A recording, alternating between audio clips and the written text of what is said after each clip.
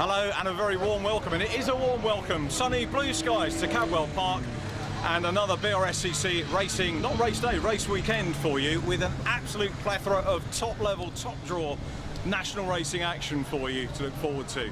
We have Mazdas, 3 Mazda varieties, SuperCup, Clubmans, who are getting ready to come out straight away, and the traditional Mazda MX-5 Championship. We've got 4 lots of Ford, courtesy of the BRSCC Fiesta Championship. That is a proven route to touring cars. We've got the Junior Fiestas, we've got the modified Ford Series, and we've got the vinyl detail ST Fiestas. I think we've got a couple of XR2s in the mix as well there. So all things Ford. We've got the Nankang supported Formula as well, with the BMW Compact Cup and the CityCar Cup tomorrow. Before we get into things though, if we can, I just want to drag you around here. Chris Dawkins is on pole in the Clubmans. Then we've got Harry Storer, the defending champion. And very quickly, Matt Fletcher had an incident. Look at the car, had an incident in quali. Matt, what happened? And firstly, are you okay? I'm all right, thank you. A little bit shaken up, but just pushing a little bit too hard in quali. I wasn't able to make Alton Park, so I've got a bit of ground to make up, and yeah, just pushed a little bit too much, and that's what happens when you're on the limit. And this is a shared car, so Chris, your car sharer, had to go out in the championship and qualify with the car in this state. Yeah, absolutely. The Tucker boys just did an amazing job as ever to get the car ready. I mean, I mean, it's feeling sorry for itself now, but yeah, it was not in good shape. So amazing that we're back out. Chris seemed to have some good pace in quali, so hopefully, fingers crossed, she'll be all right for the race. Matt, wish you well with the race. Thanks for taking the time to talk to us. Thank you, thank you. So that's Matt Fletcher. I think we might have time to whiz over this side. So I've got Kev on camera duty. We can whiz over here. The gate's open. We might get. I'm basically getting out of the way of the front-running cars, and I'm going to go across here and put Tim Storer under a bit of pressure. Hiya Tim, I think we're going to get called away very quickly, but how's your day going so far? So far so good. I'm looking forward to this, and I'm also looking forward to seeing how Harry gets on. So he feels as if he's raring to go. I like to just stay behind him. Is there much swapping of race? Sorry Tim, is there much swapping of notes between the pair of you? I'm very interested to hear what he's got to say. I'm sure he listens to you as well. I listen to him. And Cadwell Park, how do you find that as a track? It's a favourite? Track. We really love it here. It's a beautiful place to come, and it's a really interesting track, so we're up for this. Okay Tim, I'll let you focus on the race and get ready for that. So Tim, you too, thank you very much, and we'll whiz over. We've got here in car 38, Andrew Dean. He's probably not used to, and we're doing some of the runners that we don't normally get to talk to. Andrew, what are your pre-race preparations? Yeah, just relaxing, drinking lots of water, and just yeah, getting psyched up. Yeah, water's important. Do you ever go through the thing in the hot weather, or have you done it in terms of how much weight you lose doing the races? No, we've never done that, so it'd be interesting to see. Yeah. And happy with qualifying? Anything you changed on the car? No, nothing changed. Happy, just making progress from last year, so really pleased so far, so hopefully it goes well.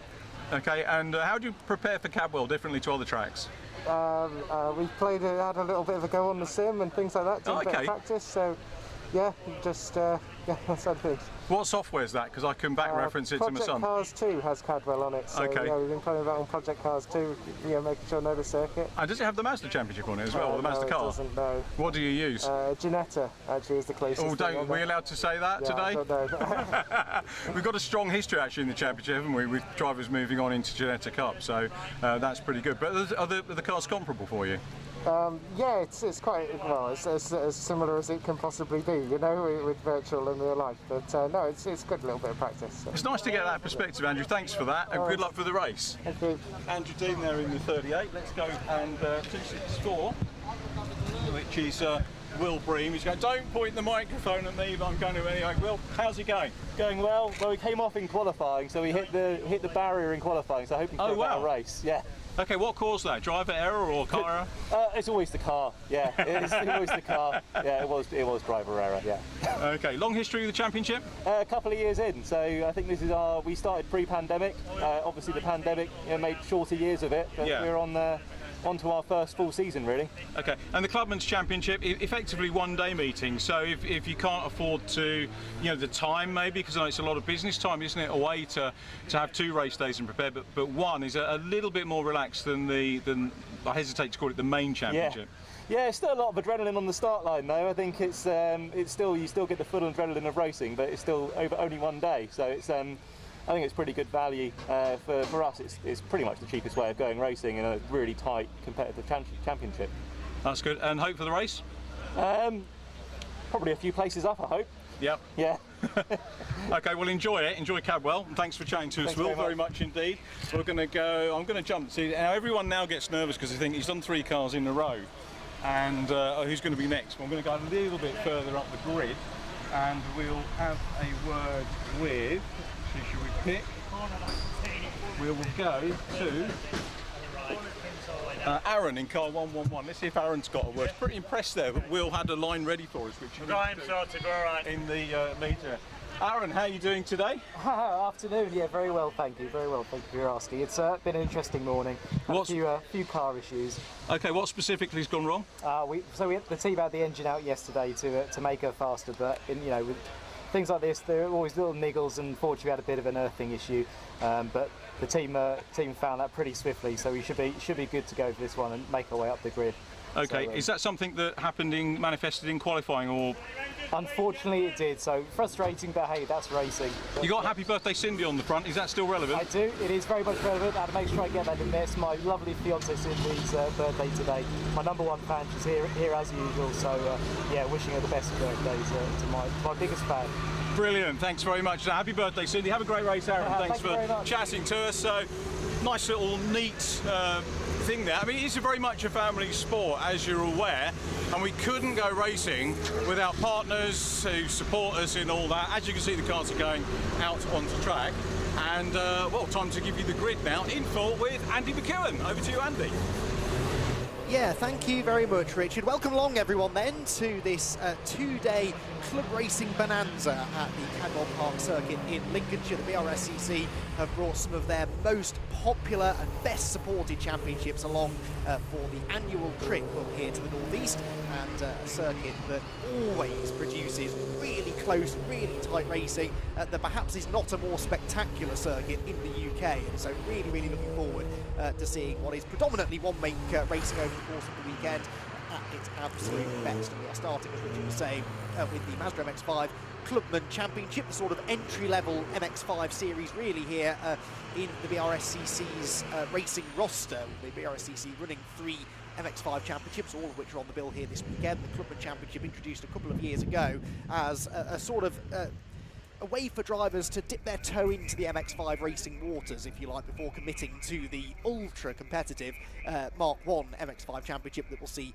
racing a bit later on today. Many of those drivers then go on to race successfully in the MX-5 SuperCup for the slightly newer Mark 3 cars, and there are plans at the BRSCC to bring in the almost brand new Mark 4 MX-5 in the near future as well. I know a few of the teams have got cars in development for that. So MX-5 racing, if you want to do it here in the UK, then you can do an awful lot worse than coming along to the BRSCC. Having said that this is a sort of entry-level championship, and perhaps suggesting that it isn't as competitive as the Mark 1 championship proper, it really has become a very competitive championship over recent years. Harry Storer, the reigning champion, not having it all his own way this season. Indeed, he didn't really have it all his own way through the second half of last year either. Did manage to scrape over the line and get the championship, but there were a number of drivers in the back end of 2021 who were beating him on a regular basis. Most of those have come back now for a full season campaign in 2022, and indeed Declan McDonnell, one of those drivers, is beating Harry in the points as we arrive here at Cadwell Park then, heading into the final stages of the championship now really,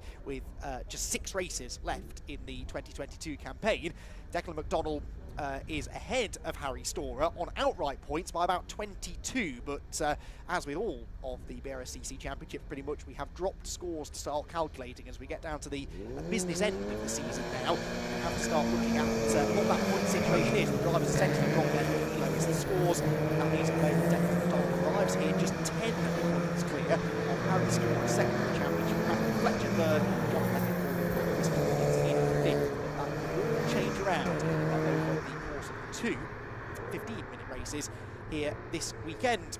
So, cars heading out onto the green flag lap, then ready to go racing. The grid sees a lot of our championship front runners at the front, actually, as you would expect. Chris Dawkins, number 22, set the fastest lap time in qualifying. The only driver to get into the 1 minute 46s in the end of 146.813 was about a quarter of a second quicker than the reigning champ, number 1, Harry Storer, who lined up alongside him. So Chris Dawkins and Harry Storer together on that front row of the grid. Harry then had about half a tenth in hand over Matthew Fletcher, who sits third in the championship, arriving at Cadwell Park. He is third on the grid with Neil Chisnell fourth, and the third row shared by Matthew Goddard and John Pethick. You have to go all the way down to row 4, though, to find the championship leader. So Declan McDonnell struggling a little in qualifying. He was within that magic 1 second of pole position, which is something that the drivers always strive for, but only just. He was 0.98 of a second off the pole position time. That's a decent chunk of time to find. And Declan, very experienced one-mate racer, of course, has had experience racing, for example, in the BMW Compact Cup very successfully a number of years ago. He's done some Citroen C1 racing too, and Declan McDonnell transitioning nicely into the Mark 1 MX-5 this year so far, having won up to this point 3 races, including the most recent race at Alton Park. But for whatever reason, Cadwell Park qualifying, at least Declan struggling. We'll see what sort of progress he can make from 7th, starting alongside Charles Boniface with Kevin Bird and Kevin Dengate, the two Kevins together on the 5th row of the grid. Row 6 then for Jamie Turner and Michael Pearce. Rob Greensmith, who was 2nd or 3rd in the championship a year or so ago, only 13th on the grid here today. So Robert Greensmith will start 13th alongside Del Pace on the 7th row. Tim Storer and Andrew Dean together on row 8. Will Green and Graham Rumsey on the 9th row, and Chris Thelwell and Jason Haysbert rounding out the top 20 of a 25-car grid, which is rounded out by Chris Whitmore, Peter Williams, Simon Privet, Aaron Danapola and Tom Cannon. All 25 drivers getting laps in qualifying, although I notice Aaron Danapola only setting 3 lap times. Everyone else sort of hitting 7 or 8 by the end of the session, so the number 111 car perhaps running into a few mechanical maladies in qualifying earlier on this morning. Track conditions, as you're seeing, near perfect. We've got sunshine with a scattering of white clouds, nothing really threatening any rain, certainly for today. Bone dry track, and even the grass is surprisingly grippy, and a few drivers have been making good use of that throughout the day. We did, though, have that off, didn't we, for Matthew Fletcher in qualifying, as Richard was documenting. The car does not look as Mazda designed it, but it's running well, clearly. He'd already set a lap time good enough for 3rd on the grid before he found the barriers, and it'll be interesting to see what sort of pace the car's got now. Starting so far at the order, Matthew Fletcher coming into this weekend 13 points behind Harry Storer, so 23 off the championship lead, and it's all very tight with 100 points available for a race win. It's all to play for. Drop scores often do change these things, but at the moment, Declan McDonnell perhaps in a position where he could end up losing the championship lead this weekend unless he can make some progress. So the blue, number 22 then, pole position for Chris Dawkins, alongside him the number 1 Harry Storer, the Go For It racing driver, and then the 2nd row shared by the battered car of Matthew Fletcher and Neil Chisnell there in the silver, purple and green machine. And Declan McDonnell, if you want to keep an eye out for the championship lead, he's just about to pull into his 7th placed starting spot now, the all-black car with the yellow sort of headlight covers on the front of the number 43 car. So field pulling into place then, a very narrow start finish line, very narrow circuit really, it never gets much wider than that, and that means the first lap can sometimes be a little bit frantic. We do occasionally have some drama at the start here, certainly if somebody doesn't get away too well from the front of the grid, things can really bottleneck, but let's hope for a clean start and a clean set of races on what's looking like an increasingly blustery day. Those BRSCC flags, I hope they've been tied down properly onto the pit wall, because they're really blowing around in the wind down at what is actually one of the lowest parts of the circuit. Looks like the back of the grid is set though, the lights go out, we are away and racing then for the first time here at Cadwell Park, and immediately the top 2 on the grid, Dawkins and Storer, almost banging doors as they head towards the first turn. But Chris Dawkins, the blue car, will lead them into turn 1. They're 4 abreast further back, bumping and boring, off into the barriers they go.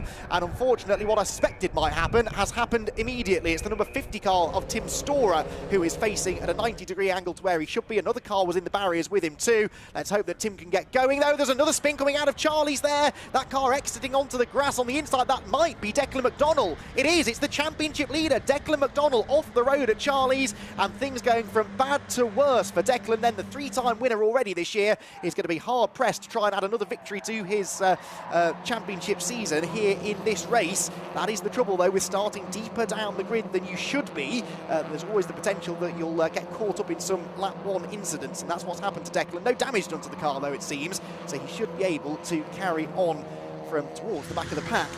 The front of the pack making their way through the gooseneck down towards the braking zone at the bottom of the hill at Mansfield. There goes Neil Chisnell through in the number 67 car. He looks like he's lost a position or so since the start of what has been a very, very dramatic race already. It looks as though Tim Storer got his car moving, though, from the entry to turn 1, so hopefully we should be able to stay green at the end of the lap, with Dawkins leading them over the mountain for the first time, second place for Storer, and Matthew Fletcher in third, so remaining in grid order then for the time being, as they head towards the most iconic sequence of corners on the track, over the top of the mountain and then into the roller coaster ride that is the Hall Bends. Hitting the curbs, you've got to be so precise, but at great speed through the multiple changes of direction, then down into the hairpin, and then this really tricky off-camber downhill right-hander at Barn, where, as you can see, there's some cement dust that's been laid down from an earlier session, some fluid spilled, the cement dust there to dry it up, and Neil Chisnell perhaps held up or caught out by that, runs a bit wide, gets 2 wheels onto the grass, and this is going to cost him at least 1 position as they come across the start-finish line. Chisnell falling down behind the number 70 car, that is, at Michael Pearce. Now, Michael Pearce started this race 12th on the grid, and he's up into 8th already, so 4 places gained from him. A really good start from him, and a poor one perhaps for Neil Chisnell, who's down 5 from his 4th place starting position. Chisnell, though, will try and fight back now as they come out of Charlie's, gets in the slipstream down the Park straight, which is not a straight, it goes through that big dip, and there's actually quite a kink to the left at the top of the hill the other side. There you can see it, but the next corner, Park Corner, is arguably the best overtaking opportunity on the circuit. Neil Chisnell, though, not quite close enough to have a go there. He's got the 45 car behind him as well, of Graham Rumsey, who had some lap times disallowed in qualifying, perhaps explains why he started 18th, but Rumsey is into the top 10 already. The blue number 45 car trying to take 9th place now from Chisnell. He seems to be struggling for pace a little bit here in the early stages. Gooseneck they go then, down the hill, and that is number 9 off the road now. That's Jamie Turner. That's up at Park Corner. Now, Turner started inside, well inside the top 10 actually, had dropped out of it by the end of the opening lap, and he's lost some more positions now with a grassy excursion at the top end of the circuit. He is, though, heading up through the mountain for the second time, and already Chris Dawkins starting to make his break over Matthew Fletcher over Harry Storer in second. Matthew Fletcher then in third, not able to go with them, perhaps unsurprisingly given the state of that car. And he is under increasing pressure actually from 4th place number 18 Matthew Goddard and 5th number 150 John Pethick. That's that trio just turning through, although actually Fletcher with a couple of car lengths advantage as they come towards the end of the second lap. Only a 15-minute race this as well, so the drivers don't have a huge amount of time to make their progress through the order if they need to do so. Neil Chisnell, as he goes past the start-finish line where he lost this 8th place at the start of the lap, now very keen to try and get it back. Turns into the first corner. Coppice up the hill into the right-hander at Charlie's, really fast part of the circuit, and it looks like Chisnell's had a better line into Charlie's in, nips up the inside through Charlie's out. That was a textbook move. Now he might be a bit slow off the corner is the only concern. He's waving at Pearce behind him saying, don't try and pass me, push me up the hill. That's exactly what Pearce does, because they're both trying to keep themselves ahead of Graham Rumsey behind, who is trying to peek to the inside line. In fact, he's doing more than peek, he goes up the inside of Pearce into Park Corner, so I feel a bit sorry there really for Michael Pearce, because he worked with Neil Chisnell as Chisnell was requesting, and it ended up costing him a position in the end to Graham Rumsey, who slips up the inside and works his way now into what would be 9th position.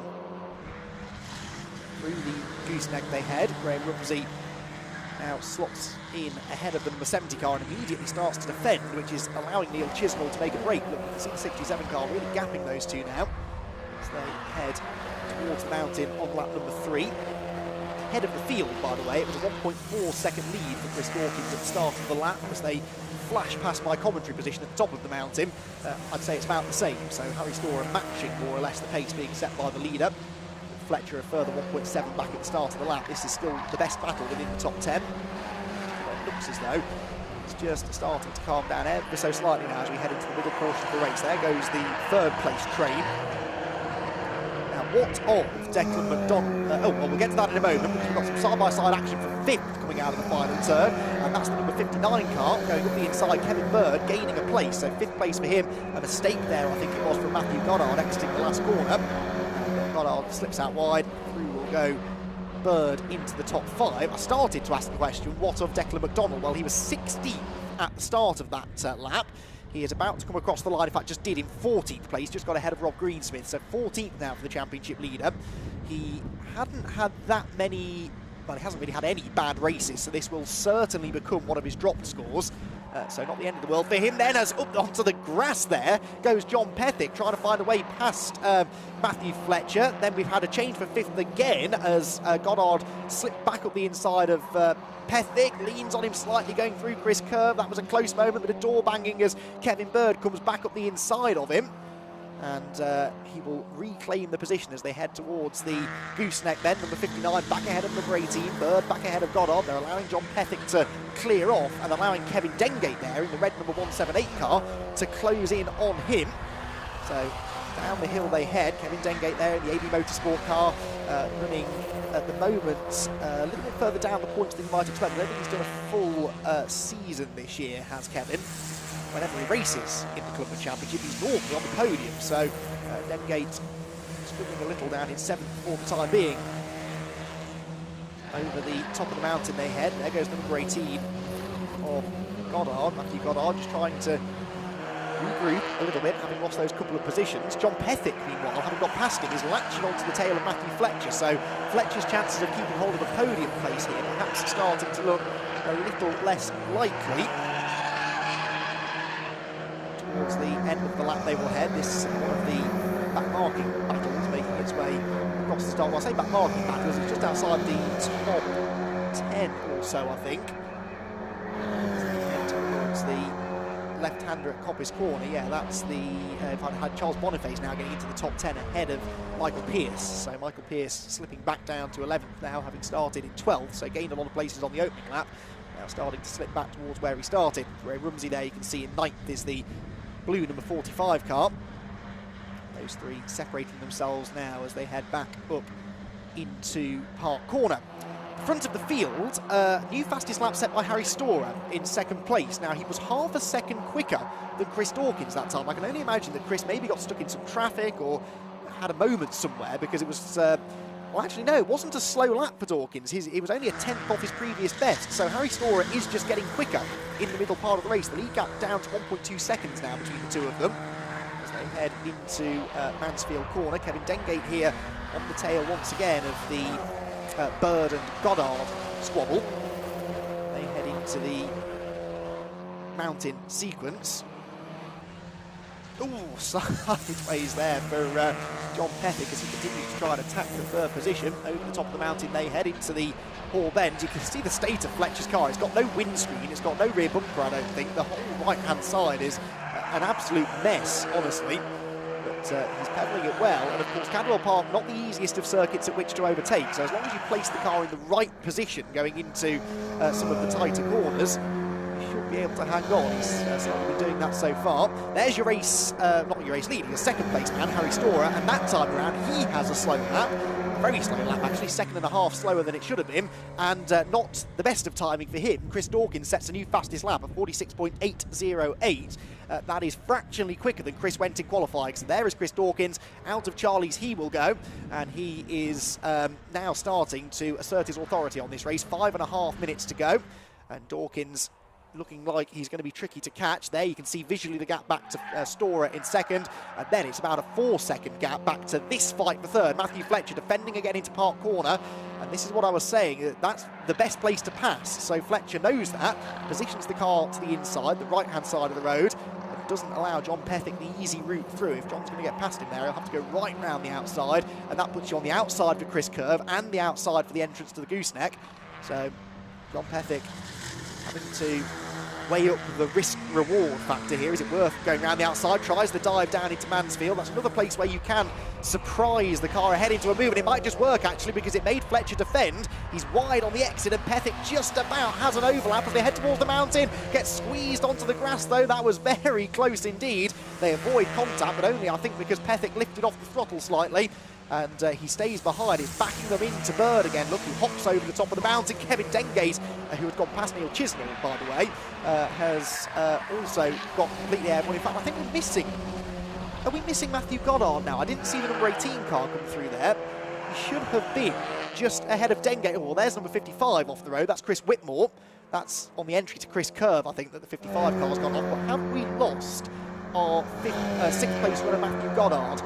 Well, the timing screen will tell us in a moment or two, because he's due at the line any second now. No, he's not there. So Matthew Goddard has gone missing. Meanwhile, Pethick back on the inside of Fletcher for third place at the first corner. That doesn't work. Then you've got white and orange and Bird behind, and the next car behind should have been Goddard. Goddard came through in 8th, so he lost 2 positions. He's still there, but something happened to the number 18 car off camera, and he's slipped down a couple of places and lost a lot of time. That lap time was a couple of seconds slower than his previous best. So 3.5 minutes to go then. It's now a 3-way fight for third, because as Fletcher defends from Pethick, it has allowed Kevin Bird to catch them pretty quickly. Kevin Bird has had, I'm saying he's had a podium this year. I'm actually not convinced that is true. No, he hasn't. So Kevin Bird, who's been in and around the top 5 or 6 most of the season, yet to finish on the podium. And he's now 2 good overtakes away from doing that. But as we've seen, it's not an easy thing to do to overtake here at Cadwell Park. You sort of have to force the mistake out of the car ahead. And then as soon as they do make that mistake, you have to pounce immediately. You've got to be decisive here. Can't have a half-hearted challenge. It's got to be a real lunge, and once you get to the apex, you command the corner and don't let them back through on the exit. That requires quite some commitment. Speaking of commitment, Neil Chisnall completely sideways over the top of the mountain there. Actually landed on the grass, because the cars do get a little bit airborne, even these Mark 1 MX-5s jumping into the air over the top of the mountain, and if you land on the grass, that can spell disaster. But he's still there behind Kevin Dengate as they come through to start what will be the penultimate lap of the race then. And the leaders have already gone through onto the penultimate lap now. 4 seconds separating Dawkins to Storer, with Matthew Fletcher now getting away slightly from Pethick. So Pethick perhaps has had his best opportunity to get past Fletcher, because he's now attacking and defending at the same time. Kevin Bird's arrival on his rear bumper is distracting him slightly from his attack for third place, and you can see there very well actually as they go through Charlie's, the gap between third and fourth is bigger than it's been for some time. Although in fairness to Pethick, he's also pulling back clear slightly of Kevin Bird in 5th place too. There goes Chris Dawkins heading through Park Corner. Harry Storer chasing him down, but for Storer, he's beating all of his championship rivals. Doesn't need to worry too much about Chris Dawkins. Dawkins is about 22 points behind him on dropped scores, so he's only dropping a couple of points. You get 100 points for a win, 98 for second, 96 for third, and so on, down in 2-point increments. So each position on track worth 2 points. You get a bonus point for a fastest lap, which at the moment is going to Dawkins as well. So, okay, Storer's losing 3 points to Chris Dawkins. He can afford to do that. It was really Declan McDonnell that he wanted to beat, and McDonnell has not progressed any better than 13th. In fact, I think he was 12th at one point and dropped back down into 13th. So the championship leader having a bit of a torrid time here at Cadwell Park. And, okay, this becomes one of his dropped scores, but you only get 3 of those to use up through the season. We've got another race later on this afternoon, and then only 4 more races before the end of the season that will conclude on the Snetterton 300 circuit via Donington Park in our next live streamed event in the middle of September. Right then, game on for 4th place now. Matthew Fletcher seems a bit more secure in 3rd, doesn't he? But Pethick and Bird nose to tail in their scrap for 4th place. The leader goes through onto the final lap, and for Chris Dawkins, it's been a perfect race this, really. Fended off Harry Storer into the first corner and has never looked back. He's 4 seconds clear now. Slightly intriguing race this for Storer, because on most laps he's able to match Dawkins. On that previous lap he was within a couple of thousandths of a second of Dawkins' pace, and of course Storer did briefly hold the fastest lap, but hasn't been as consistent as Chris. Chris has rarely been out of the low 1:48, whereas Storer had a couple of slow laps that dropped him those 4 seconds back, and he's never really been able to recover. Good crowd on hand here. You can see at Cadwell Park, bringing the tents and the motorhomes out to enjoy a weekend of late summer racing here, making the most of the good weather whilst it lasts, and they've been treated to very entertaining MX-5 Clubman Championship race. It's raining though! It's raining up at the top of the circuit. That looked like pretty heavy rain actually at Park Corner. Yeah, definitely there is rain falling at the top of the track. as I'm talking about how nice the weather is, all of a sudden the heavens have opened on the final lap of the race. It's not raining over, in fact it's just starting now actually at the mountain where we're positioned, but over at the far end of the track, torrential rain coming down, and Chris Dawkins putting the wipers on then to try and well, help see where he's going, but quite frankly, it's the lack of grip that will be concerning him. So this all of a sudden becomes a very nervy final half lap. He's really backed off. Look, the lead gap is coming down, but Harry Storer is on the grass himself as they go over the top of the mountain. Storer saw half a chance there to catch up to Dawkins, realised at the mountain that he didn't have the grip to do so, and I think he'll back off now through the last few turns. But this is going to be a very, very hairy, scary run through the Hall Bends into the hairpin and barn corner, although I'm not convinced the rain has made it that far just yet, so this part of the circuit perhaps not quite as slippery as the rest of it.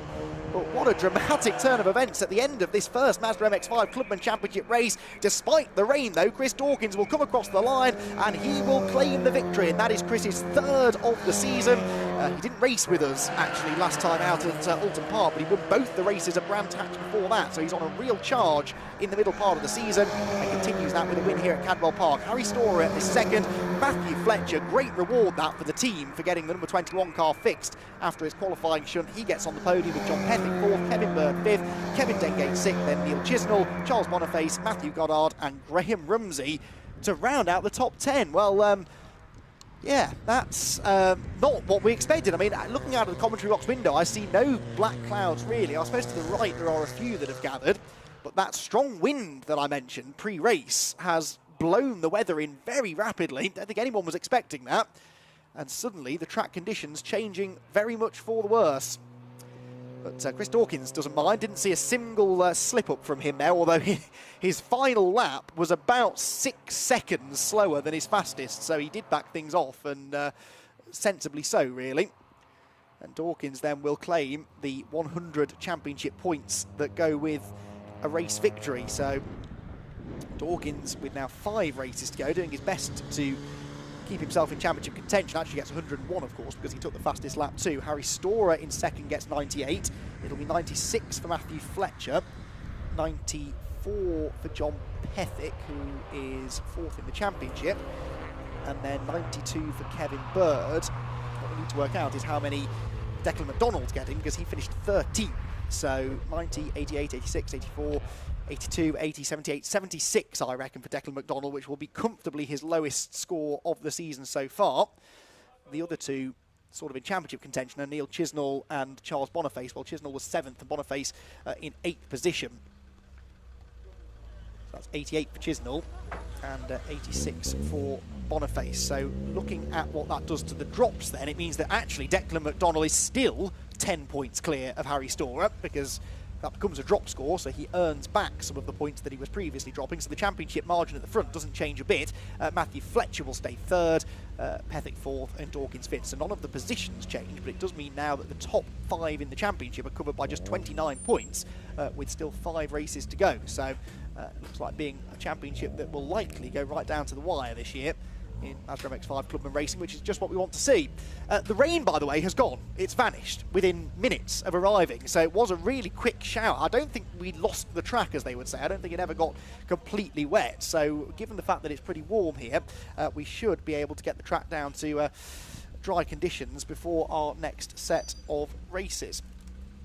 So, confirmation then of the race result. Chris Dawkins, the race winner. Harry Storer second. Matthew Fletcher in third. John Pethick fourth, ahead of Kevin Bird, Kevin Dengate, Neil Chisnell, Charles Boniface in 8th position, 9th for Matthew Goddard. He'll be disappointed with that. Ran a lot better than that in the early stages. And Graham Rumsey to round out the top 10. Then it was Pierce and Pace, 11th and 12th, ahead of the championship leader Declan McDonald, who dodges a bullet there, saved by the drop score system, but a 13th is not the result he wanted. Aaron DeNapola, meanwhile, finishing 14th there. DeNapola started 24th. Remember, I said he only did half the session, and has really rocketed through the order nicely ahead of Rob Greensmith. Then it's Tim Storer, the number 50 car, in 16th place ahead of Will Bream. Then Turner, Thelwell and Dean to round out the top 20. So I think we can now head into the podium area, a slightly soggy podium area maybe, and catch up with Richard John Neal, who's got our podium finishers.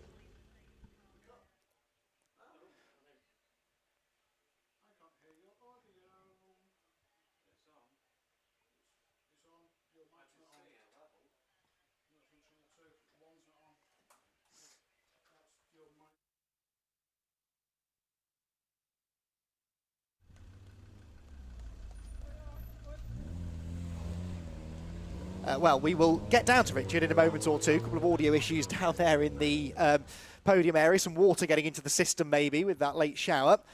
Not that I think Richard was stood out in the rain, because he's a sensible chap and he came and took refuge in the commentary box, which is right next to assembly area and the podium area. It's all quite compact this weekend for us, which is nice. Who's making the presentations? Do we know who's making the... I said that the track should be perfectly dry before the next race. That's because the next race is not for another hour. It's a slightly odd timetable here today, where we've got this one race before lunch. We then go into a lunch break, and then we have another set of races throughout the afternoon. So we will resume racing at 10 to 2 UK time later on this afternoon, with the Nankang Tyre BMW Compact Cup. We'll then have action from the MX-5 SuperCup, the Mark III Mazda MX-5s, the STXR Challenge, the Mark I Championship, the Fiesta Seniors are out today, and then the Clubmans will be out again towards the end of the day, followed by the Modified Ford Series, always a highlight of the weekend. Right, I think we can try again then and head back over, hopefully, to Richard John Neal. Thanks very much indeed, Andy. Yep, so we're down here. We've got our drivers. I think what we're going to do is get them on the podium, because we're heading into a lunch break shortly, so we can do a proper podium. I think Katie's here to sort it out. And we'll get the drivers up, and then we'll talk to the drivers 1, 2, 3 up on the podium. We're going to do 3, 2, 1. So Matt Fletcher in third position goes up onto the podium first of all. So there's Matt, takes the trophy. Thanks, Katie. And second position, the reigning champion, number 1, Harry Storer! Congratulations! Well done, Harry. Well done. Completing our overall podium, our winner, 22, Chris Dawkins. Congratulations, well done. Here's the trophy. Top work by the BRSCC, getting our 3 podium finishers onto the podium. Very quickly as well, we've got the winners' hats going on. I'm going to do 3, 2, 1, okay, so we're leading into lunch break. So I'm going to grab a quick word with Matt Fletcher first of all. Sorry to cut across you there, Scott. Matt, okay, they said the car's working well. I mean, I struggled there. That was really tough. We didn't have any time to actually check all the alignments on the car and everything, and I struggled a bit with the setup. So it was all I could do to hang on to third. I'm not sure who was behind me, but I was. John Pethick? John, I mean, he was pushing me. I had to do everything to try and keep him behind the defence. So I'm really grateful for third place. Yeah. Fantastic. And then a shower at the end. Now, how useful was it not having a windscreen? I mean, it really took me by surprise. I'm not used to having water splash in my face. So yeah, it was great. And that last lap, there were a few moments where back stepped out and just, it was just calm it right down that last lap. There was a big gap behind me. Thought I just got to keep this third place. It's all I need. So yeah, very, very happy. Well done. Thanks for chatting to us before the race as well. Well done on a terrific drive. Thank you. Stuff. Well done. And we're going to go. That was, of course, Matt Fletcher. Harry Storer, defending champion. Now, this is wrong because Harry's standing on a step and I'm short. So you look even more taller now, Harry. But a cracking race. And I think, Declan, who obviously with Matt is in the shout with the championship for you. Declan was away back. You probably don't know that at this stage. Is that useful for you? Yeah, I mean, every point I can get is good, isn't it? So, yeah, it's good news, that. Obviously you want the win, but Chris was away. He was, and I found it very difficult to catch him. I saw at the end the rain was coming in, he was being a bit cautious. I thought, hang on, here's my chance. But yeah, I was squirming around all over the place as well, so yeah, good fun race though. I don't think anybody expected that downpour, did they? No, it was unexpected and obviously not set up for it, so it was, it was slidey for sure. But good fun race, enjoyed it, yeah. Yeah, thank you very much, Harry. Well done. That's completed our Storer family interviews. We had a movie dad on the grid as well, so just beforehand as well. And here's our winner. I'll tell you what, because I'm short, I'm going to get up on the step. Excuse me for sharing the winner's step, Chris. But you said to me before the race that you needed to get yourself off the line, and you did that. The initial launch wasn't too good, and Harry got me a little bit, but as we got further along, we sort of swapped between mirrors and whatever, and I managed just to get ahead. And it was okay after that. The track was a little bit greasier than it was this morning, and it was after a lap or so, get your head down, try not to make any mistakes. And it went all fine until a couple of laps before the end. You think, I don't know, I'm not going very quickly now, and you think, oh, hang on, there's rain on the windscreen. And then the last lap round the back of the circuit, going through the gooseneck, I don't think I've ever been through that so slow in my life. And Harry said to me, "That's my time to catch up." And he said he was going through there all sorts of angles anyway. And it was like, no, we'll just get it home and don't do anything stupid. Which you did with the fastest lap. Did I? Yeah. Oh, that's another point as well. That's right. I need all help. I need to try and do it again in the second race, and I need to get fastest lap again just to stand any sort of chance of being anywhere near the end of the championship at the end of the year, because the beginning of the season I wasn't sort of really there, but these guys are so consistent. They're all top 3 all the time that even if you beat them, they're behind you. So you know, it is the way it is. Brilliant, well done. Pole position, fastest lap and win. You've got to do it all again in race 2. Oh, thanks for that. No pressure, Chris, well done. There we go, Chris Dawkins, who wins the first race of the day. We are now heading into lunch break, but we've got, I think there's a few cars we've got to do a bit of qualifying, which we don't sadly cover because the cameraman needs a little bit of a break. But what we will do is go off, grab a cup of tea, and then at the end of the lunch break, I think we've got around about half an hour or so of lunch break, and then we'll come back and we've got the first of our Nankang backed series, which is the BMW Compact Cup. So from me and Kev out here and Andy and the whole team who are doing a super job in there, happy lunchtime. We're off. Bye for now.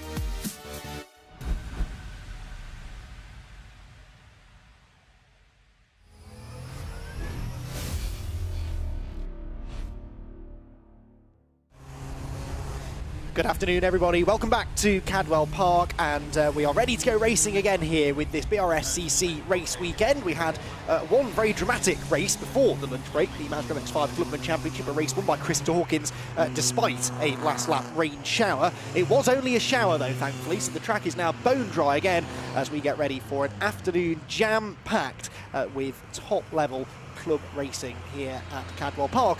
Cars heading out towards the grid now for the first of two races today for the Nankang Tyre BMW Compact Cup, a great little championship this, one of my personal favourites, I must admit. A championship I actually haven't seen in action for getting on for a year, and how things have changed. There's been a real changing of the guard in 2022 with lots of drivers up there winning races or at least getting onto the podium for the first time, and we have a first-time pole sitter in Matt Flowers, gets his first ever pole position in the championship. He's been racing with us now for a few years and has finally got himself onto the #1 spot on the grid with the championship leader Mikey Doble alongside. Winner at Anglesey, Guy Davis, starts third alongside lead Andy Sadler, former Fiesta front-runner.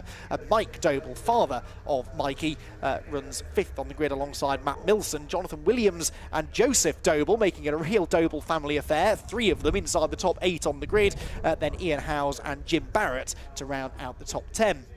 Matt Wilkins and Ross Stoner are together on row number 6 of the grid. 7th row then for Gordon McMillan and Pete Smith. Pete Smith there starting 14th on the grid, just ahead of Rudy McMillan and Tom Middleton. They will share the 8th row of this 20-car grid that we've got assembled here at Cadwell Park for what will be another 20-minute race for the Compact Cup.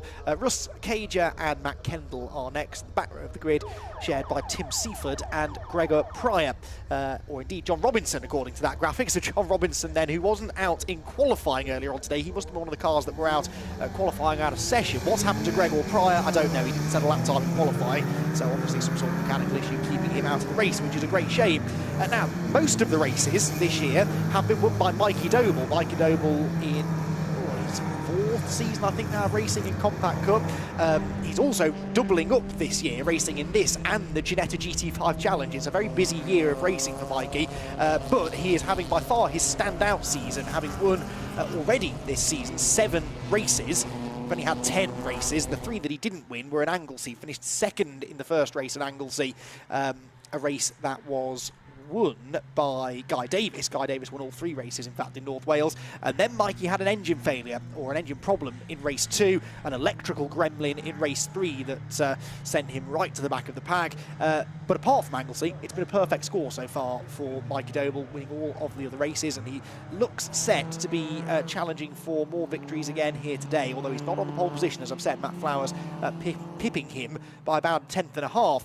All of this means, though, because again we have these 3 drop scores to take into account here this weekend, that Mikey Doble arrives at Cadwell Park some 31 points ahead of lead Andy Sadler, who is 2nd, and then he is in turn a further 14 ahead of Ian Howes in 3rd. But then it starts getting really close. Ian Howes is only 3 points ahead of Mike Doble, who as I said, is the father of Mikey, and those two actually run 1st and 2nd on outright points, but with the drops, Mike Doble drops down to 4th, and he's just a solitary point then clear of Gordon McMillan, who is 5th, who's 4 points clear of Gareth Clayton, 6th. So from 3rd back to 6th in the championship is just 8 points between them. 50 points for a race win, plus a bonus point for the fastest lap, and you can see that it's still very much not over here for Mikey Doble, because after this weekend we've got another 3 races at Knock Hill and then the final 2 at Silverstone in October, so we've still got what's that, 7 races to go in the 2022 campaign.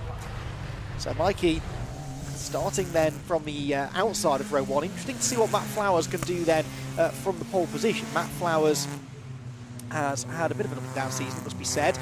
Arrives here only 13th in the points. He's entered into every round, but really it was Snetterton where things went badly wrong for him, scoring only 2 points across the 3 races there that weekend. Then had another non-finish at Anglesey next time out. Trying to figure out whether he's had a podium yet this year. I think he's had 1 podium last time out at Alton Park, was Matt. That was his first ever podium in the category, I reckon. Don't remember Matt Flowers being on the top 3 before this year anyway, so first podium for Matt last time. Now looking to try and get that first W, and big part of that is going to be getting off the line well. A narrow, tight, twisting circuit, Cadwell Park, not an easy place to overtake. And as you can see, these Compact Cup cars fill quite a lot of the track, actually. So that's going to make it doubly difficult for anybody to get past Matt Flowers, as long as he places the car well and gets off the line correctly as well. These things can be a little bit tricky sometimes to get moving. Got the brightly coloured car there of Guy Davis, the yellow and purple car with the yellow wheels. Triple winner last time out at Anglesey, starting third on the grid. Lead Andy Sadler, the grey and blue alongside him, and then Mike Doble, the fifth place on the grid for him, alongside the black and yellow of Matt Milson. Back couple of rows of the grid then starting to form. 20 minutes of racing ahead of us here for the Nankang Tyre BMW Compact Cup, and who is going to get into that first quarter first, we will find out momentarily, because the green flag, I believe, has been waved at the back of the grid. The eyes now turn towards the starting gantry. The red lights go on. They go out now pretty quickly, and it's a great start by Mikey Doble from the outside of row 1. He's going to clear Matt Flowers into turn number 1. In fact, he clears him long before they get to turn 1. Now, will we get them all safely through turn 1 this time? Guy Davis there taking to the grass as he sweeps around the outside of Flowers into Coppice Corner. That gives him the inside for Charlie's, and Guy Davis into second. So Mikey Doble leads. Guy Davis second. Third place for Matt Flowers, the pole sitter. That wasn't an ideal start for him, was it? One of the other Dobles, that will be Joseph Doble, I presume, a bit further down the order. Yes, because Mike, I think, has held on to his fifth place starting position as they barrel now down the Park Straight, back up the other side of the dip, in towards Park Corner itself. And here comes a challenge from Guy Davis. So the only two drivers to have won a race this season in Compact Cup competition, doing battle already for the race lead here at Cadwell. 2 by 2 further back. Jim Barrett, that is, no, sorry, Gordon McMillan going around the outside through Park Corner. And just about manages to get that place, I think. The 154 of Tom Middleton there going around the outside of Joseph Doble, and managing to make that move stick as well. But it's Mikey Doble. He leads them out of the gooseneck for the first time. Guy Davis second, and lead Andy Sadler with a little look on the inside of Matt Flowers for third. Matt needs to get his elbows out here. He doesn't want to be losing any more positions. At the bare minimum, really, he'll want a podium out of this race. And he needs to try and make sure he keeps Lee behind him. Lead Andy Sadler, having come through one-make racing in Fiestas prior to entering into the Compact Cup a couple of seasons ago, knows all about close quarters one-make racing, so the slightest gap that Matt Flowers leaves, he will be straight through it. There go the leading quartet, then starting to get away now from Mike Doble there in 5th position. 6th place still Matt Milson, and then the number 58 car is next. That's Matt Milkins. So Matt Milkins, who started 11th on the grid, is into about 6th or 7th. In fact, he's gained another one because Mike Doble's gone wide at the hairpin. Mike Doble there, the blue and white car slow out of the hairpin, and Mike from 5th place as he went into that part of the circuit will lose a number of positions as a result. We'll wait for the timing screen to tell us exactly where he is, but his son leads the way. Mikey Doble getting away already slightly from Davis in 2nd. Matt Flowers trying to come back at him in 3rd. 4th, Andy Sadler. 5th, Milson. Up into 6th, as I said, for Wilkins. Then 7th, Ian Howes. 8th position at the end of the opening lap is Jonathan Williams. 9th then for Mike Doble, so he dropped 4 positions with that grassy moment at the hairpin, and Gordon McMillan up Gordon McMillan up 5 into 10th position at the end of the opening lap. So Mikey Doble then leading them through Park Corner. Guy Davis doing his best to go after him. It's worth mentioning that Guy Davis didn't only win races at Anglesey because of Mikey's misfortune. He won the 2nd and 3rd races partly because of Mikey's misfortune, but he beat him fair and square in race 1. So we know that Guy Davis has the potential to beat Mikey in a straight fight, and this has all the hallmarks of being a cracking race then between the two of them. And Guy Davis, who missed Snetterton, so he's a lot further back in the points than he should be, arguably, but was a podium finisher at Brands Hatch at the start of the year. So he's been a regular threat for victories whenever he has raced with us, and at Anglesey was able to deliver the perfect hat-trick. But Mikey Doble just keeping a couple of car lengths between them, with Guy right over the curb there, the little sausage curb on the inside apex at the bottom of the mountain there. They launched the front of the cars at least into the air, 1 or 2 of them landing a little bit awkwardly over the other side, and that was somebody going right over the grass as they came over the hill. I think that was Jim Barrett, wasn't it, in Matt Park's old car. Park Corner then leading for class of the field in this race at the moment, and the lap times in qualifying, I say they showed that. Actually they didn't really, because Mike Doble, Matt Milson, Jonathan Williams weren't a million miles away from the top 4's pace, but they just made the early break. And look at that, Guy Davis, quicker than Mikey Doble that time, only by 1/10 of a second, but the gap comes down to 6/10, and Guy Davis looks really quick through some of the high speed stuff at the start of the lap. So Mikey Doble is going to have to watch his mirrors as they head up the park straight. There'll be a bit of a slipstream effect in these quite boxy BMWs. Guy Davis will try and use that to his advantage to close in on Mikey Doble as they head towards Park Corner. The gap comes down from 3 car lengths to 2 car lengths over the crest of the hill, forcing Mikey Doble to defend them. And as long as he doesn't run wide on the exit, that should work. But Guy Davis tucks right up onto his rear bumper now through Park into Chris Curve. And we have definitely got a race on our hands here. Then Mikey Doble towards the gooseneck for the second time. And now knows that the slightest slip up and he's going to find himself potentially under real attack from Guy Davis. The second half of the lap, Mikey seems a little bit stronger, doesn't he? Or certainly this bit through the gooseneck and Mansfield up towards Mountain. Look at the way that Davis has dropped back a bit now, almost back into the clutches of Flowers and Dendy Sadler behind. So Mikey Doble seems good through the tighter stuff. It's the fast stuff that Guy Davis has the edge, and that could come down to driving style, could just be set up as well on the car. There is only so much you can do with one of these Compact Cup cars setup-wise. But perhaps getting the car to change direction a bit better through the lower speed corners is suiting Mikey Doble here as he, again, just builds the margin slightly through the second half of the lap. So Guy Davis knows that if he's going to attack, it's probably going to have to come at Park Corner. Mikey will know that too. As we saw on that lap, knew exactly where to place the car to defend. Lee Dendy Sadler, sorry, running very wide out of Park Corner that time. Yeah, lead gap actually up to 9/10 of a second. It was a really good second half of the lap there from Mikey Doble. It's not quite a new fastest lap, but it's within a couple of tenths. Guy Davis has to try and start that chase all over again. Had a change behind them, by the way. Ian Howes in the number 27 car getting ahead of number 58, which was Matt Wilkins. So that's for 6th position. That was the only change on that lap. So they're not missing a huge amount further down the order.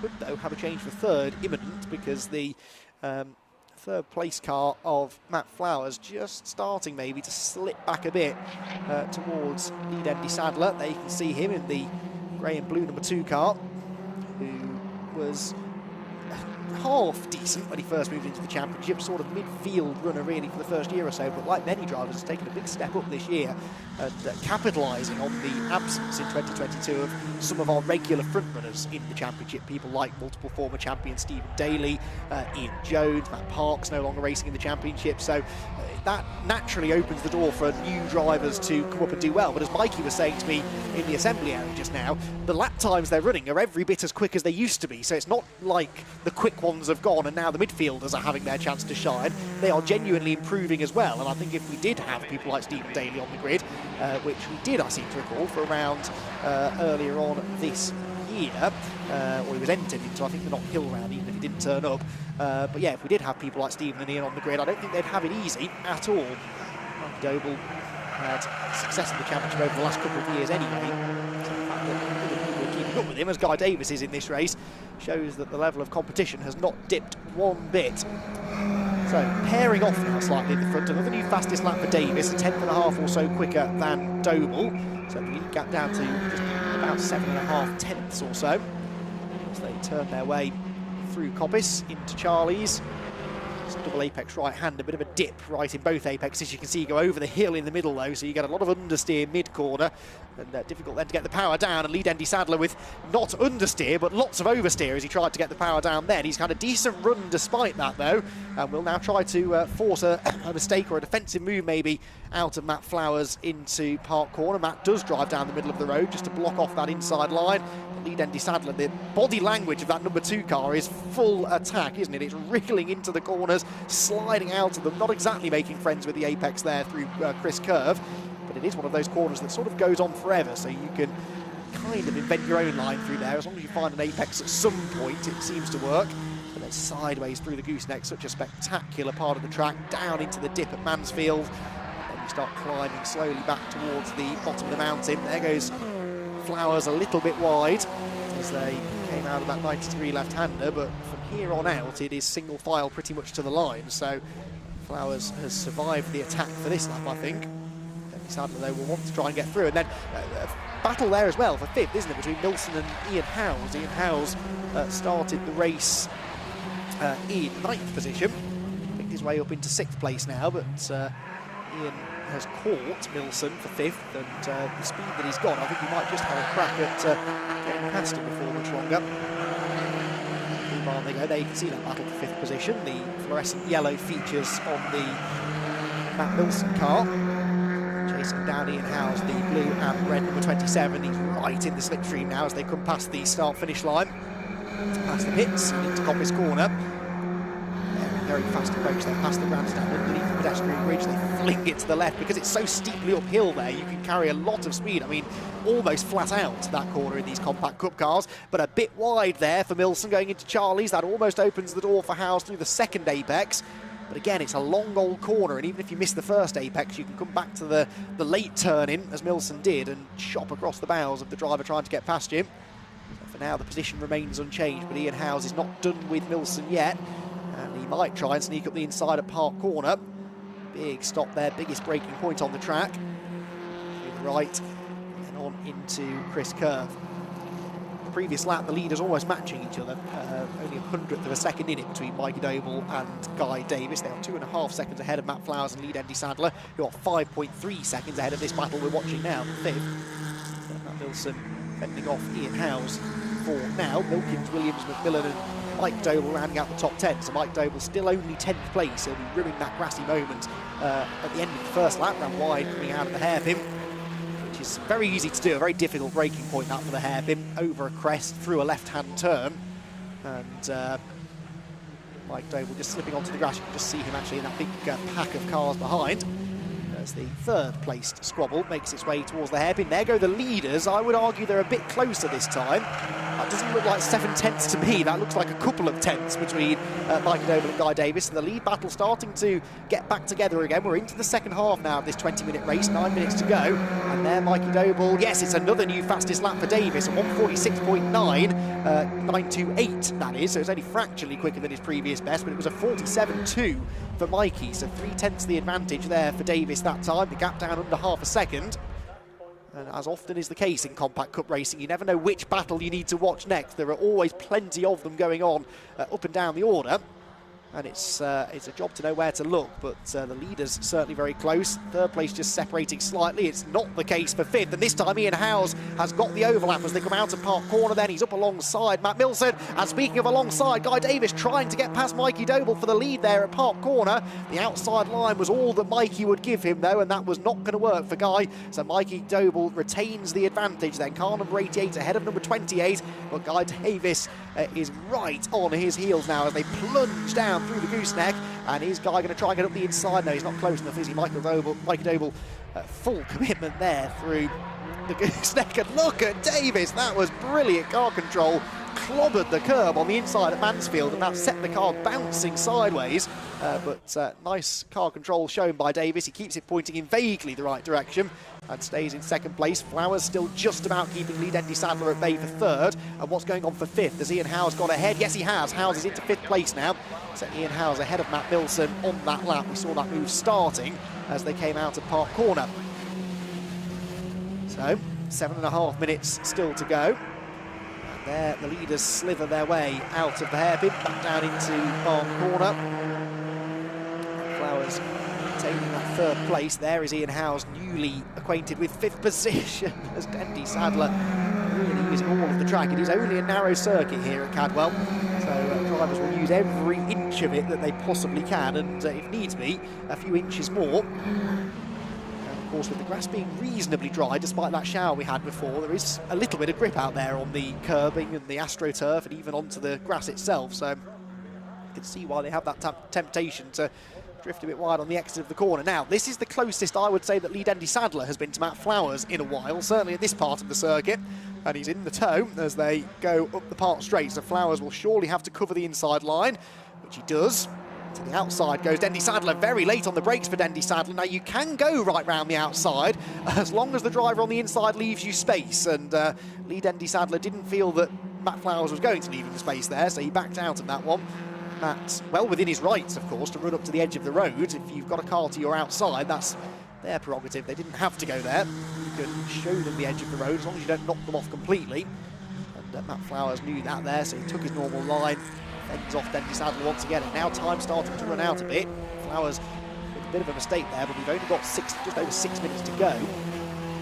This first of 2 races today for the Nankang Tyre BMW Compact Cup. First of 2 races this weekend, actually. They're racing once today and once tomorrow.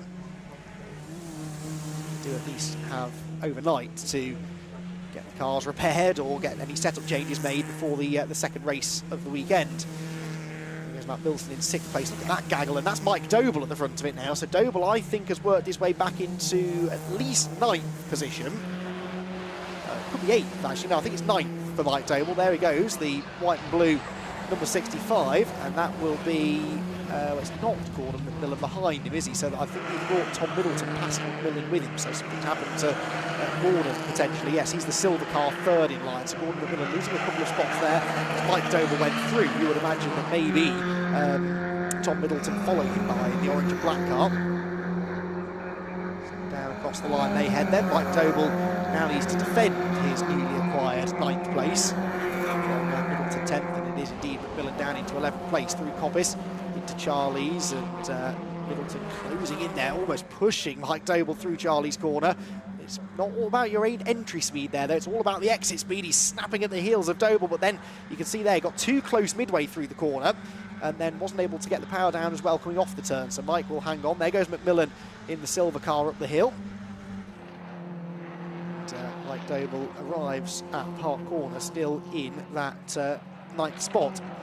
The lead gap, by the way, came right back down again on that lap. So Guy Davis, I think, is a bit quicker than Mikey Doble in this race at the moment. The gap was only 0.3 of a second at the start of this, the 9th lap of the race, into the final quarter of this one now.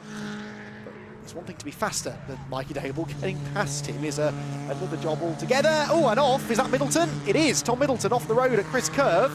Luckily, there is a bit of runoff area there. One of the few bits of the track where you can go off and not hit something. So Tom Middleton rejoins. How many places did he lose? He was in 10th at the time.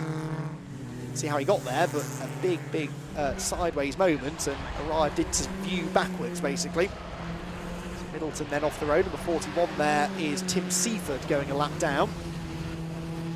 And this is not a great place for them to catch him. Of course, he's just going about his own race, minding his own business, but the Hall Bends are a single file sequence of corners, so when they catch him there, there's nowhere really for them to go, and that was Milson's sideways. Did he save that? If he did, that would have been quite an amazing save. Yes, he's still there, but the car completely sideways going into Barn. Thankfully, he comes out the other side, still where he ought to be.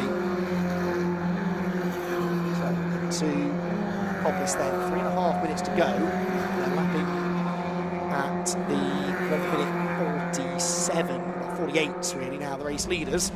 So it's going to be tight as to whether they get 2 more at the end of this. I suspect the next one might be the last one. Good news for Mikey Doble, bad news for Guy Davis, who's still stuck behind him in that fight for the race lead. Another back marker here to be negotiated. In fact, I think that's the 41 again, isn't it, of Tim Seaford. And that's Gordon McMillan going up the inside, and that's the other Doble, Josh Doble, right behind him. And they're also being followed by the 3rd car in that group, which is Ross Stoner, orange car. And Joe Doble there trying to take away 10th spot now, of course, with the off for Middleton. This is now the fight for a position just inside the top 10. They head towards the gooseneck where Middleton ended up off the road a lap ago. The leaders are heading over the mountain once more into the Hall Bends for the final time. McMillan here slithering his way out of the turn. Now, this has not been a great race for McMillan, actually. He was 5th in the championship, arriving here at Cadwell, been a consistent top 5, top 6 runner all year. Something's not quite going right for Gordon, so something did not go right for him there at the mountain. A big lock-up going into the mountain, and that led to a sideways moment through the middle of it. Presumably not a great run over the top of it either, so Joe Doble right back on his tail. The leader goes through and will actually have time for 2 more laps, so just about time for 2 more laps around the Cadwell Park circuit for Mikey Doble. He's now sort of pegging back Guy Davis, though. In fact, the gap's as big as it's been at any point. It's around a second now as they make their way around Charlie's again.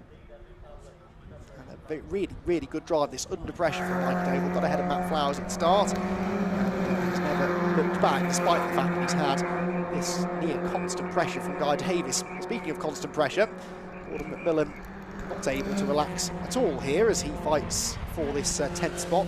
Doble and Stoner behind.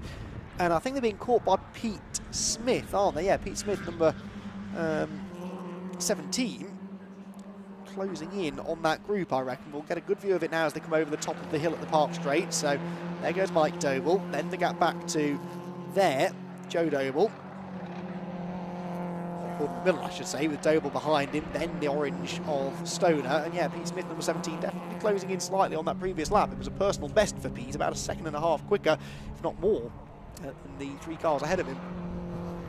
So might just run out of time to get there, this being the penultimate lap, but if they really start fighting, he could pick up the pieces and gain another position or so before the end of the race.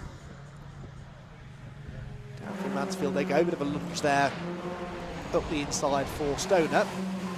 Ian Howes sideways through the Hall Bends, a really spectacular part of the track to watch. If I look out of my commentary box window, I can just about see them heading into the Hall Bends, and the cars rocking on the suspension, bouncing from curb to curb. It's more akin to a rally stage, actually, than a racetrack. Really fascinating place, Cadwell Park. Must be a real thrill to drive, and Mikey Doble will be enjoying every second of this now. Just needs to avoid making a mistake for this final lap, and he will come home a winner.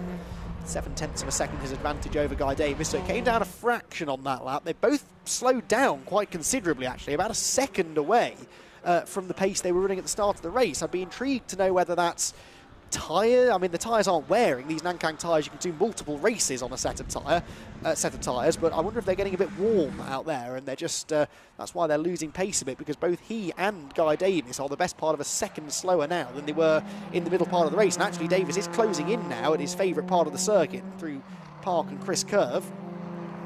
So Mikey really can't afford to make a slip up now. Davis less than a car length behind as they head for the gooseneck for the last time. Through the right, which is sort of a continuation of Chris Curve, really, and through the left over the crest. Again, more like something you'd see in a round of the World Rally Championship, that as the cars briefly get a little bit airborne over the crest. And down into Mansfield, where Doble just drifts a little bit wide. Now, Guy Davis doesn't have many options here left if he wanted to try and make the overtake. You can throw it up the inside into the bottom of the mountain, but he's not close enough. And that would be a very, very low percentage move. But the final couple of corners, it's not unheard of to see a lunge at the hairpin on the final lap. Ian Howes, by the way, is ahead of lead Andy Sadler. That has changed on this lap. They were 1.4 seconds apart at the start of the lap, but Howes has actually taken 4th away from Andy Sadler. That leaves Matt Flowers now under no threat at all in 3rd. Mikey Doble still under quite a bit of threat, though. Into the final turner he comes, dips a wheel into the grass there as he turns in, gets a bit sideways, but I think he will hang on, and it is going to be Mikey Doble then who comes through to take an 8th victory of the season. A brilliant record that he's had. Whenever that car has worked, he has been pretty much always on the top step of the podium. 2nd place goes to Guy Davis, 3rd Matt Flowers, 4th Ian Howes, 5th for lead Andy Sadler, having lost that 4th place on the final lap. Matt Milson, I think, should still come home in 6th. There he goes. 7th place then for Milkins, 8th for Williams, yes it is, with Mike Doble in 9th there, and it should then be William McMillan in, I think I've been calling Gordon. Oh yes, no it is, yes, Gordon McMillan, number,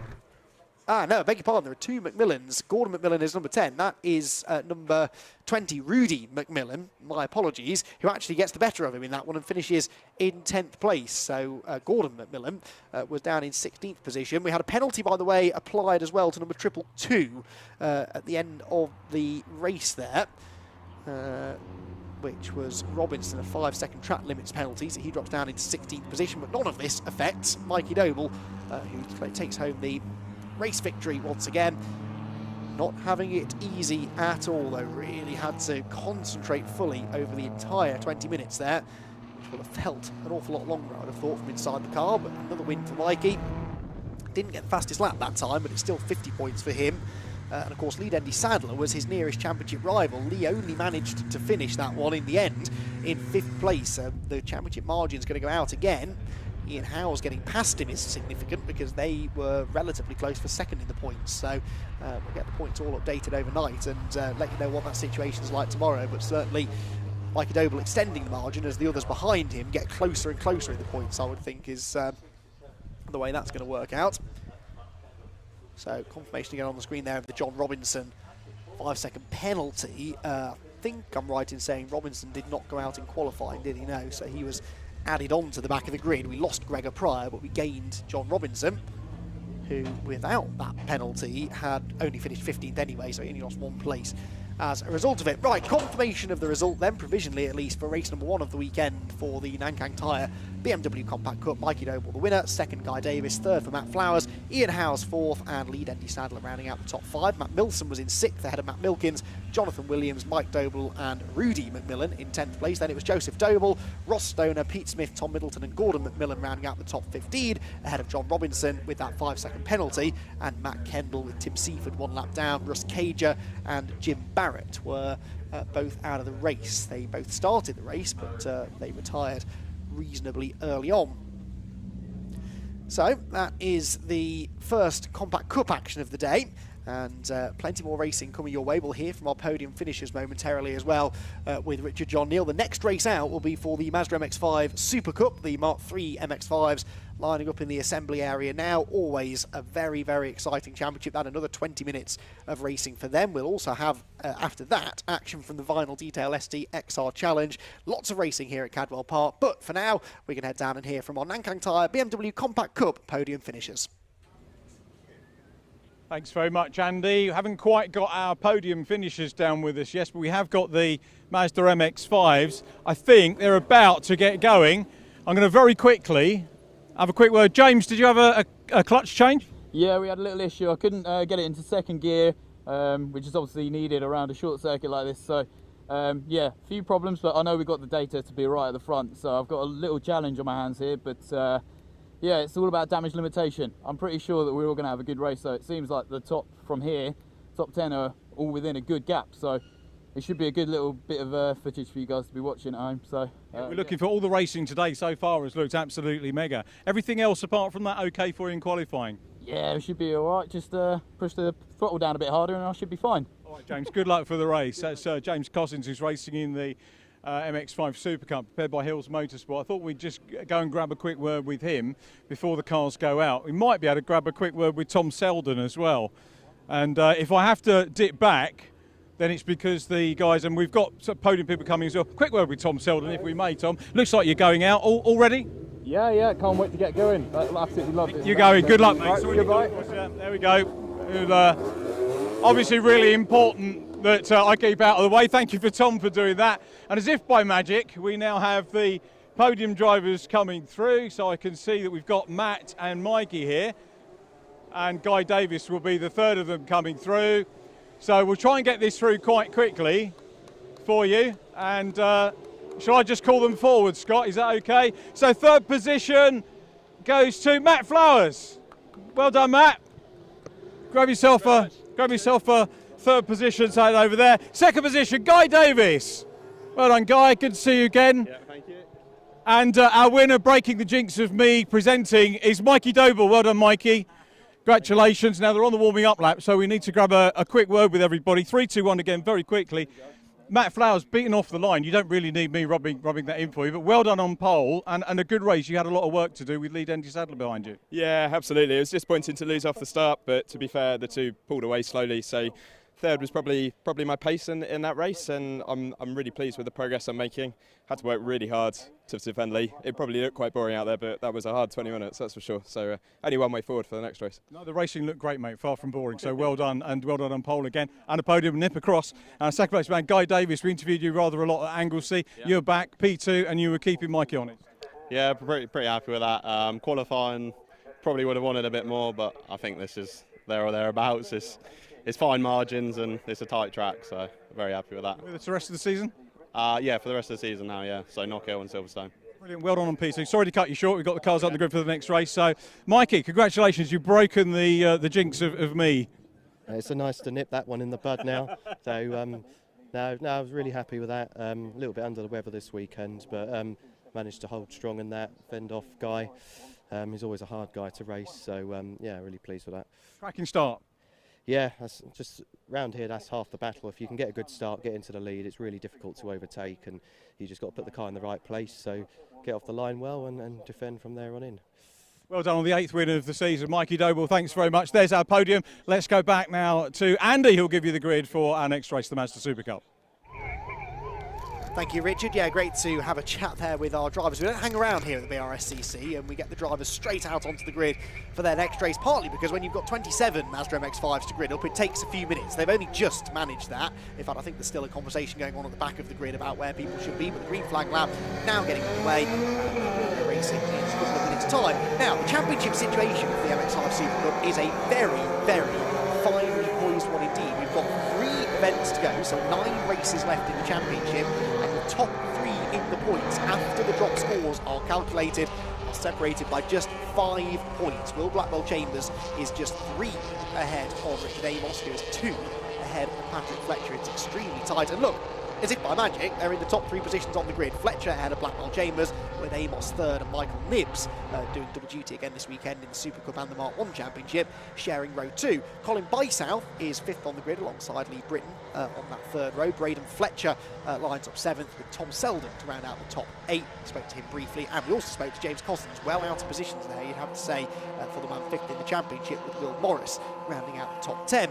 Simon Fleet and Nick Rutter are together on the 6th row of the grid. Nick Rutter is the first of the Masters runners within the Pro class. I'll tell you a bit more about the classes in a moment or two. Nick Grindrod and Chris Richardson on row 7, with MX-5 veteran Martin Tolley on the 8th row. George Grant rounding out that top 16. Then it's Bruce Robinson and Kevin Brent. They're together on the 9th row of the grid, both of them running within the Masters element of the club class, with Louis Smitham an impressive 19th place on his debut, with Scott Wright rounding out that top 20. Then it's Oliver Hall and Stephen New on row number 11 of the grid. 12th row for the Matt Pickford and Christopher Ginn pairing, as we get now towards the tail end of this 27-car grid, which is rounded out by Clive Chisnell and Adrian Burge, with Liz Walton lining up on row number 14. 27 of them then set to take the start, and this championship fight at the front. Patrick Fletcher, Will Blackwell Chambers and Richard Amos, all of them together. Blackwell Chambers with the points advantage, Patrick Fletcher the one with more work to do, and he has managed to qualify ahead of the 2 of them, but it's going to be a fierce battle between them. Don't count out Colin Bysouth either, because Colin Bysouth's only a further 10 points back, so he's only 15 off the championship lead, and it's the same points system for all of our MX-5 series, so 100 points for a win, 98 for second, 96 for third, with a bonus point for the fastest lap. So it is certainly a 3-way fight, but arguably you could throw Colin Bysouth in there as well, especially if Colin can get himself another good result here this afternoon. So, wind blowing still down there at Cadwell Park. It is a little bit more overcast. I'm going to keep an eye to the sky this time so I'm not caught out by another rain shower, but we are waiting for the green flag to wave at the back of the grid on what should be a really, really exciting and close race. MX-5 SuperCup racing, always one of the highlights of these BRSCC weekends, and we're about to get the racing action underway. The red lights then will go on momentarily. 20 minutes of racing here at Cadwell Park, getting underway now with a very, very even start from both of the front row starters there. Patrick Fletcher and Will Blackwell Chambers door to door as they head for the first turn, and who is going to get into Coppice Corner first? On the outside of Blackwell Chambers, the inside Patrick Fletcher. They're still door to door as they come out of Coppice. The next corner's a right-hander though, and that surely will favour Blackwell Chambers, who turns into the first part of Charlie's, and does he come out of the second part with the race lead? We'll find out in a moment. Down the park straight they will head then 2 by 2, and yes, it's Blackwell Chambers who's gone through, and here comes Amos too. Disaster this for Patrick Fletcher, because now his second championship rival is up the inside of him, up the park straight, and as they head towards one of the best overtaking opportunities on the circuit, there's a risk that he could get freight train. Amos up the inside of Blackwell Chambers for the lead. Fantastic move from Richard Amos from third to first in one straight. That was fantastic stuff, and Blackwell Chambers did well to get out of his way actually. Colin Bysouth up the inside of Patrick Fletcher for 4th place as well, with Michael Nibbs in behind. Frenetic stuff right from the get-go here, side by side through the gooseneck. That is not easy to do, and Michael Nibbs was always likely to end up on the grass. The inside goes Lee Britton in the red car, gets up the inside of Nibbs. There's a bit of contact on the way in, there might be more on the way out. Bits of MX-5 go flying. James Costins a part of this as well. Hand out of the cockpit from Lee Britton, who I don't think appreciated that, and he won't have appreciated the little squeeze as they headed towards towards the mountain then either. It is Richard Amos, though, who leads the way from third on the grid. Blackwell Chambers second, Bysouth third, Patrick Fletcher fourth, as they leap over the top of the mountain into the Hall Bends for the first time. And right now, I think this is a real grudge match between these championship rivals, Colin Bysouth included in that too. The top 4 in the championship are the top 4 in the race, but not in points order. So this is potentially going to be a race that sees a change for the championship lead. Fletcher there looking at the inside of Lee Britton, who never did get past Michael Nibs despite his best efforts. Brilliant sight they make as they ride their way down the hill through Barn Corner and across the line then, where at the end of the opening lap of the race, Richard Amos is your leader, Will Blackwell Chambers is second, Colin Bysouth is third, and Patrick Fletcher is in fourth place, with Michael Nibs very much going with them at the moment, rounding out that top 5. James Cossons, by the way, who we spoke to in the assembly area, up 3 spots there, so it was a clutch, I think they were saying, that they changed on that car since qualifying, and they've got it working now, clearly, because they're the blue, orange and black car, just ahead of the red of Lee Britton, is into 6th position now, and will try and chase down the leaders, and probably will get there, because they're really fighting for these leading positions. Richard Amos then defending successfully into park, but that slows them all down, and look at the way that Cossons is catching them. Now, James is probably too far back to be a realistic title contender at this stage of the season, so he's really more interested in getting himself into just onto the podium and getting some more podiums and race wins as the season goes on. Individual race results a bit more significant to James than points right now.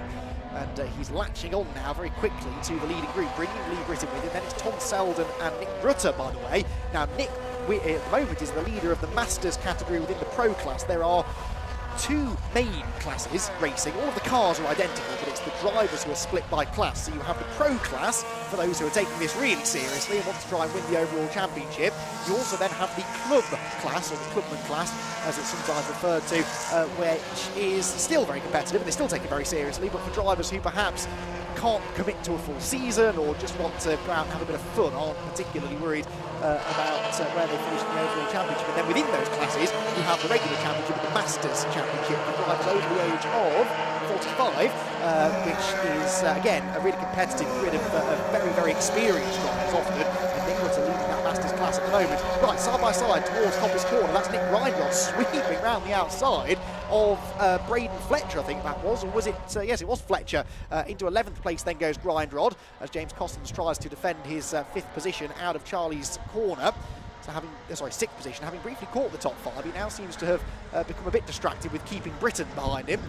Decent showing this from Lee, and he'll be wanting to make more moves to the front. So too is Michael Nibs, never backwards and coming forwards, and he goes right round the outside of Patrick Fletcher. That was a lovely move by Michael, and not a hint of contact either.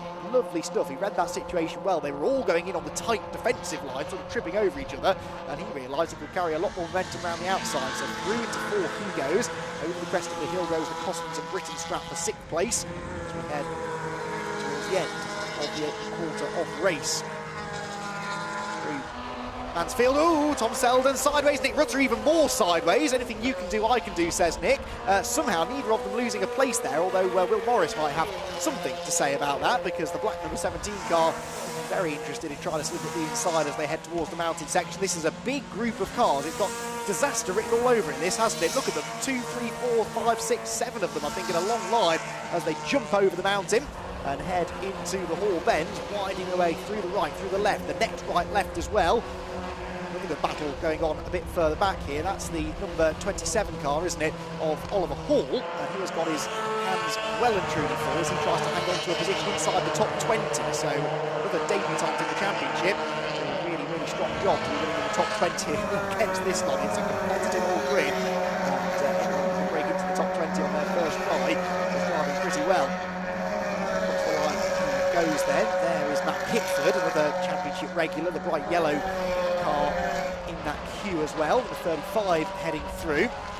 But that's Louis Smithen. Now, Louis Smithen started inside the top 20 and has dropped down to 21st, right behind Hall, actually. So these two cars pretty evenly matched, but it was the number 35 which started a bit further up the grid. And as they head up the park straight now, he starts to enjoy that slipstream. You can see the way that he closes in going up the hill. The aerodynamic benefit of being the chasing car. Looks to the outside, they're almost trading paint as they turn into Park Corner, but it will be the 27 car then that just about stays ahead. So Oliver Hall defending nicely, and as they head towards Chris Curve, he will hold on to that 20th spot for the time being. So they head through Gooseneck then down toward Mansfield Corner. The leaders still continuing on their way. Amos leading from Blackwell Chambers from By-South. Nibs now fourth, and Patrick Fletcher not having a great race here, really, is he? Started well on the pole position. He's dropped now down to 5th place. Needs to really try and regroup if he can. In fact, I can see out of the window we've had some more changing in that leading group by the looks of it, because I just saw Colin By-South come through in 2nd place. So something has happened. I couldn't quite see as they flashed past me who it was that had dropped down, whether it was Amos or whether it was Blackwell Chambers. We'll try and pick that up in a moment or two. Through the Hall Bends comes this entertaining scrap at the back end of the top 20. Race leaders very shortly will be coming across the start finish line. Yes, By-South, who's got himself ahead of Blackwell Chambers, the time screen is confirmed to. So Colin By-South into 2nd spot now. Blackwell Chambers down to the bottom step of the podium. Again, that has championship implications as By-South tries to overcome this slight championship deficit that he finds himself in. But Colin himself has been a regular race winner, won 4 on the trot actually in the middle part of the season with Colin By-South. Big dive up the inside there. That was an interesting place to try and overtake there, and Louis Smithen not happy with being stuck behind the Oliver Hall car. But again, by having a go on the way into the corner, didn't really get the best of exits, which means he's now not close enough to have a go into the braking zone at the top of the hill. There goes Braden Fletcher, the number 11 car, just in behind the number 90 machine of Bruce Robinson. As this private battle between another couple of Paddock Motorsport teammates continues to rage on, with still Ollie Hall just about keeping Louis Smithen behind him. To Mansfield then. The brakes they will go, and Matt Pickford now joining in the fun, and really does throw it up the inside. Brilliant move that from Matt Pickford, and that I think rather surprised perhaps Louis Smithen, who might lose another place now as they head towards the mountain. Yes, he will. One of the Go For It Racing drivers is going for it, up the inside into the bottom of the mountain section, and he will go through, I think. So 2 places lost there from attack to defence. How quickly your fortunes can change in MX-5 SuperCup racing. It's so close that you've almost always got a group of cars on your tail. If you go for a move and it doesn't work, very easy to lose a number of positions. Over the hill they head into the hairpin. We've got Michael Nibbs into 3rd place now. We're not seeing this lead battle, but we do have Michael Nibbs into a podium place now. So Michael, the only one really in that top 5 not fighting for the championship, is well and truly interfering with some of the big point scorers now. As this midfield battle continues to fight through the right-hander at Charlie's. Braden Fletcher there, the brother of Kelvin, former British GT4 champion. There go the leading quintet. And as you can see, Amos still leading, but Amos is on the grass there out of Park Corner. That was a bit dodgy. By-South 2nd, Nibbs now into 3rd, 4th Blackwell Chambers, 5th for Patrick Fletcher. So he has not made any progress. It's Michael Nibbs who's been making all the progress really. Started 4th, dropped down to 5th at the start, and now into a podium position there. The 82 car, which is a different colour depending on which side of it you're looking at. From this side it's grey and red, from the outside it's grey and blue, which is a commentator's worst nightmare, honestly. Depending on which side of the track you're watching from, it can be a little bit tricky to identify that car, but it's normally in the thick of a battle, and that is certainly the case here today. Michael Nibbs running in 3rd place. Now Michael has not had, no, he has had a win. He had a win last time out actually at Alton Park, did Nibbs. And Michael, double duty he's doing, as I said, this weekend, as he always does, racing competitively in both the SuperCup and the Mark 1 Championship. He, again, is a regular podium finisher, so a very talented driver, Michael Nibbs. And wants now to try and get that 2nd victory with just under half the race to go. Might just have a chance of doing it then. Amos, though, soaking up the pressure nicely. He's never had more than a car length or so of an advantage over the 2nd place car, and that's the same as they go to turn 1. Oh, that is not a good place to be banging wheels. Colin By-South was there, in fairness, and Richard Amos just sort of kept on coming over to the right. They touched wheels. By-South backed out of it sensibly. He'll have another go now as they head out of Charlie's and up the Park Straight, but that will have very much got Colin By-South's blood pressure up. Oh, he's slow off the corner, though, and here comes Michael Nibbs. You only have to give Nibbs a hint hint of an opportunity to get up the inside, and he will go for it. Up to the top of the hill they go, and Nibs for second place is a possibility. He might get boxed in behind Amos. No, Amos is moving around all over the place again. Bysouth tries to hang tough around the outside. He is always going to end up in the dirt there, and Nibs will take second place. Now can Blackwell Chambers come through in the Rob Boston Racing car for third? They're wheel to the gooseneck. Very difficult to go side by side through here. Something will have to give, and that something is Colin Bysouth. He drops back down to fourth place now, and he's got Patrick Fletcher filling his mirrors in fifth as well. So once again, it is all change in the leading group. It's still Amos leading. That's been the constant all race, but Nibs now second, with Blackwell Chambers, Bysouth and Patrick Fletcher very much a part of the fight as well. Behind them, incidentally, James Cossins, having made all that progress earlier on, has slipped back behind Lee Britton. There is a sideways Britton. Where is Cossins? Cossins isn't there. He has gone, so James Cossins unfortunately looks like he's out of the race. Maybe a return of the clutch issues that he had earlier on today. Maybe something new, but James Cossins looks like he is going to be a retirement from this first SuperCup race of the weekend. Triple header, as always, for the MX-5 SuperCup drivers here at Cadwell Park. Whoops, that was a sideways moment in the background. Quite sure who that was, but they managed to gather it together just about. Pickford there with the number 25 of Stephen New behind him. Stephen New in the Go For It Racing car, sitting in 22nd place at the start of the lap. Pickford 21st, so it's still Oliver Hall in 20th spot. They're now starting to drop slightly. Louis Smithen. Well, Matt Pickford is going to fall behind now, though, because he's pointing the wrong way at Barn Corner, so that's one place gained by that group. Several places lost by Pickford. Didn't quite see how he got there, but spin at Barn Corner sends him down the order. Now this for the race lead. Michael Nibs around the outside of Richard Amos. There is almost inevitably some contact, and Michael Nibs now is in danger of getting shuffled out, as we saw from Bysouth a lap ago. He will fight for his position though. Amos hanging on to the lead, or is he? Nibs is sort of coming back at him actually around the outside, gets into the back of Amos as they head into the gooseneck. That's not a good place to be playing bumper cars, and Richard Amos somehow comes out the other side of that, still in the lead of the race. But this is a really, really hard-fought battle, and every place matters between these championship rivals. Off has gone, I think that was the Go For It Racing driver that we were talking about before, wasn't it, Stephen New, and he falls behind the car of Louis Smithen. So Louis Smithen then is gaining another place, but at the expense of a mistake there for Stephen New. Leaders over the hill. But yeah, as I started to say, if you take Nibs out of the equation, then the other four cars in this group, that is Smithen off. So Louis Smithen, having just picked up a place, has gone off at Mansfield, and it looks like there's some damage done to that car, probably from bouncing over the grass. He's flicked the windscreen wipers on. I don't think he meant to do that. And Louis Smithen then, is he going to be able to continue? He's moving still at least, but at a slightly reduced pace. Right, no reduction in the pace at the front of the field. Richard Amos has now got Michael Nibs alongside, and again he moves over on Michael, puts him on the grass into the first corner. That's not something you want to be doing to Michael Nibs. Patrick Fletcher up the inside of Colin Bysouth, hand out of the cockpit. Oh, it's starting to get serious out there now, isn't it? Drivers getting a little bit frustrated with each other, I think it's fair to say, as they fight for every inch. It's the third time I'm going to try and make this point. If you take Nibs out of this battle, then this is for the championship lead. There's only about 15 points covering the top four in the championship. Every position on track is absolutely essential for Amos, Blackwell Chambers, Bysouth and Patrick Fletcher, and they've got Michael Nibs in the middle of it, just going for race victories, and that is really complicating matters for those who are trying to fight for a championship. Nibs, remember, only 7th in the points and almost 100 points off the championship lead, so he doesn't really care about how many points he scores from the race. He just wants to try and get that second victory of the year, and he will not be impressed, I don't think, with that little squeeze given to him by Richard Amos down into turn 1. So expect full attack now from Michael Nibs. I think that's the only way he knows how to race anyway. He's certainly a very exciting driver to watch, but this has a sense of unstoppable force and movable object about it, doesn't it? Nibs being the unstoppable force very much, but is being stopped in his tracks for the time being by Richard Amos.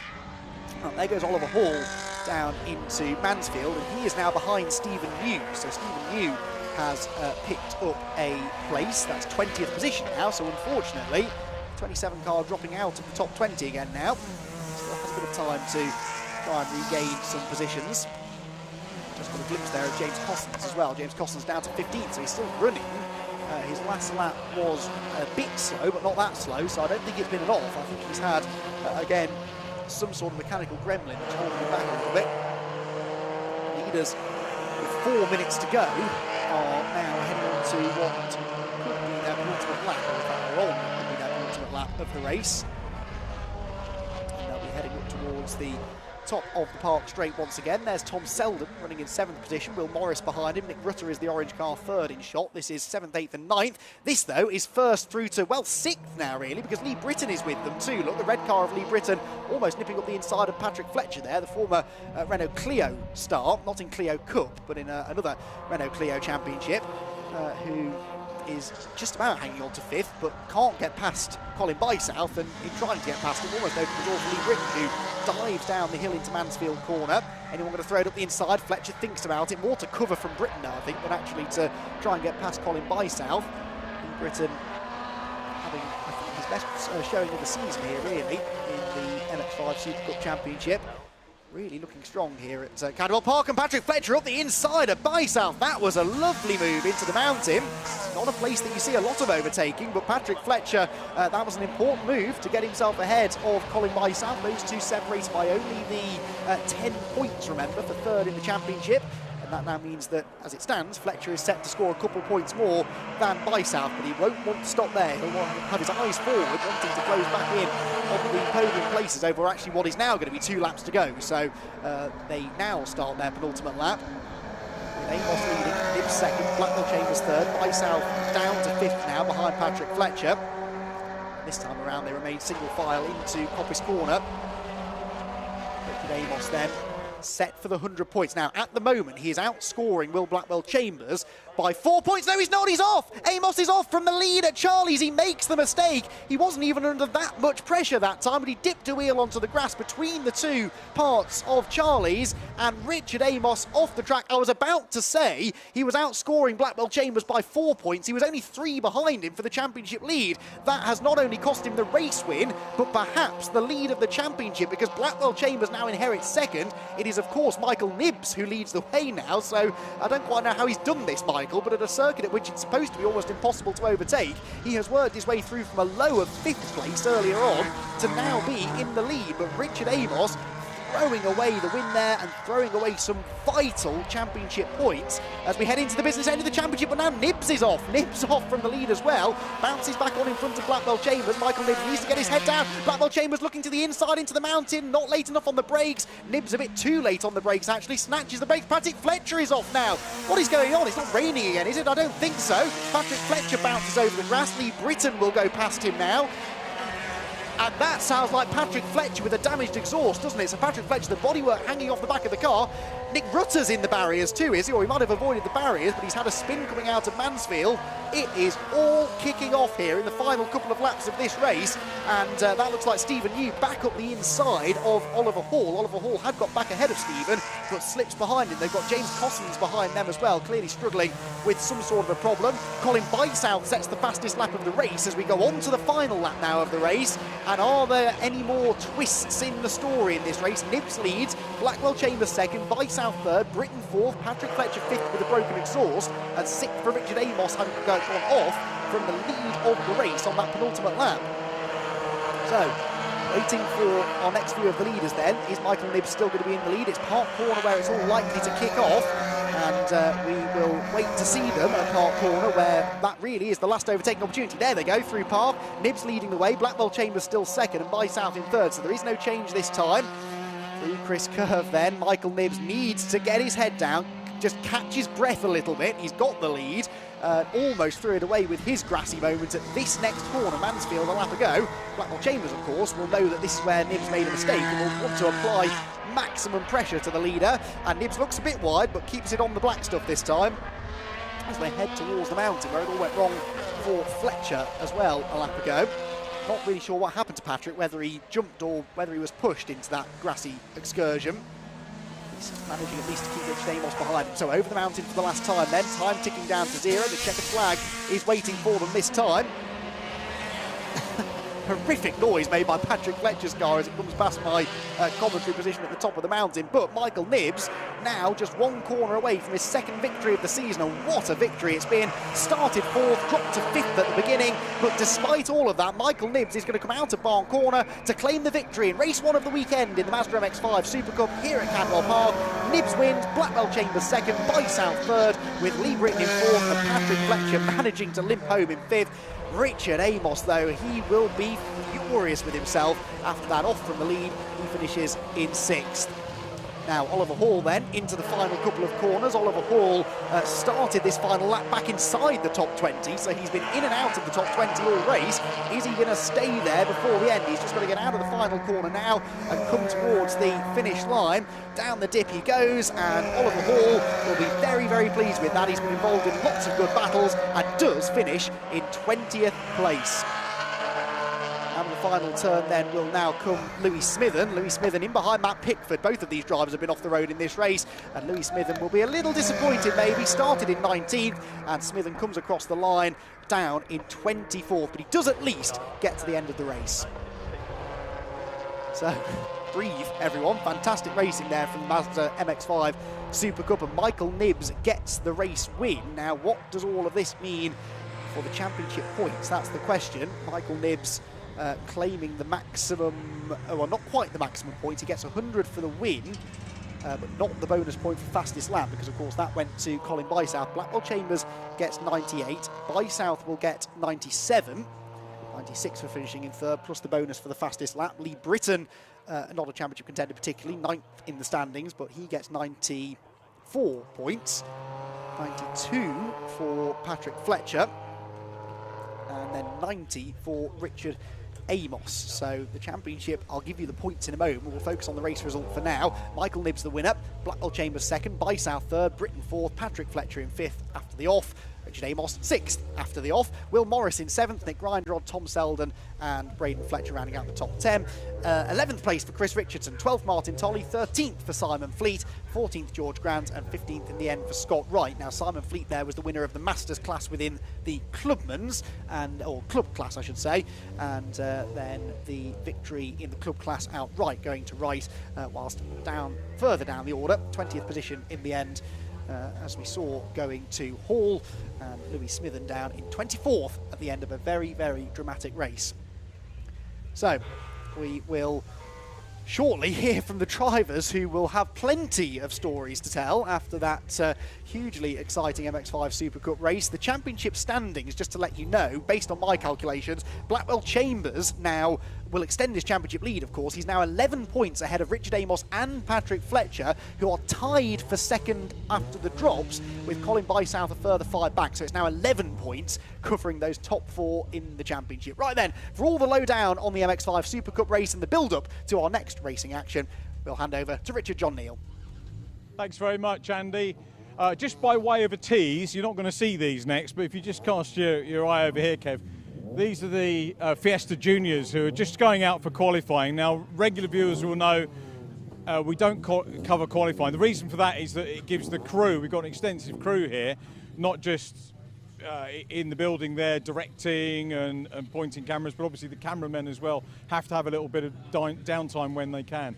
So these cars, you're not missing any racing action, but we are going to take a little bit of a breather once these cars are out for their qualifying, and we'll see all of their races, of course, tomorrow for the Fiesta Juniors, which is great. All of this, of course, is stalling tactics, because wonderful BRSCC officials, oh, it's starting to rain again, have got to go and round up 6 drivers for the podium. But we have got time. I tell you what, they're doing a sterling job, and they're coming down the hill now, headed by Scott Woodwiss, who is normally our commentator actually on these events. Great to have Andy with us this weekend, by the way, as well. What a race that was for the SuperCup runners. Absolutely fantastic. So, yeah, cameramen are getting a little bit of a stand down. These cars will go out, but we're not missing any racing. Here come our podium finishers down the hill. As I said, Parc Ferme and the scrutineering bay is very slightly uphill here. And we've got 2 podiums. We've got the club class to do, and then the pro category, which is the overall, and we're going to do the overall runners first. And I'm not sure which drivers we've got. Katie's got the drivers here as well, so I'm just going to do a quick head count. Are we there? Are we there, Katie, with the 3 pros? I think we are. I'll tell you what we'll do. We'll call them up anyway. So, 3rd position in the pro category, Colin Bysouth.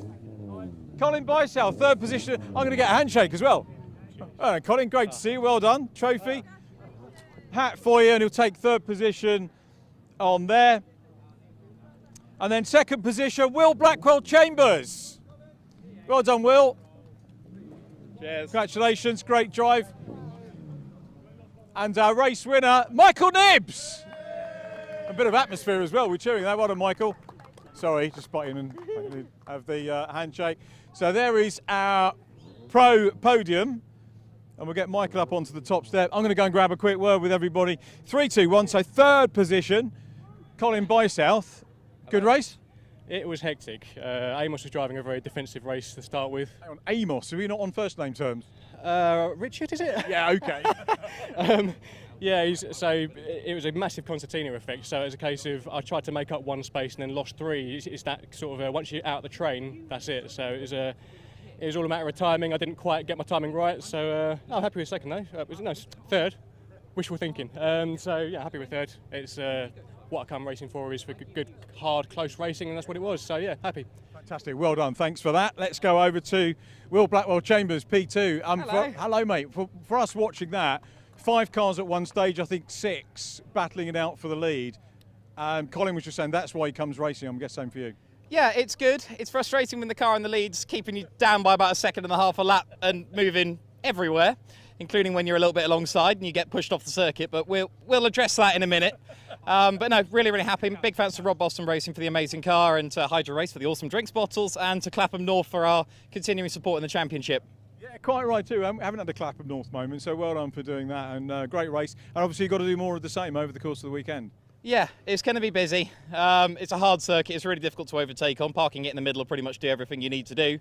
So, yeah, we'll see what we can get in the rest of them. Kind of typifies the championship, doesn't it? The racing that we've seen, and it's relentless, and you have got more of it. Yeah, and me being selfish, I'm in it for this championship, and I was quite happy with that because I was leading who I needed to lead. So I'm happy. That's the way you play. Well done. Thanks very much, Will. Congratulations. And this guy's come off the step because he's realised that he's talking to a short person on the interviews. Michael Nibbs, well done. Congratulations and great progress in that race. Yeah, it was good. Yeah, I tried my best, and here I am on the top step. People say, it is a cliche, people say you can't overtake a Cadwell, and I must admit, all the races that I commentate, whether it's BRSCC, we do see it because we've got quality drivers that come out, and some great respect amongst you all. Yeah, there is amongst most of us, but there is the odd few that think they can sort of drive you off the circuit. But other than that, it was really good tussle, and I think Richard ended up taking himself off in the end. So, yeah, it's a hard track, isn't it? It is, yeah, really physical, but really enjoy it. Overtaking is difficult, but it happens, and I think we've just shown that you can. So yeah. Many congratulations on the win. Hopefully we'll get you on the podium again a little bit later on in the weekend. Yeah, my kids are watching at home, so I just want to say hi to the kids. Give them a name check as well. Yeah, Lucas, Theo, and Oscar. And they're the next generation of drivers. Yeah, won't be long. It's going to cost you. Yeah, it will do. Yeah, I'm saving. Michael, well done. Thank you very much indeed. Well done. Congratulations. So there we go. So pro podium, and but we've got another podium to go, which is the club podium. And if we've got him here, 3rd position, Bruce Robinson. Well done, Bruce. Congratulations. We'll get you up on the podium. Grab a word with Bruce in a minute. 2nd position, Scott Wright. There's Scott. Thank you. Well done. Cheers. Congratulations. And Simon Fleet, your winner. Well done, Simon. I'll come over to you. Well done. Congratulations. Well done. So there's our great podium shot. We can go and grab a quick word with these guys as well because we're into a quali session as well. So let's go over Bruce Robinson first. A little bit of social media going on as well. Sorry, cut across, Scott. Bruce, you guys are right in the mix of things, aren't you? Yes, I'm just sort of coming through now that I've got a better car, so it's working well. Thanks to the Paddock Motorsport boys. Well, that's good, isn't it? And yeah, we were talking to the lead guys out front. The pro guys were obviously in a like 5-6 car bunch, but midfield, that's always what you get, isn't it? Buggered off, but there was three. Apologies for the B word. But the three of us were having a battle for 2nd and 3rd. It was good fun. Good fun. And more of the same later on. Indeed. Okay, well done. Good to see you with the silverware. Let's have a word with Scott. So, good race? Yeah, fantastic. I'm really chuffed. Had a bit of a problem in qualifying, and then to be up here, especially with Bruce, who's driving for Paddock Motorsport with me, so we're so thrilled. So really pleased. It was a great race. What was it you overcome from qualifying? I just had a little bit of a misfire, but Paddock lads sorted it out as they always do. So over the moon to be on the podium. Yeah, would you have been higher up the grid had you not had that? Maybe, but Simon's incredibly fast, so I was, you know, if I could get anywhere near him, I'd have been happy. But I was really aiming for, if I could get second, I'd have been very pleased. But you know, I'll try and get closer to him tomorrow. Well done on P2. Thanks for much. chatting to us. Cheers. And our winner, Simon Fleet. Simon, many congratulations. Thank you very much. Enjoy that then. Yeah, I always enjoy it here. It's my favourite circuit in the UK. Frustrating, it's difficult to overtake. I had a battle the whole race with two other cars. It was door to door, bumper to bumper. So the car doesn't look quite as good as it did at the start of the race. But fantastic fun. Just the adrenaline, the excitement is awesome. Great. It's the ethos of club class, I guess. It is. Yeah, absolutely. Well, many congratulations on the win. I suspect we'll be seeing you guys on the podium later in the weekend as well. Thanks very much to our club class podium finishers. Round of applause for these guys from our little throng that's here. There we go. A little bit of just as important for those guys because they're part and parcel of the championship. You know, they're helping with the grid numbers, having their own races, which is absolutely superb. Time for a little breather for everybody on the broadcast side now. So around about 10 minutes or so while the qualifying session is out on the circuit, and we'll be back with more racing for you in just a few minutes. So don't go anywhere. We'll be back with you. Cheers for now.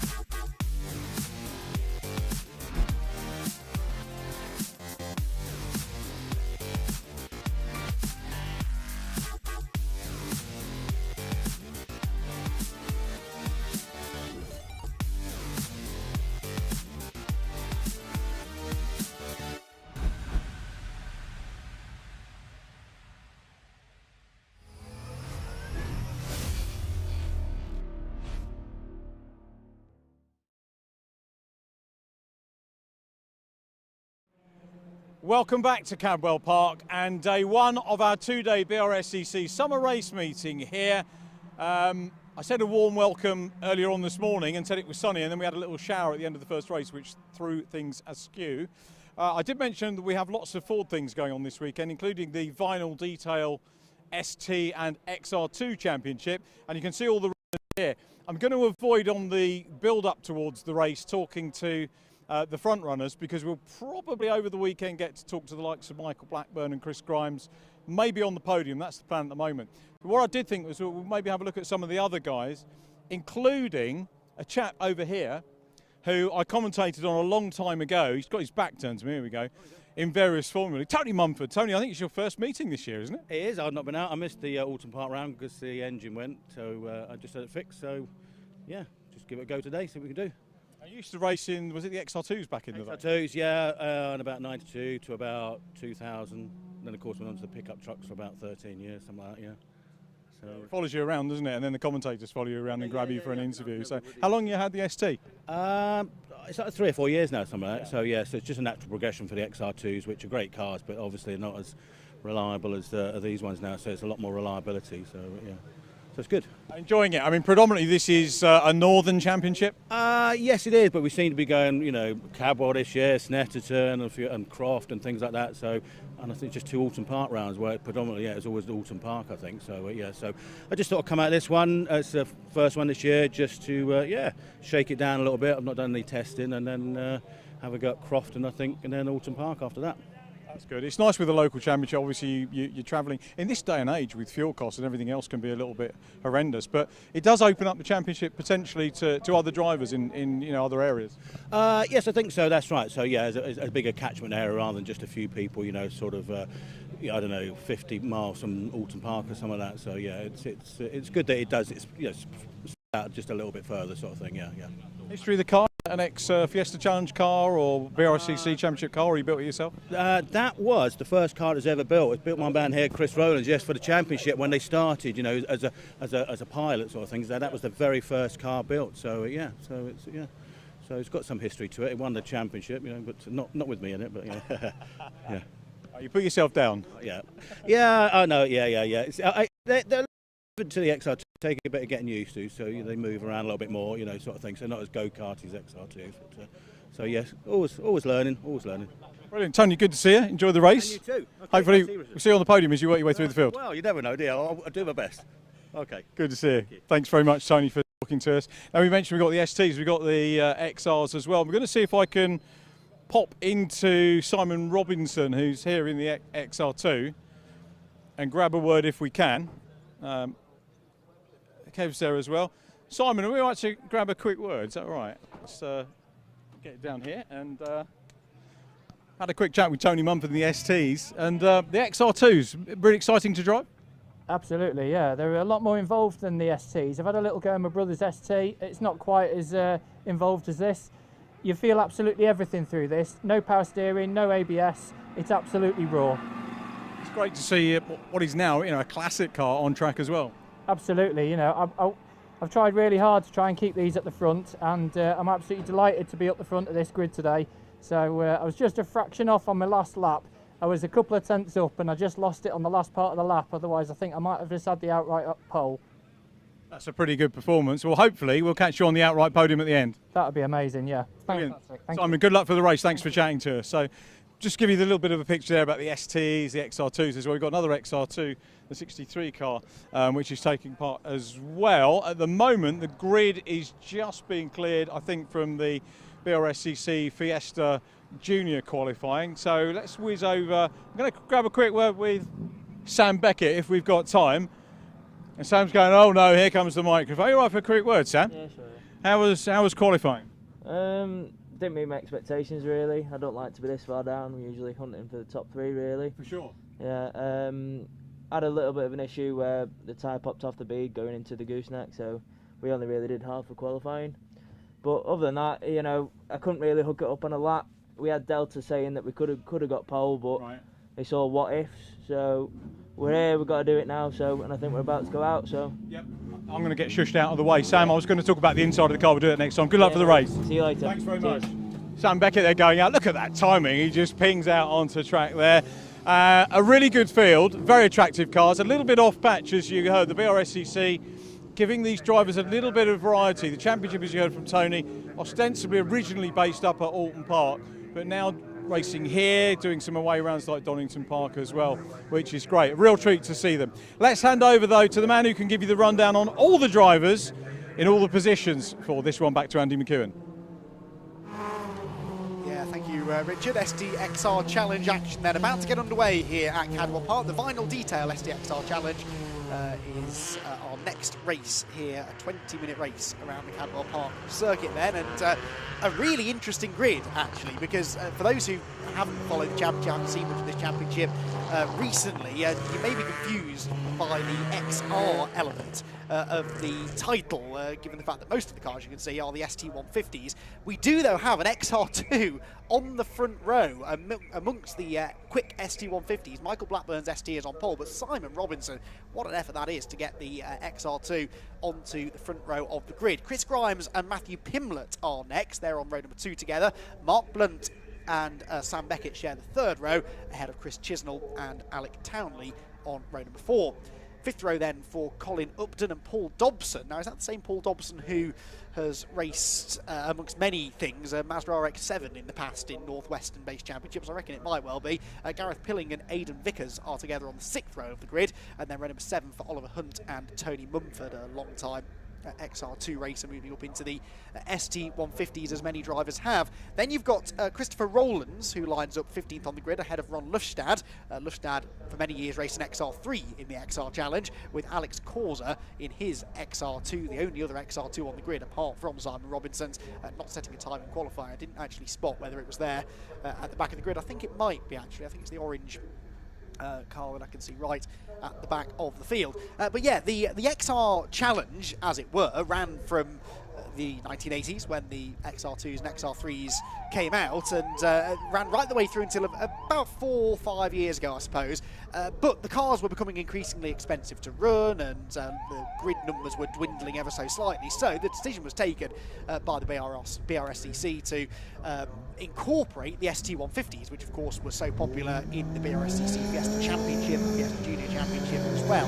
And they have now slowly taken over the grid. The majority of drivers who previously had raced XR2s and XR3s are moving up into the ST150 class over the last few years, with 1 or 2 stubbornly hanging on to their XR2s. And I'm so happy about that, because the XR2 is one of my favourite cars of all time. And there you can see Simon Robinson, who will line up his XR2 from the front row of the grid. Now, every other time that I've seen the two classes racing together, there's normally been a separation on the grid where they have the ST150s at the front and then the XR Challenge cars in a separate grid at the back.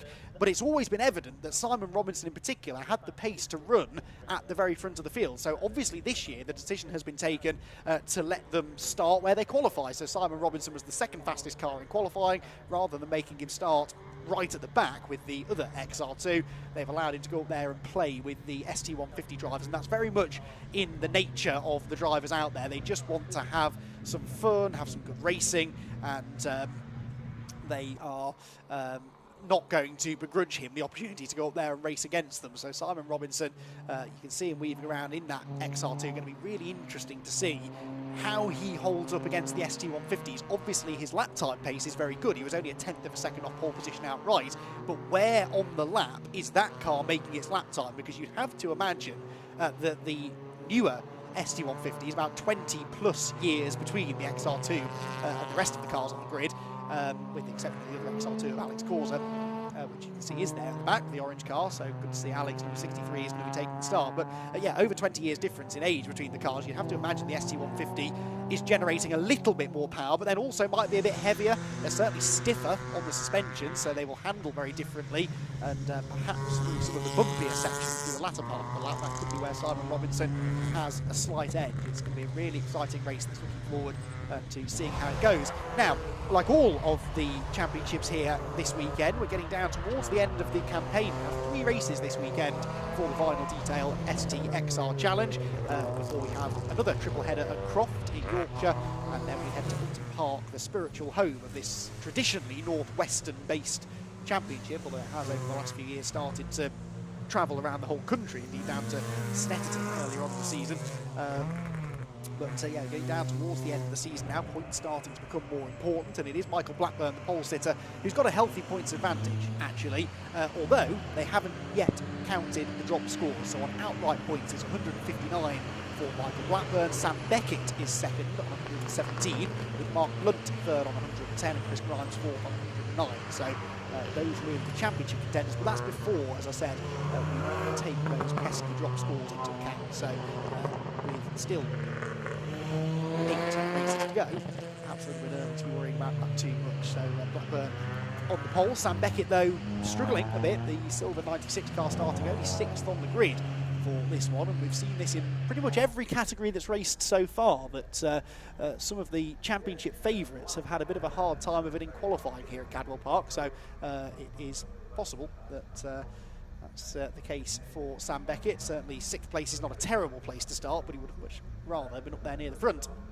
So the blue car with the orange flashes, that is the pole sitter Michael Blackburn, alongside in the red XR2 of Simon Robinson. The 2 white cars on row 2, the white and black, is Chris Grimes, the all-white Matthew Pimblett, and row 3 for Mark Blunt and Sam Beckett, waiting for the lights to go red, which I believe they have done now.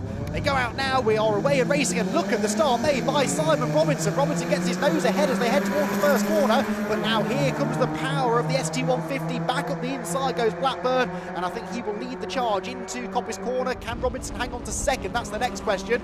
Yes, he can, is the answer to that. Chris Grimes there getting squeezed in the middle, 1 or 2 running wide further back. Sam Beckett right up the curb in the silver and fluorescent yellow car, but it looks like they all got through there with very little contact, at least. Out onto the park straight they go, and Robinson now coming under attack again. That looks like it's Matthew Pimblett behind him. Don't think Chris Grimes got a great start there, so Pimblett has managed to get ahead of him as they head up the park straight then towards the braking zone at Park Corner, and Robinson is indeed down to 3rd. So Blackburn leads the way then, Pimblett from 4th on the grid to 2nd, halfway around the first lap. And there you can see Paul Dobson getting stuck straight in, battling with the number 4 of Alec Townley. And the number 82 behind him is Gareth Pilling. Round Chris Curve then towards the gooseneck they head, winding their way down the hill. There goes Beckett, hopping over the curbs, hitting the brakes. Someone's been on the grass in front of them.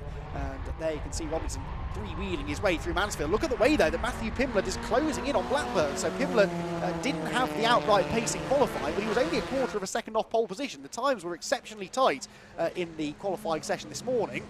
So actually maybe not a huge surprise to see him taking the fight to Blackburn here early doors.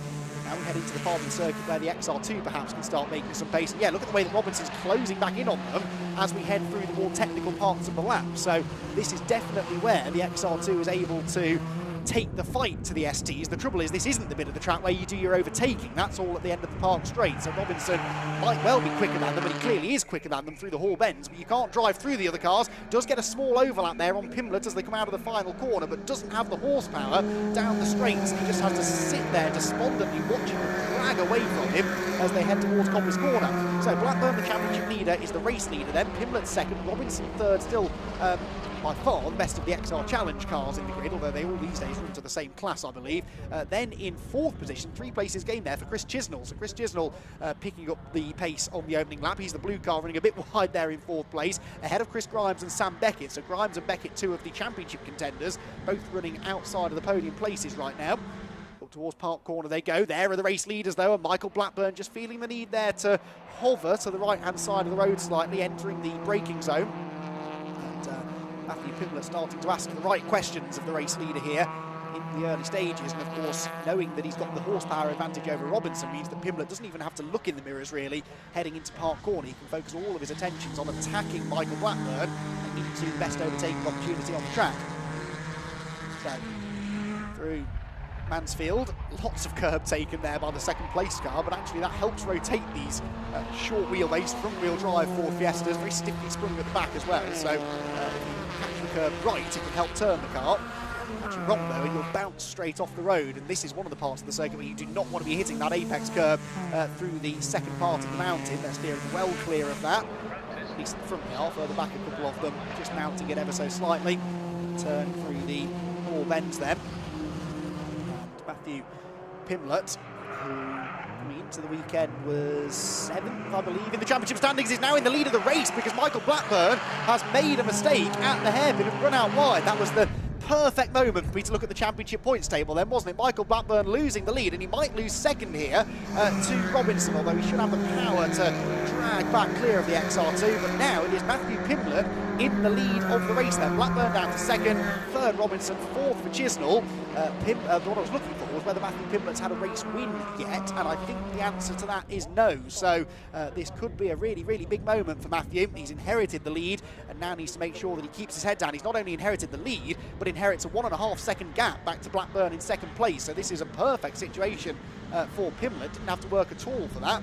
He was putting the pressure on Blackburn, so in a way he did force the mistake out of the erstwhile race leader. Meanwhile, Sam Beckett up the inside of Chris Grimes. That's a change for 5th place, and again one of significance because those two are very, very close in the points, less than 10 points between them within the top 3 or 4 in the championship standings. Round Chris Curve towards the gooseneck again. Grimes now under pressure from the number 3 car of Mark Blunt, who started the race in 5th but fell down to 7th on the opening lap. Now trying to do something about that. Down through the gooseneck, there goes Paul Thompson. A liberal use of the grass on the inside there, but needs to do that to keep Alec Townley at bay. Sam Beckett there. Now, hang on, no, Chris Grimes has lost out, hasn't he? So Grimes has fallen down another place now. Is that Blunt who has gone past? I believe it is. So 2 places lost then for Chris Grimes, championship contender last year. And now finds himself slipping down the order here at this first race of the weekend at Cadwell Park. 2 places lost for him on that particular lap there. The 113 car, or 13 indeed, of Paul Dobson with 113 on the front, but he's down at number 13.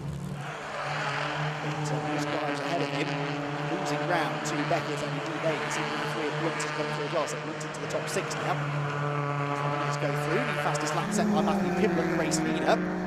Is only, well, it's not anymore actually, that was on the previous lap, he set the fastest lap that time around. He was 7/10 slower than Michael Blackburn, who along with Simon Robinson is closing back in on the leader, so Pimblett isn't getting his head down really as he needs to. That lap was about 9/10 off the fastest lap that he'd set a lap ago, so mistake may be made by Pimblett. Now that he's in the lead, he really needed some good qualifying laps to extend the margin, but that's not what's happened. So around to the top end of the circuit goes the battle for the lead. Well, not quite a battle yet, but Blackburn definitely reeling in Pimblett. Robinson dropping back at this part of the circuit, but you can expect him to close in again as they head through the mountain section on this, the 4th lap of the race. Sam Beckett's next target is Chris Chisnell. Relation possibly to Neil and Clive Chisnell, the MX-5 racers. I think it's a coincidence if it's not, but either way, Chris Chisnell holding on to a nice 4th place here ahead of Sam Beckett as they drop down through Mansfield Corner. Blunt and Grimes not that far back, although Grimes not able really to live with their pace. He is slipping away from them now after whatever happened to him on the previous lap. Leaders over the top of the mountain. There you can see, a bit of curb taken by Sam Beckett, but a big, big jump by Blackburn in the XR2 as he continues to spur, Robinson in the XR2 as he spurs Blackburn on. Could have a go at the inside, maybe into the hairpin. It is a place where the XR2 could overtake. It's probably the only place where he could overtake, almost to the inside into barn corner. Actually, the XR2 is cornering so much better than the big, stiffly sprung ST150, but there's the problem. He gets that overlap, not for the first time coming out of the final corner. He just can't live with him down the straight. The lead gap back out again slightly as these two battle. In a way, it's in Robinson's best interests not to fight with Blackburn here, just work with him. I think Blackburn's got the pace to catch Pimblett, and when he does, they will battle, and that could open the door for Robinson to get past the pair of them. So maybe better just to sit in the wheel tracks of the number 55 car right now and not take the fight to him too much, because already through the first part of this lap, I think that lead advantage is coming down for Matthew, who is halfway round his 5th lap of the race, and there, yeah, that's definitely not a second, is it? It was nearly a second at the line. It's now under half a second, so Blackburn with a really strong run through the first part of this lap. That is where he seems strong, even compared to Pimblett in an identical car. He seems to be able to gain quite well on the number 24 machine, dropping Robinson as you'd expect, but from this point on, is where the XR2 might well come back at him. Gooseneck they go down into Mansfield Corner. Blackburn's car wriggling around under braking. Gets it turned in nicely though up towards the mountain again. And Further back, we've got Sam Beckett still boxed in behind Chris Chisnell. And he's got that number 3 car of Mark Blunt behind him as well. So New Mountain they go then, and Chris Chisnell in 4th position, only by the skin of his teeth though for now.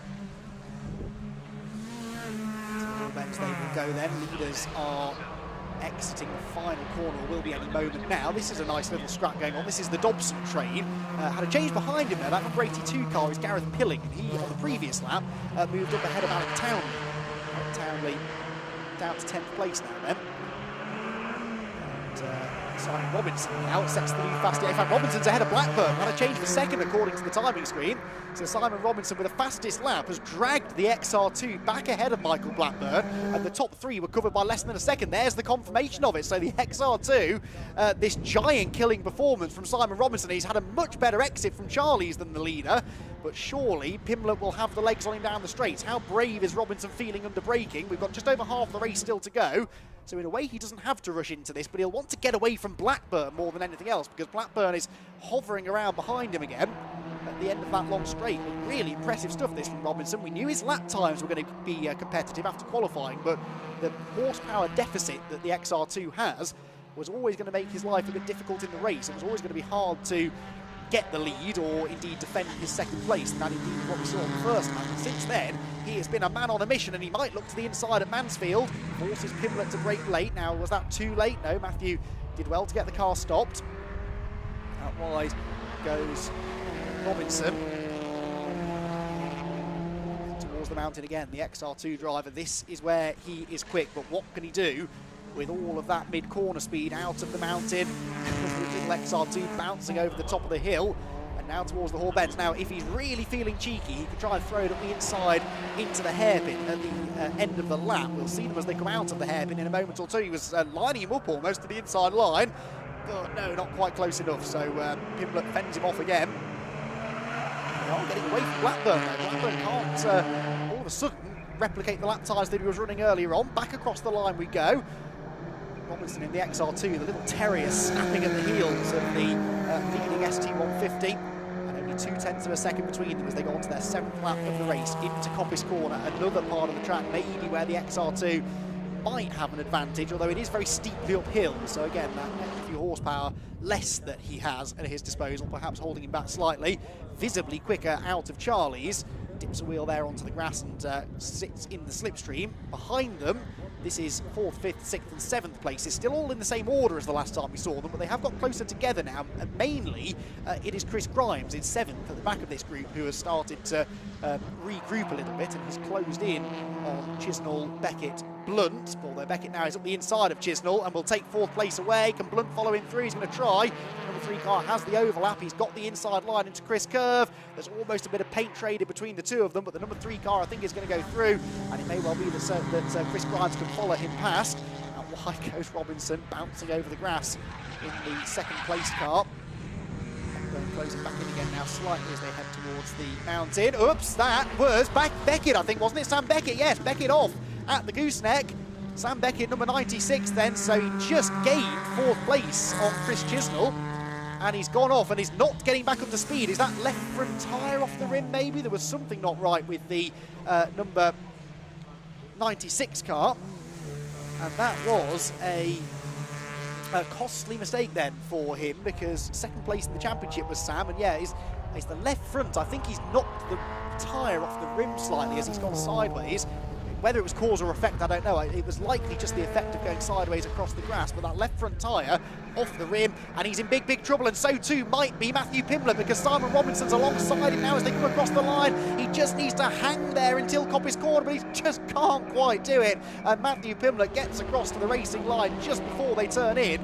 And now, of course, Michael Blackburn trying to buy back into this as well. The top 3 covered by 0.6 of a second with 7 minutes to go, and Simon Robinson if he could have just hung on the right rear corner of Pimlet's car there, he might have swept round the outside at Coppice, but as it is, he wasn't able to do it, had to slot back in line, and now Michael Blackburn's back alongside him for second place. Robinson's going to have to be the last of the late breakers to get that place back, and he can't do it. Blackburn, I think, moves across to cover, and is back into second spot. So once again, the top three are nose to tail. Matthew Pimlet leading, Michael Blackburn second, and Simon Robinson, the most frustrated man at Cadwell Park, back down into third position. He oh so nearly led at the line that time as well, only a tenth of a second away from doing so. But that's interesting for the last lap, actually. If he can get back into second place, that's his first job, but all he actually has to do is get ahead of the race leader at the line. He doesn't have to stay ahead for the rest of the lap, so a really good exit out of the final corner could do it. He's had a good exit from Mansfield there at the inside of Blackburn. Now, is this straight long enough for Blackburn to drag back ahead? I don't think it is, so Robinson will have the inside for the bottom of the mountain, and he's back into the runners-up spot. So feisty driving this from Simon, and that's how he has to drive. He's got to be aggressive when the opportunity to pass presents itself. He has to be ready and willing to seize that opportunity. He did there. A slight mistake from Blackburn at Mansfield opened the door, and through went the XR2 at the next corner. So back to the same order as we had previously now. Meanwhile, through the mountain comes this midfield gaggle, towards the Hall Bent, being led by Paul Dobson still, but it seems like a bigger queue behind him now. Dobson, Pilling, Townley, Upton, Tony Mumford in this as well now, so a five-car train fighting over 7th place on back. Makes its way out of the hairpin. Corner at the end of the lap. Leaders just went back through still, about the same sort of gaps between them all, so no big change in the running order at the front. Still from Robinson second, Blackburn third, Lunt is fourth, sort of on his own really now, with Chris Chisnell in fifth, Grimes in sixth, Dobson, Pilling, Townley, Upton and Mumford. Blackburn's back into second. Oh, he's back into second by a long way, so I think maybe Robinson had a mistake there at Charlie's. You can imagine that would be an easy mistake to make for Simon, because he's having to wring the neck of the XR2 through all of the corners. Maybe just carried a bit too much speed out, because not only had Blackburn cleared him before Park Corner, but he cleared him by some way.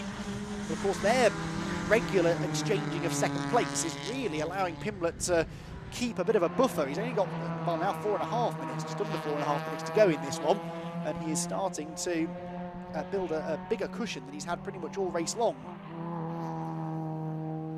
So through Goosenet then, there is number 4 of Townley. 16 of Upton behind him, just up the road. Paul Dobson and a sideways Pilling, who is on the grass. He's going to bounce down the hill. Got it all wrong through the gooseneck, and he's going to struggle to stop it at Mansfield as well. If you get it wrong there, it tends to be a big, big moment. And oh, in fact, he's pulling off. So Pilling pulling off at Mansfield, and that seemed as if something broke whilst he bounced down the grass, I would say, because I don't think it was a breakage that put him off the road. Could have been. Hard to tell, I suppose. He was already a bit out of control by the time he came into view, but that's a shame for Pilling. Right, second place, almost level at the line. 3.5 minutes to go, but we know what's going to happen here. Robinson will have to sit back behind, concede the corner to the more powerful car of Michael Blackburn. Robinson driving really well. Perhaps that one mistake, we don't know whether it was a mistake, but something cost him second place a lap ago. But apart from that, been an absolutely impeccable performance. I mean, just to be living with the pace of these ST150s, which really should be quicker by quite a bit than the car that's 20 odd years older than them. Can Blackburn get back onto the tail of Pimlet? I mean, it looks at this point of the lap like he can. 1.2 seconds nearly was the advantage for Pimlet at the start of the lap. I don't think it is as they're heading through Chris Curve. Blackburn does seem to struggle through the mountain section a bit compared to both of the cars around him. We know that Robinson's perhaps got a car advantage through the second half of the lap, but Matthew Pimlet is really committed through the mountain and all bends. Regularly seems able to get the gap back out again from this point of the circuit onwards. The mountain. Oh, Dobson out wide. Dobson's lost a couple of places then. That's Alec Townley going through, and also the number 16 of Colin Upton. So Paul Dobson losing 2 spots at Park Corner. Again, didn't quite catch the start of that, but it looks like it was maybe a lunge made into Park. And once you open the door, when there's a queue of cars behind, just like we saw in the MX-5 SuperCup race earlier on, it's easy to lose more than one place. So Paul Dobson dropping down the field slightly. Oh, in fact, Dobson's off. Oh, I'm no mechanic, but I think that car's supposed to have a wheel on the left rear corner. And it doesn't have one. Now, where it's gone, I can't tell you, but Paul Dobson out of the race, that much is for sure. Right, 2 laps. Oh, it's going to be tight, this. No, 1 lap to go. I think we're on to the final lap now. 1 minute 48 they're lapping in. They had about 1:45 left on the clock, and Simon Robinson with one last effort to get alongside Michael Blackburn. If Robinson is going to win this race, you feel that he had to clear Blackburn there, because he's going to struggle to get past 2 of them through the rest of the lap. Unless, of course, Blackburn has a go at Pimblett, which I think he will do, because Matthew wasn't especially quick off Charlie's. Blackburn is definitely closing in, and as they head to Park Corner for the final time, Matthew Pimblett will have to defend the inside line. There goes Paul Dobson trudging away after his non-finish late in the race. There's no gap on the inside for Blackburn. There's no gap on the outside. He always drives into the boot of Matthew Pimblett there, who bounces over the curb through Park Corner. That was the real pressure point survived, though. If Blackburn was going to make a move, it was more than likely going to be at that corner. And it didn't come, so Pimblett hanging on. Blackburn still second. Now Robinson needs to try and attack, and ideally get up the inside of Blackburn into Mansfield, but Blackburn is quick through the gooseneck. Might he have a go at Pimblett? Yes, he does. Dives to the inside line. He's sideways. He's on the grass. He goes straight on Shorley. Runs out wide. Pimblett up the inside. He's being pushed along by Robinson. Bits of Ford Fiesta go flying on the track, and they are door to door as they head to the mountain for the final time. The white car on the inside is Pimblett. The blue is Blackburn, who is the championship leader, remember. Needs to be a bit careful here, Michael Blackburn. He takes a better line through the mountain, tries to get the overlap as they head for the Hall Bends for the last time. He's not quite going to get that overlap though, so Matthew Pimblett somehow is still the leader. He just needs to hang on through the Hall Bends, through the hairpin, and down through Barn Corner. Blackburn's got Robinson to worry about as well. 2 more corners to go. Can Matthew Pimblett hang on to get his first victory of the season? It looks like he might. The last corner is an easy one to get wrong though. He doesn't make a mistake going in, doesn't appear to have made one on the way out either, and Matthew Pimblett will just about drag the number 24 car across the line to win the opening race of the weekend here in the Vinyl Detail STXR Challenge. Second place goes to Michael Blackburn, third Simon Robinson. There is a cloud of dust somewhere, I can't even tell you where that is. I think it's the exit of the gooseneck, and as it clears, it's the 119 of Aidan Vickers who has gone off the road in what looks like quite a big way.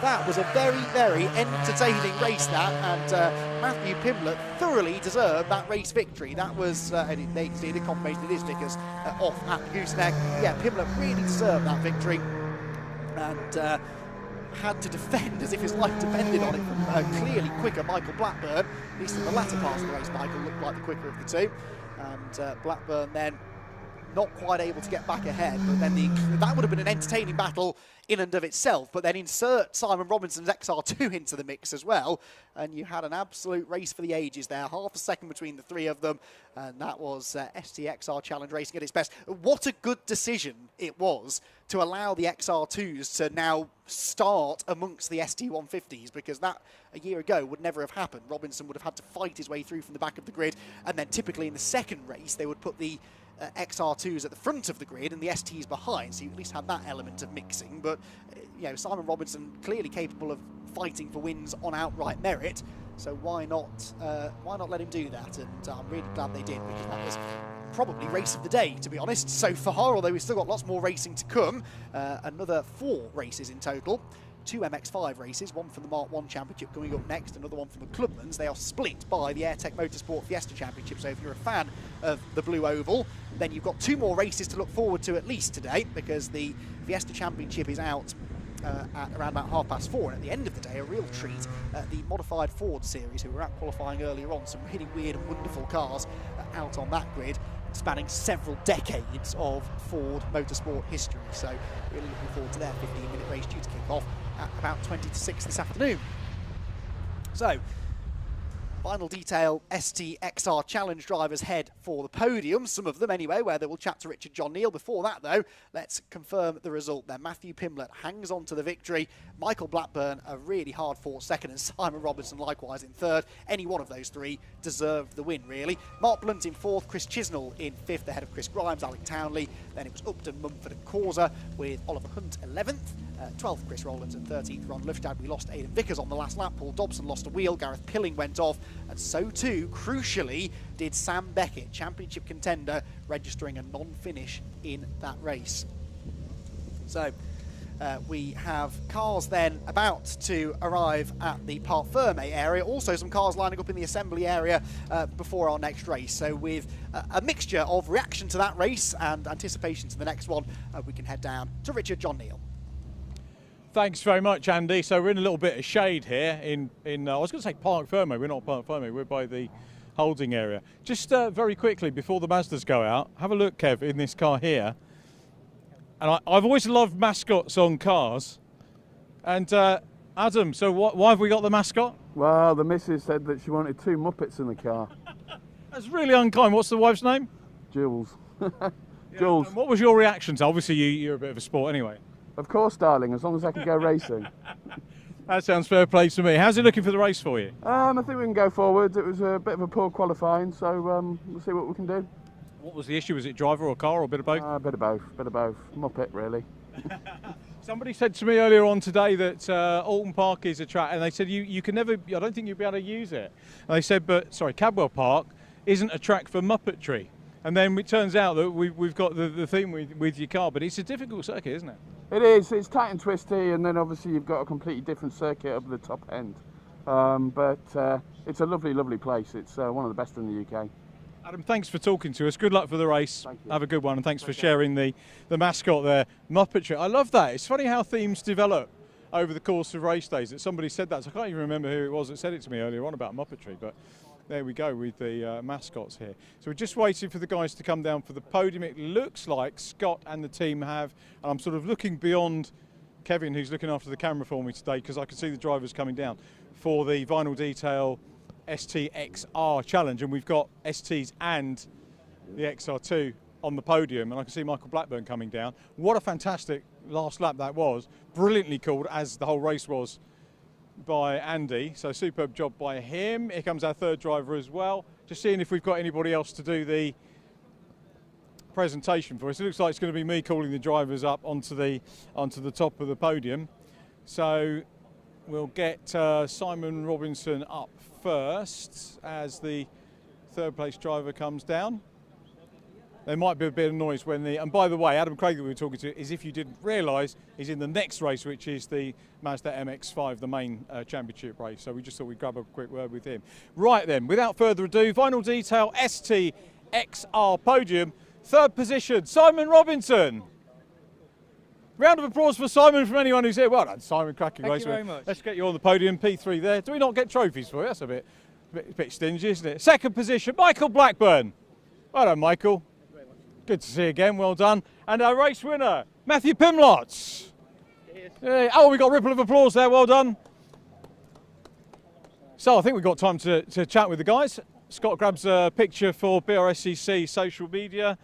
Simon, we grabbed a quick word with you before you went out for the race. What a great race all three of you put on there. Absolutely superb. Fantastic. Really clean, really quick. Loved it. Probably the best race I've ever had, that was. Absolutely brilliant. And the little Fiesta, she's done all right, didn't she?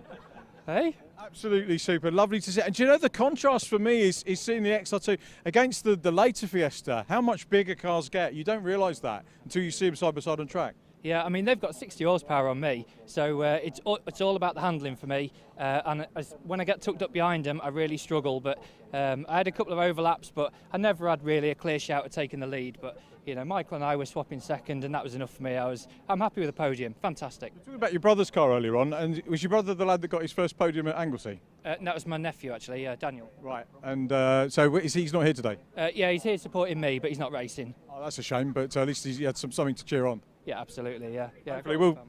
Fastest lap, Simon, so we'll see you for race 2 as well. Fantastic, thank you very much. Well done, thanks for that. Let's go to Michael Blackburn. There might be a bit of engine noise. Michael, when we chatted at Anglesey, I think one of the races, maybe race 2 at Anglesey, you said that was your perfect race. For us watching, that was as near perfect as go. What a sensationally entertaining race. Thank you and well done to both of you. Yeah, good clean racing, that's what we want. Yeah, you know, I made a few mistakes. And equally, you know, Simon's car's quicker in different places. So we got advantages and disadvantages. I just thought it was a brilliant race. And, you know, well done to Matt, you know what I mean, brilliant. We thought you were through on that last lap. You really, really tried. There looked like a bit of something coming off one of the cars. Do you know what that was? I wasn't aware of that, no. Okay. It might have been something off the track, but you were gunning right. I mean, as championship leader as well, I mean, Andy McEwen, the commentator, said you know, as championship leader, you probably don't need to be taking risks like that because you've got a points lead, but you're a racer. I'm not thinking about the championship. You got to take as many points from each race as you can. And yeah, you don't make a move you don't think it's going to come off anyway. So no, it was purely for the race win, that. Absolutely brilliant. Well done, and thank you. Great to see you. Thanks. Right, that's Michael, second position, and Matthew Pimlott. I'm going to jump up on the stairs because I'm too short, as we know from previous races. Matthew, first win of the season. First win of the season, first time here. Brilliant. Oh, that's a bit of a milestone, isn't it? Well done. Yeah, and really enjoyed it. Top racing as well for the pair of them. It was ace. Absolutely super. It's what we want to see, isn't it? And these cars have still got tremendous value in them and great entertainment potential. 100%, definitely. And you saw how close the XR2s were as well with them. It's just amazing. It was good. And thanks to these guys as well, by the way, the team and support and everything else like that for helping me get here. I think more than anything else. Brilliant. Yeah, brilliant. And much to do on these cars between races? Not much normally, unless they normally come off. So rarity, managed to keep it on the actual black stuff today, so it's good. I enjoyed it. Well, many congratulations, and thank all three of you for a really well done, entertaining race. Before they get down, we've got a bit of a throng. Let's hear it again for our XR2 ST Podium. Oh, we'll go through the trophies as well. While the trophies have been done, I think we need to go back for the MX-5 grid. So apologies, guys. I'll call this for you in just a moment. But we'll hand you back to Andy while I'll call things down here. Excellent stuff. Thank you, Richard. Yes, Mazda MX-5 action up next. The BRSCC Mazda MX-5 Championship, the Mark 1 Championship, as it is referred to. And this should be another cracker. We've got a really interesting looking grid here with some of the real heavy hitters of the championship at the front, and a couple of them trying to dig their way from a bit further back down the order as well. And a championship that, as often seems to be the case by this time of the year, is pretty finely poised. Although Fraser Fenwick, who has done much of the winning this season, does arrive here at Cadwell Park with a decent little championship advantage. Once the drop scores are calculated, he's on 991 points to 944 for Mike Comber and Steve Foden, joint second in the championship now. They are then 10 ahead of Jason Greatrex. So if Comber, Foden and Greatrex are going to do anything about Fraser Fenwick, they will have to start doing it now. And Mike Comber will struggle to do that because he's not racing this weekend at Cadwell Park. So realistically, that takes him out of the championship equation. Steve Foden, though, very, very much is. And Steve Foden has the pole position for this race. Steve has won just the once, I think it is, this year, isn't it? Which was our most recent race at Alton Park. Which seems a ridiculous thing to say because every race that I've covered of this championship this year, Steve Foden has been in contention for a win. He had a remarkable drive from the back of the grid at Silverstone Grand Prix circuit, I seem to recall earlier on this year, did he get onto the podium or just miss the podium? But anyway, in an enormous 30-plus car grid, carved through the majority of that field. He was at the back because he'd had engine issues earlier on in the weekend. He's a very, very quick driver, is Steve, and starting from pole now will not be lost on him the importance of beating Fraser Fenwick in this race. Fraser Fenwick, the AB Motorsport driver in car number 263, starting alongside him. We'll run through the full grid now, which has seen a slight change after qualifying because there was a penalty for Michael Nibbs, and Scott Woodwis, who's just sat down behind me, will remind me that that penalty was for... Okay, possibly track limits. Anyway, Michael Nibbs is at the back of the grid and had qualified fourth. It is a pole position for Steve Foden with Fraser Fenwick alongside. Nibbs not starting third. Courtney Milnes will get her best starting position of third alongside Luke Pullen also having a return to form this weekend.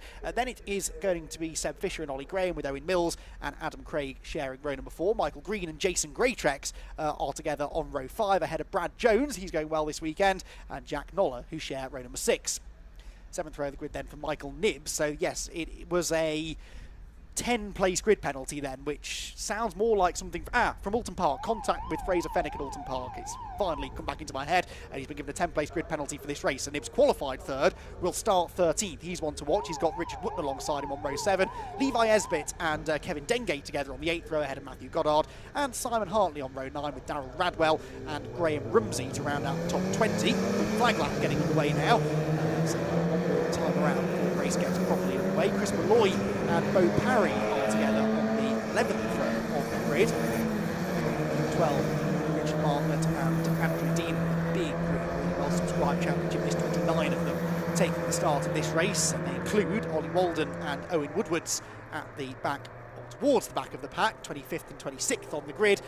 The 14th row shared by Christopher Abbott and Simon Privet, and it will be Tim Dorr at the back. Now, Tim Dorr had an off in qualifying earlier on, and I went and spoke to Tim, the likeable Aussie, who said, "I'd love to come up with an excuse as to why I went off, but it was my mistake, and I was an absolute numpty." And into the barriers he went, written off the car, he reckons, but one of his teammates have lent him a car to compete in the races this weekend. So a new car for Tim Dorr. He's not in his distinctively liveried green and yellow car, and a slight change of number, therefore, as a result of that. But Tim is at least out there, having qualified out of session. He didn't get 3 laps in the session earlier on. It was on his first flying lap of quali that he went off, coming out of the gooseneck. If you're going to do it properly, I suppose. The gooseneck is not a nice place to get it wrong.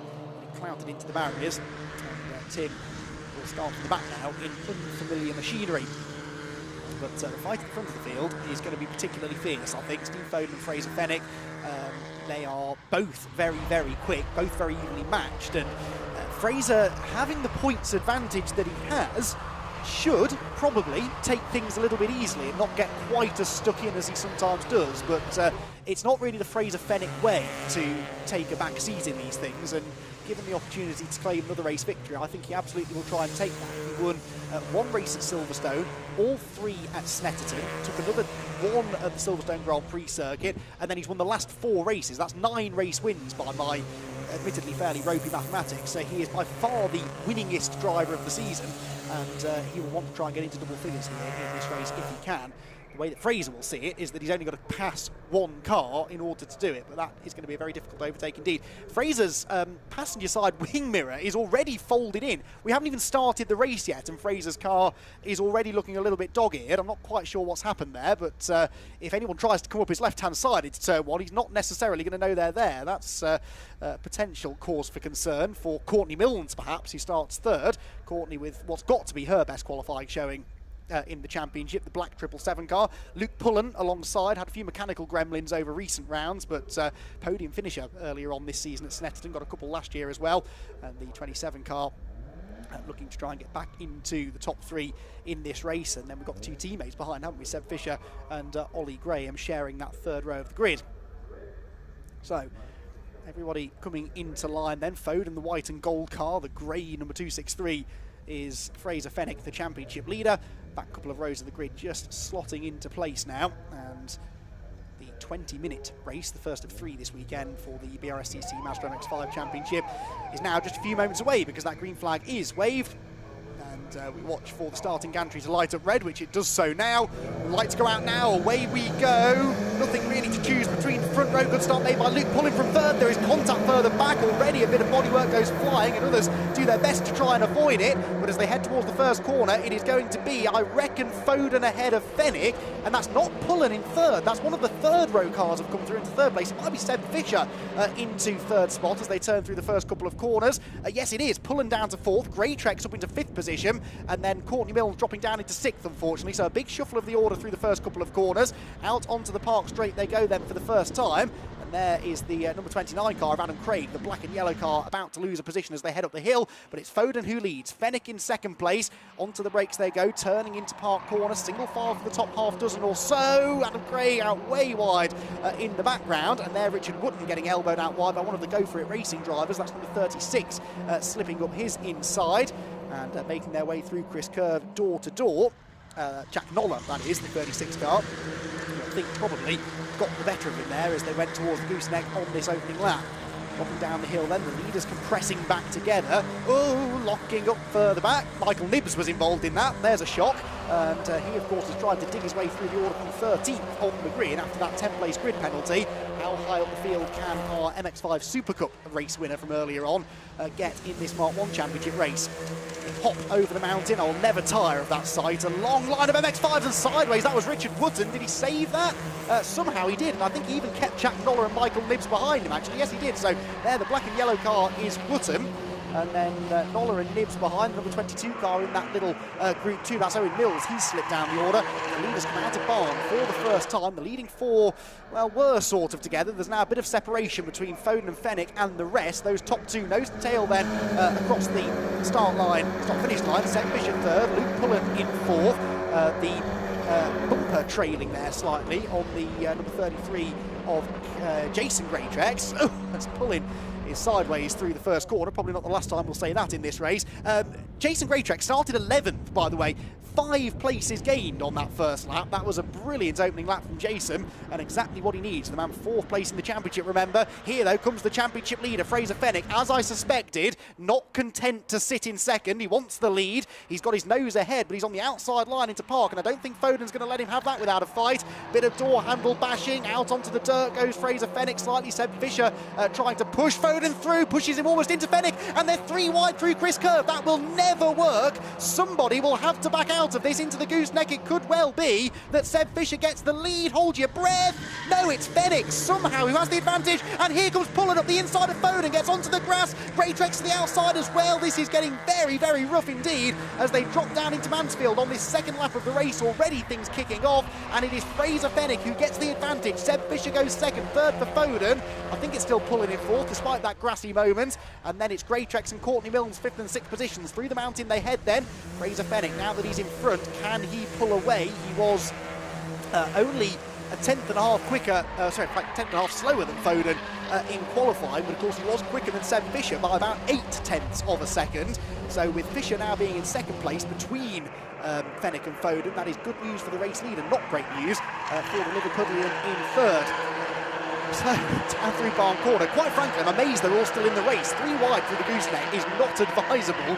Anyone watching this thinking about going motor racing in the near future, if you ever race at Cadwell Park, don't try and do what you just saw those 3 do, because it's very, very rare that it doesn't end with some sort of contact, and indeed, there's a bit of door bashing going on there. Michael Nibbs sets the fastest lap, by the way. Now, Michael is... where's Michael Nibbs running? Remember, starting 13th on the grid. He's still 13th, so hasn't actually gained a place yet, Michael Nibbs, but he does have the fastest lap, which if he holds on to it, is worth a championship point at the end of the race. And for Michael, that would be something to salvage from the race at least. Fenwick leading them up the hill, Fisher second, third Foden, Luke Pullen probably still catching his breath in 4th place after he got mother of all runs on the 3 ahead of him out of the gooseneck, and then Steve Foden just sort of tangled with him coming down the hill. That has just allowed those top 3 to break away ever so slightly. There, Greatrex in 5th position, closing in on the white and purple number 27 car. Down the hill he goes. Now, Greatrex's car, it is only a bit of plastic trim hanging loose, but that's surely going to get the attention of the clerk of the course. It's not advisable to drive around with bits of bodywork trailing off the car, because if that flies off and gets collected by another car, it can do some real damage. So I wonder whether he may well be shown the black and orange warning flag. There is a marshal holding a flag out, I think, at the starting gantry. That might be a meatball flag, and if it is, you can put some good money on it being for Jason Greatrex, but we'll try and confirm that at the end of the lap. Through the hall bends they go then. To watch the lap times this time, see whether or not Fenwick is getting away. 9/10ths up on Fisher at the start of the lap. As they went past my window, now I'd say the gap wasn't going up, certainly. Might even be coming down onto the grass for Ollie Graham there. That's Courtney Milnes that he was trying to overtake, I think, into Barn Corner. It didn't work, so getting some slotting back in behind. Seb Fisher with the fastest lap. Luke Pullen with the fastest lap, 1:45.9. He's only a 10th quicker than the race leader, but he is the fastest of that leading quartet then. So Luke Pullen in 4th, closing in, and he will be helped by the fact he doesn't have Jason Greatrex on his tail now, because he has just fallen behind Courtney Milnes. So this is the fight for 5th position now. Milnes, Greatrex, Graham, Brad Jones in 8th place, having a really strong run, although gets a bit of a helping hand from Adam Craig coming out of Charlie's. That actually delays the black and yellow car a bit more and drops him into the clutches slightly of Michael Green, who is the last of the cars in that group. Right, Steve Foden looking to the inside of Seb Fisher at Park Corner.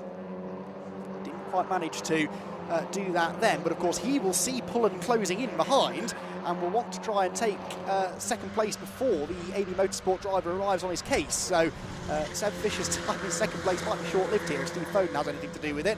Down into Mansfield they head. There you can see 2nd, 3rd and 4th all in the same shot, and Fraser Fenwick, to answer my question that I posed a lap or so ago, is not really getting away from Fisher. At least he wasn't on the previous lap. Fisher was actually a 10th quicker than him, perhaps still getting a little bit of a slipstream from 8/10ths or so back of the race leader. There goes Nibbs, 12th place now for Michael Nibbs, so he got past Richard Wootton on the previous lap, and I think he's gained another one now, hasn't he? It's certainly not Wootton behind him. I think that is the orange number 22 of Owen Milnes, so he's picked off another place up now, has Michael. So 11th position then for Nibbs. From 13th, though, he would have liked to have made a bit more progress than that in the first couple of laps.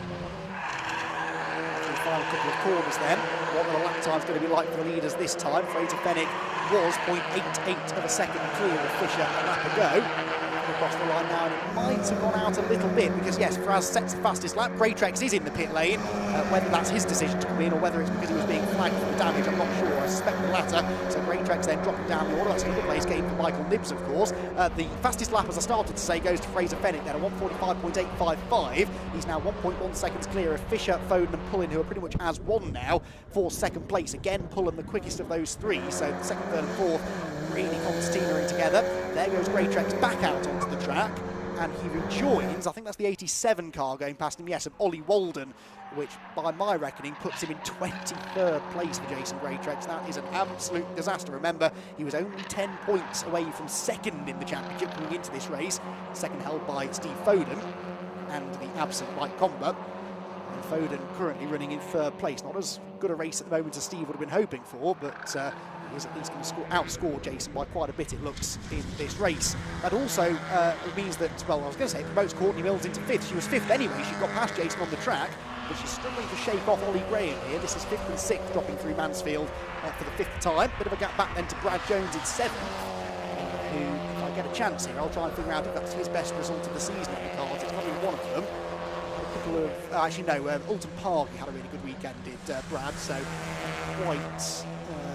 maybe matching the results he had from Alton, actually. See if he could go better if he can catch the two cars ahead of him.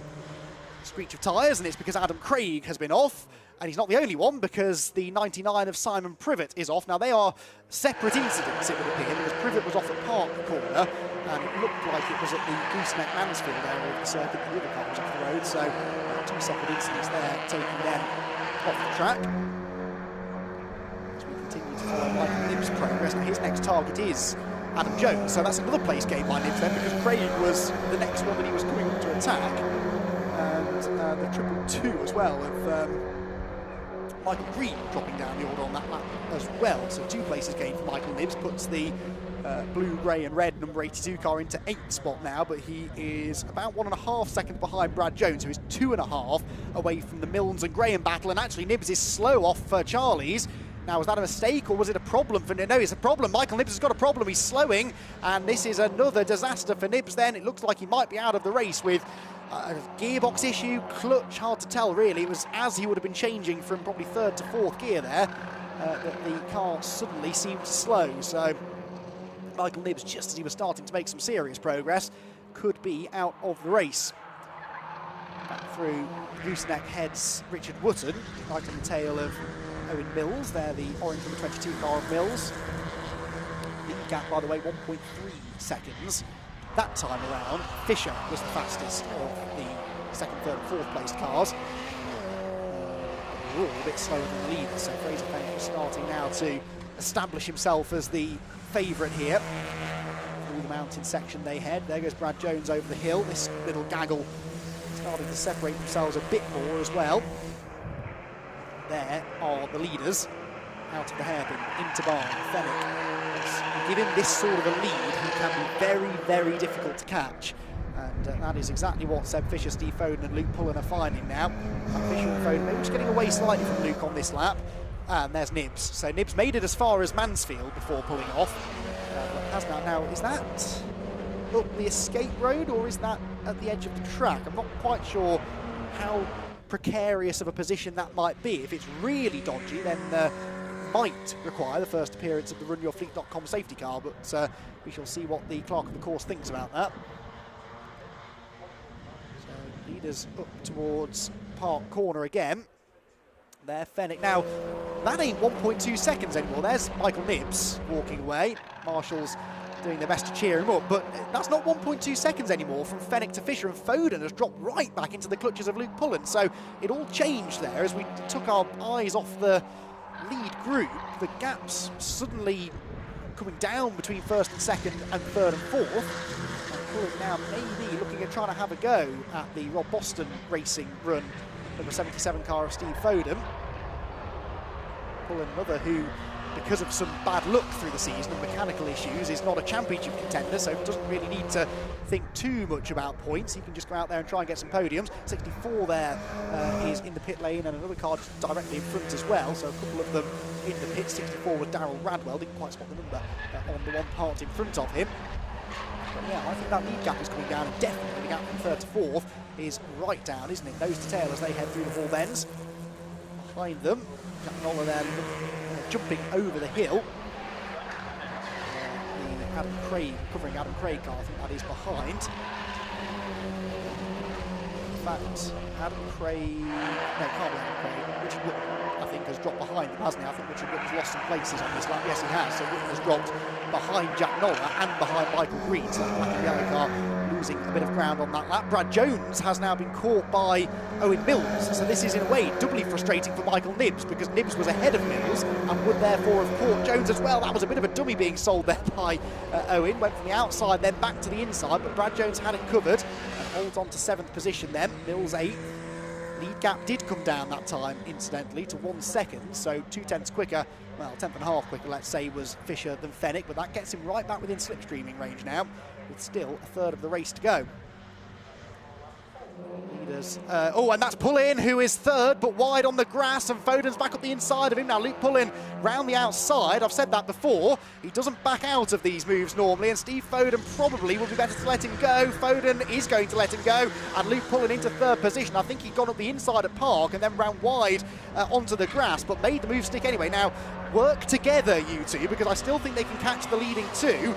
And over the last few laps, Pullin has been slightly the quicker of these two, so maybe if Foden just latches onto his rear bumper, they could still get up into the top two. There go the top two, definitely getting closer again. It's quite a big gap though, isn't it, from Pullin up to the leading duo. We'll see though, still got a few more laps to go. 6 minutes left on the clock. Fenwick leads, Fisher second, Pullin over the curbs there in third. With Steve Foden now demoted off the podium places, the man who started on pole, not having a great time of it so far here at Cadwell Park. And then throws it into Barn Corner. And towards the end of another lap then, 5 3/4 minutes to go. Pullin out on the grass, getting a bit giddy now maybe, into a podium place, but he knows he's got to get his head down, because Steve Foden, if he does decide he wants to come back through, might have the pace to do so. Into the first corner, Pullin defends the inside line. Bit of a dab on the brakes there from Foden, just to make sure he hadn't got any pad knock off from bouncing over the curbs through the last couple of corners. And just ducks back in line behind the 27 car of Luke Pullin then, who comes off Charlie's and now will feel like a sitting duck, because he's punching a hole in the air for Foden to follow him.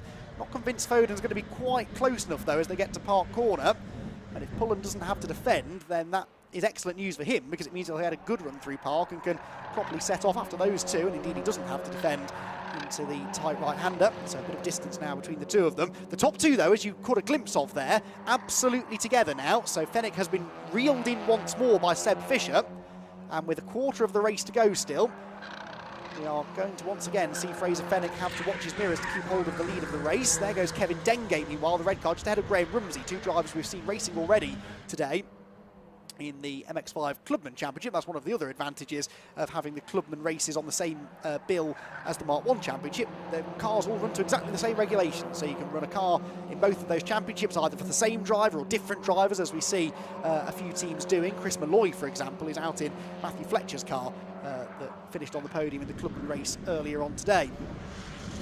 Side-by-side action here though, Rumsey just keeping the 737 behind him. That's Simon Hartley, number 18. The black car behind them is Matthew Goddard, who also was out in Clubman racing earlier on, I seem to recall, wasn't he? Number 18, Matthew, so he is getting plenty of racing here. 5 races in total, 2 Clubman races, only racing on the Saturday Clubman Championship, but then 3 races over the 2 days for the MX5 Championship itself.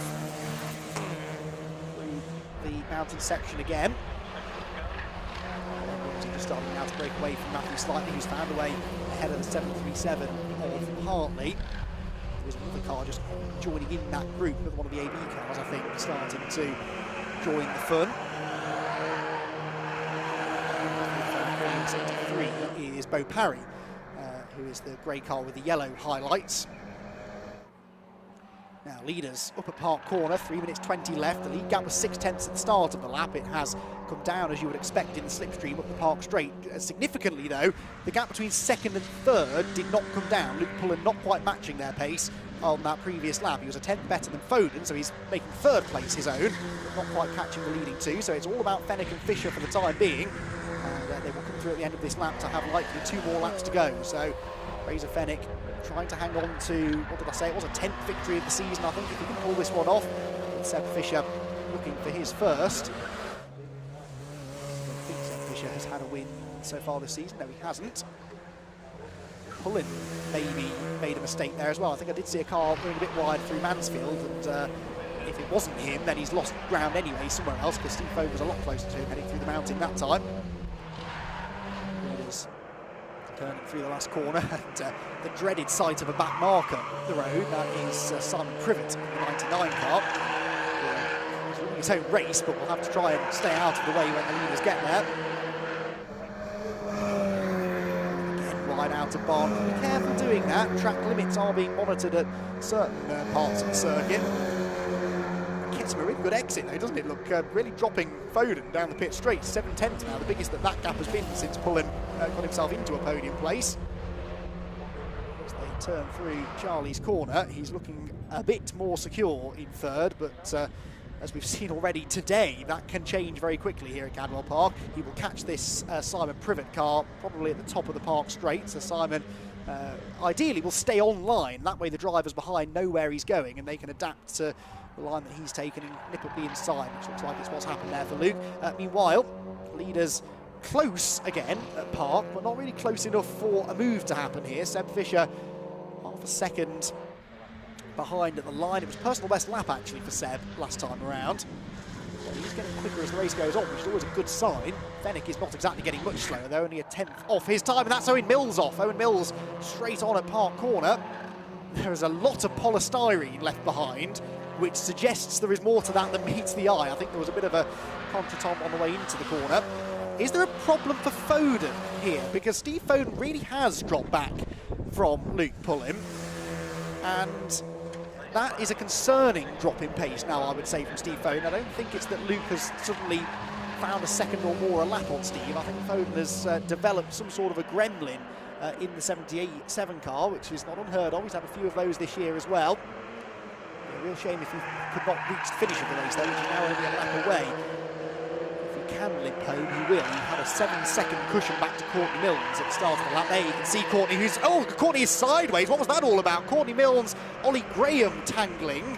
I think they were trying to get up the inside of Privet, weren't they, to put a lap on him, and Courtney got all out of shape coming off the corner. I don't know whether she was given a helping hand there by Brad Jones, but that was a close moment. Right, speaking of close moments, this is the closest I think that Seb Fisher has been at this part of the circuit for quite some time. We're on the final lap of the race, and this could well be his last opportunity to try and get the lead away from Fraser Fenwick. It's a tall order. He's a long way back really going into the braking zone, but he will close with the slipstream. Fenwick might feel the need to cover the inside. He doesn't, and Seb Fisher almost wants him to, really, weaving around behind, trying to distract the leader, force a mistake out of Fraser, but Fraser has shown on numerous occasions this season that he does not make that many mistakes, and indeed wasn't put off by that weaving around by Fisher.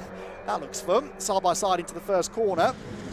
Just about keeping it clean, I reckon, but the leaders are down at Mansfield, and number 263 Fraser Fenwick winning races with casual regularity these days in the MX5 Championship. This one has not been casual though. He's not been able to relax. Even when he had a 1.2 second lead over Seb Fisher, he knew that if he let Seb get within a second or so again, the gap would come right down, and that is precisely what happened. So Seb Fisher has latched onto his tail over the last few laps, but just so few genuine overtaking opportunities around here, especially against someone of Fraser's calibre, that Seb hasn't really ever been able to show his nose properly to the leader. He comes out of the hairpin now towards the final corner, and win number 10 for the season then incoming for Fraser Fenwick. He will extend his championship lead with victory in race number 1 here at Cadwell Park for the BRSCC BRSCC Mazda MX-5 Championship. Another victory for AB Motorsport. Second goes the way of Seb Fisher, and Luke Pullen back on the podium as well with a really hard-fought third place. Now, speaking of hard-fought, this is the battle I think we saw going into the first corner a few moments ago, and they're going to continue battling right down to the last corner. Brad Jones has, I think, lost a place. I can't quite work out who it is. No, maybe not. That might be the back marker actually ahead. Let's count them through. Foden's come through fourth. Ollie Graham got past Courtney Milnes at the end there for fifth place, but Courtney still pretty happy with sixth. Then it's seventh for Jones, eighth for Nolla. So Michael Green dropped down to ninth place ahead of Owen Mills to round out the top 10, and Richard Wootton also a part of that fight in 11th place.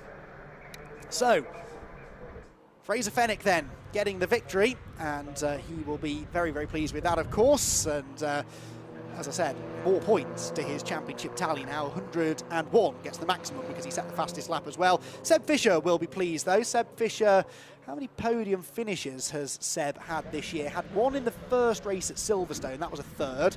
Had another third in the first race at Snetterton. Then went podiumless for the next couple of meetings. In fact, didn't race with us for the last couple of meetings. So yeah, 2 podiums so far this year for Seb, and he'll be really happy with a third one. And then Luke Pullen, likewise, who got his first podium at the end of last year and had another couple, I seem to recall, at Snetterton, did he not? Just double checking. Yes, had just the one podium in the end, race 3 at Snetterton for Pullen. And then began the series of races to forget, really. So nice to see him on the podium. The youngster third place in that race, behind Seb Fisher and Fraser Fenwick.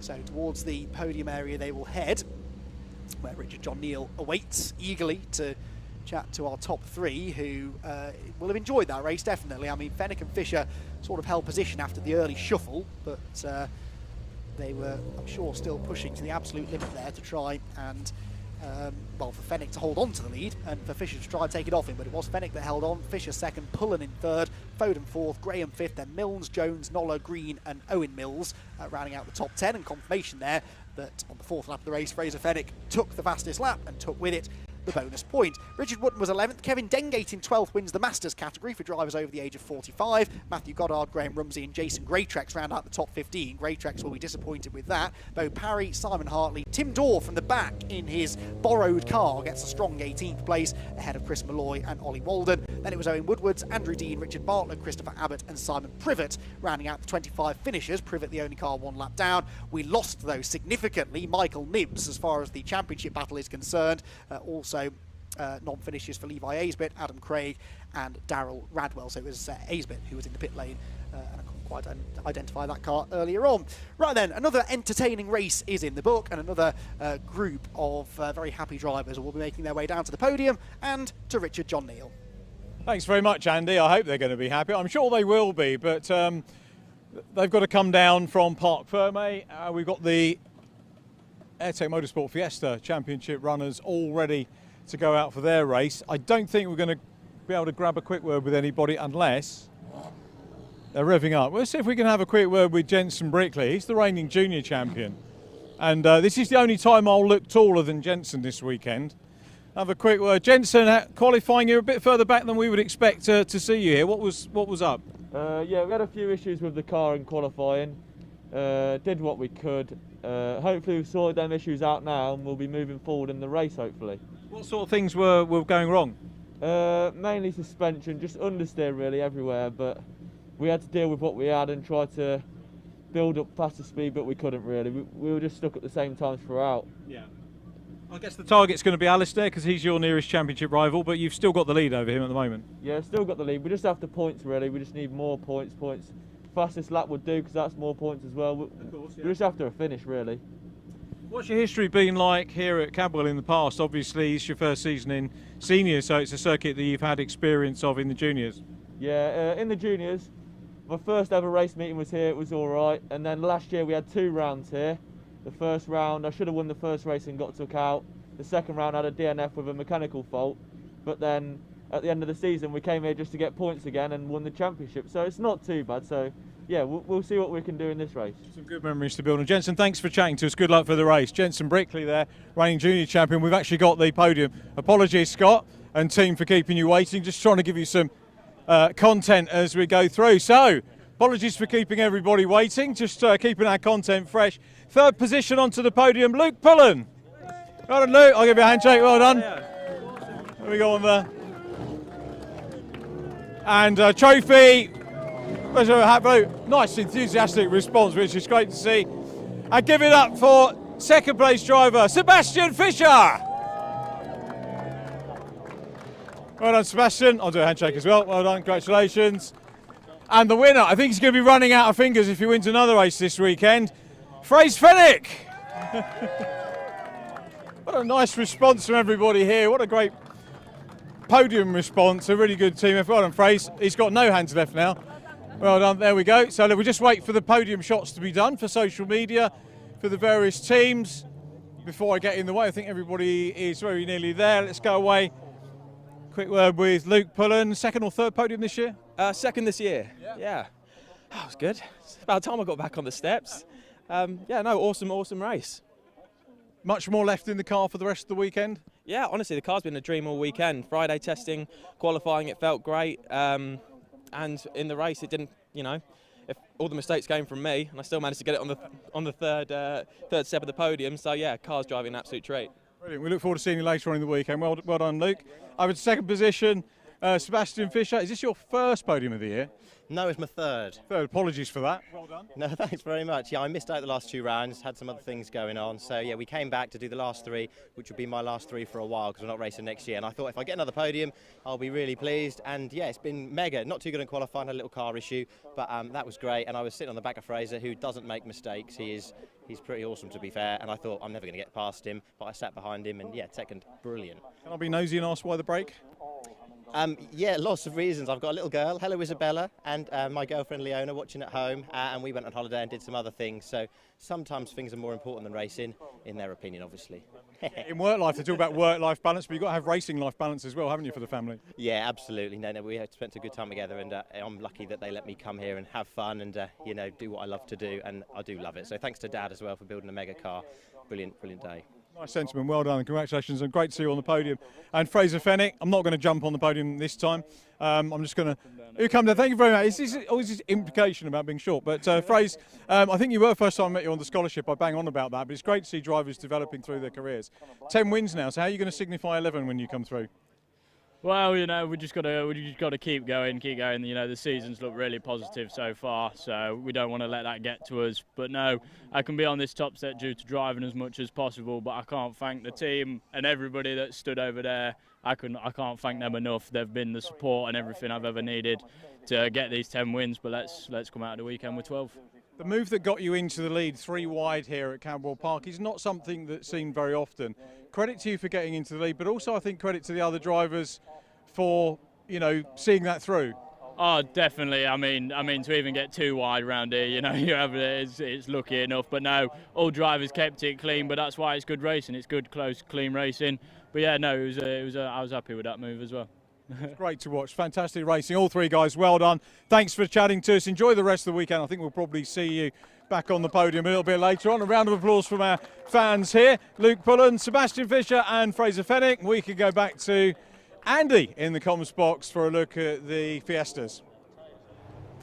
Yeah, thanks Richard. 3 happy drivers on the podium, and in another 20 minutes we'll have another 3 happy drivers on that podium. This time though from the Airtech Motorsport BRSCC Fiesta Championship. Zach Lucas has the pole position for this race with Rob Smith alongside him. Spencer Stevenson and Alistair Kellett share the second row ahead of Marlowe Cordell and Jensen Brickley together on row number 3. 4th row of the 19 car grid that we've got here. Simon Horrobin, former Fiesta champion, and Jamie Going in the Jam Sport prepared car. Jamie, the man behind the Jam Sport operation, who are running cars at 3 different events this weekend. They were telling me earlier on here, Brands Hatch and Donington Park, a busy weekend for them. Jamie flying the flag for them here in the Fiestas. John Cooper, confusingly not in a Mini, in a Fiesta, starts 9th on the grid ahead of Stuart Roberts, also on the 5th row. Marco Ricci and Caitlin May are together on row number 6 of the grid ahead of Connor Blackburn and Dylan Hotchin next in line. Now, they are all in ST240 cars, the newer shape Fiesta. The ST150s, though, are on this grid as well, with Thomas Davis and Nick Moore, the first 2 on the grid, ahead of Joseph Knight, Thomas Horton, Adam Burdis, and then Dylan Hotchin at the back, although it looks like we've got a couple of rows missing potentially, so I wonder if there has been an amended grid somewhere along the line, because we should have, in theory, cars on the 11th or 12th rows, so I'm not quite sure what's going on with the grid graphic, but we should have 19 of them, hopefully taking the start of this Airtech Motorsport BRSCC Fiesta Championship race. Green flag lap well underway already here at Cadwell, so they'll be coming around onto the grid to form up very shortly. And the championship, I should just have time to run you through. Pretty handy lead for Jensen Brickley, actually, but Jensen Brickley, again, not qualifying all that well. Jensen had lap times disallowed, I think, in qualifying for track limits, but will start only 6th on the grid. Alistair Kellett, who is his nearest rival in the championship, though, is some 36 points back. In fact, no, he's not. Excuse me. That is on overall points. He's 36 points back. But actually, this is where the drop score system really does come in handy. On drop scores, he's only 2 points behind Jensen Brickley. So, as much as I and many other commentators like to complain about drop scores, it does tighten things up sometimes if one driver's having a bad season or has a bad round in a season, or indeed has to miss a round altogether. At least it doesn't completely torpedo their championship campaign. That's what's happened with Alistair Kellett. He had a non-finish at Brands Hatch at the start of the year, and that has been reasonably consistent, but just not as strong, really, as Jensen Brickley, who's been able to take a number of podiums and race wins throughout the season. So what should be a 36-point deficit for Kellett actually becomes just a 2-point deficit, and those two are a long way ahead of anybody else. So it's really all about Brickley and Kellett.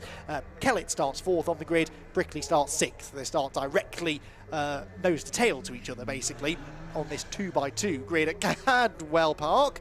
Marlo Cordell comes steaming in, almost like he thought it was a rolling start then, and only just screeched to a halt before he ran into the back of the Spencer Stevenson car ahead of him. Zach Lucas, who has the pole position for this race, has a good opportunity at getting a race victory here, you'd have to say. Zach Lucas winless so far in 2022. He is the 111 car. Alongside him, Rob Smith, though, the reigning champion, number 1, will be looking to try and beat him.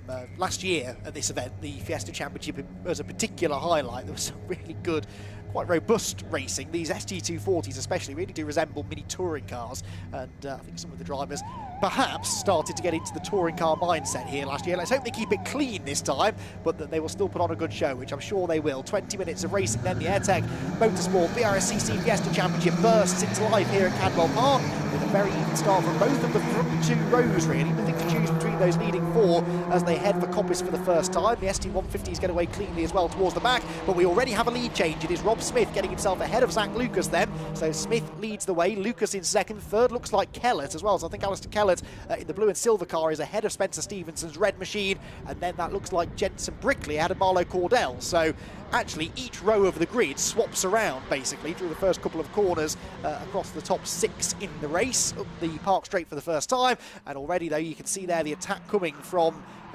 Zach Lucas as he tries to get the lead back. And now don't be alarmed by the hazard lights flashing under braking in these cars. It's a quirk of the ST240 in particular. The hazard lights are linked to the ABS, so anytime the drivers trigger the ABS under heavy braking, which is into basically every braking zone, the hazard lights come on. It's a road car feature to try and warn cars behind you that you're braking suddenly, but in a race, I guess if anything, it's just a distraction really, but by this point the driver's getting well used to it. See those flashing orange lights quite a lot of the braking into particularly Park Corner, and possibly down here at the bottom of the mountain where the leader is Rob Smith, 2nd is Zach Lucas, then again back to Kellett in 3rd, 4th Stevenson, 5th Brickley, 6th is Cordell over the top of the hill. 7th position for John Cooper, just ahead of Simon Horrobin in 8th, so that's been another change. In fact, Jamie Going is the one who's really lost out. He started 8th, and I think he's lost a couple of positions from where he started. Out of hairpin though, into the bar, right hand of their head. And top 2 just starting to make a little bit of headway maybe, with Kellett having got into 3rd ahead of Stevenson, not yet able to break away from them and go with the leading 2. So the top 2 covered by just under half a second, then 1.5 seconds further back to Kellett in 3rd. Stevenson, Brickley, Cordell, Cooper, Horrobin, Going and Robbins rounding out the top 10. The 150s led at the moment by Nick Moore, so that also saw a change with Nick Moore getting ahead of Thomas Davis. So almost every position changed on that opening lap. There were only 2 or 3 of them who are still in the same position that they started in.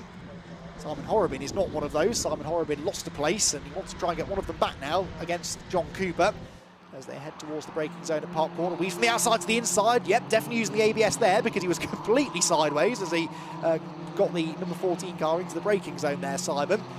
And almost lost control, but just managed to gather it together. He was trying to switch from the outside of the car ahead to the inside as braking whilst turning like that is not always a good idea. Jensen Brickley back behind Marlowe Cordell though, so Cordell did get the move made for 5th, and that drops Jensen Brickley, former Fiesta Junior front runner, down into 6th position. So along the bottom of the track they go, past the motorbike chicane, the bus stop chicane, and then into the mountain section again, past the cafe at the top with a big crowd of friends and family members watching on. Bits of bodywork going flying there in the background, not sure who they came off. The rest of them hop and skip their way through the ball beds. I mean, look at that, the rear suspension bouncing across the tarmac. A really spectacular shot, that great camera work to really show the cars changing direction through the ball bends. Down through a couple of tight, awkward corners at the hairpin and barn corner. Smith, fastest lap. No, it's not. Alistair Kellett, fastest lap, that's more like it. So Kellett, I said, was struggling to go with them, but he's closed right in actually on that lap. So 39.347, 8/10 quicker actually than Zach Lucas in 2nd place. So Kellett is coming and closing in on Lucas. Alistair Kellett was slower than Zach by quite a bit. Well, I say by quite a bit, not really by that much. He was 4th on the grid, but it was an incredibly tight qualifying session. The top 4 were covered by less than a 10th in the qualifying session before. So does sort of bode well for the race, doesn't it, that we're going to get lots of close action. And indeed, even drivers who weren't in that top 4 are proving to be very evenly matched here. Jensen Brickley and Marlowe Cordell not quite trading places this time into Park as they did a lap ago, but they are absolutely together, heading through the long right-hander at Chris Curve. Disappeared tantalisingly behind the bank and then burst back into sight over the top of the hill, down into this really tricky braking point at Mansfield. That camera does not do that slope justice. It's incredibly steep. I wouldn't fancy walking up it, put it that way, and really difficult to scrub the speed off that tricky left-hander at Mansfield. Back underneath the bridge towards the mountain sequence again. Now, what is going on at the front of the field? Is the lead gap coming down out of the window? I would suggest the answer is yes. It looks as though Zach Lucas is reacting here, responding to Alistair Kellett's pressure, and starting to get away from Alistair and close in on Rob Smith ahead. We've seen this with a lot of the races actually today, haven't we? The leader often makes a break in the early stages, but then gets reeled in through the middle third of the race. That's what we're heading into now, just past 1/4 race distance. And Rob Smith, initially sets the fastest lap, which is immediately bettered by Zach Lucas by a couple of tenths as well there. So Zach Lucas 2 tenths faster, 8 tenths is now the margin between the two of them. As we continue to focus on Marlowe Cordell and Jensen Brickley, but they're the leading gap, and you can see to the eye there it's definitely coming down. Kellett that time not quite as quick as either of them, so he is back to a 2nd now, adrift of Lucas. And Zach Lucas, the 111 car, making his way to the top of the hill, now starting to get a bit of a slipstream, and look, you can see how that closes him in on the reigning champion, Rob Smith, who fought right down to the last race of 2021 to take the title in the Fiesta Championship. It was a really great year last year, the ST240 class really taking off in 2021 and continuing to do so here into 22. We've got 13 of them out this weekend, plus then the 5 ST150s, which have now sort of become the junior class almost within this category, because of course the ST150 is also still in use in the Fiesta Junior Championship for the time being. With a couple of upgrades, you can take exactly the same car from the Junior Series and come and race it within the Fiesta Senior Championship, but without having to spend all that money on upgrading to an ST240. Say all that money, actually, it's a reasonably cost-effective way of going racing still. The amount of power you get out of these top-class Fiestas is, for bang for buck-wise, really, really good value.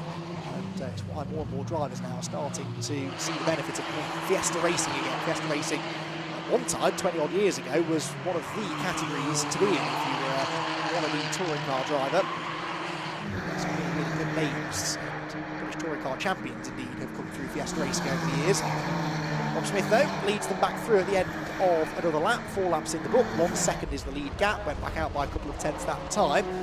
Just past my commentary position goes a sparking number 82 car. Thomas Horton.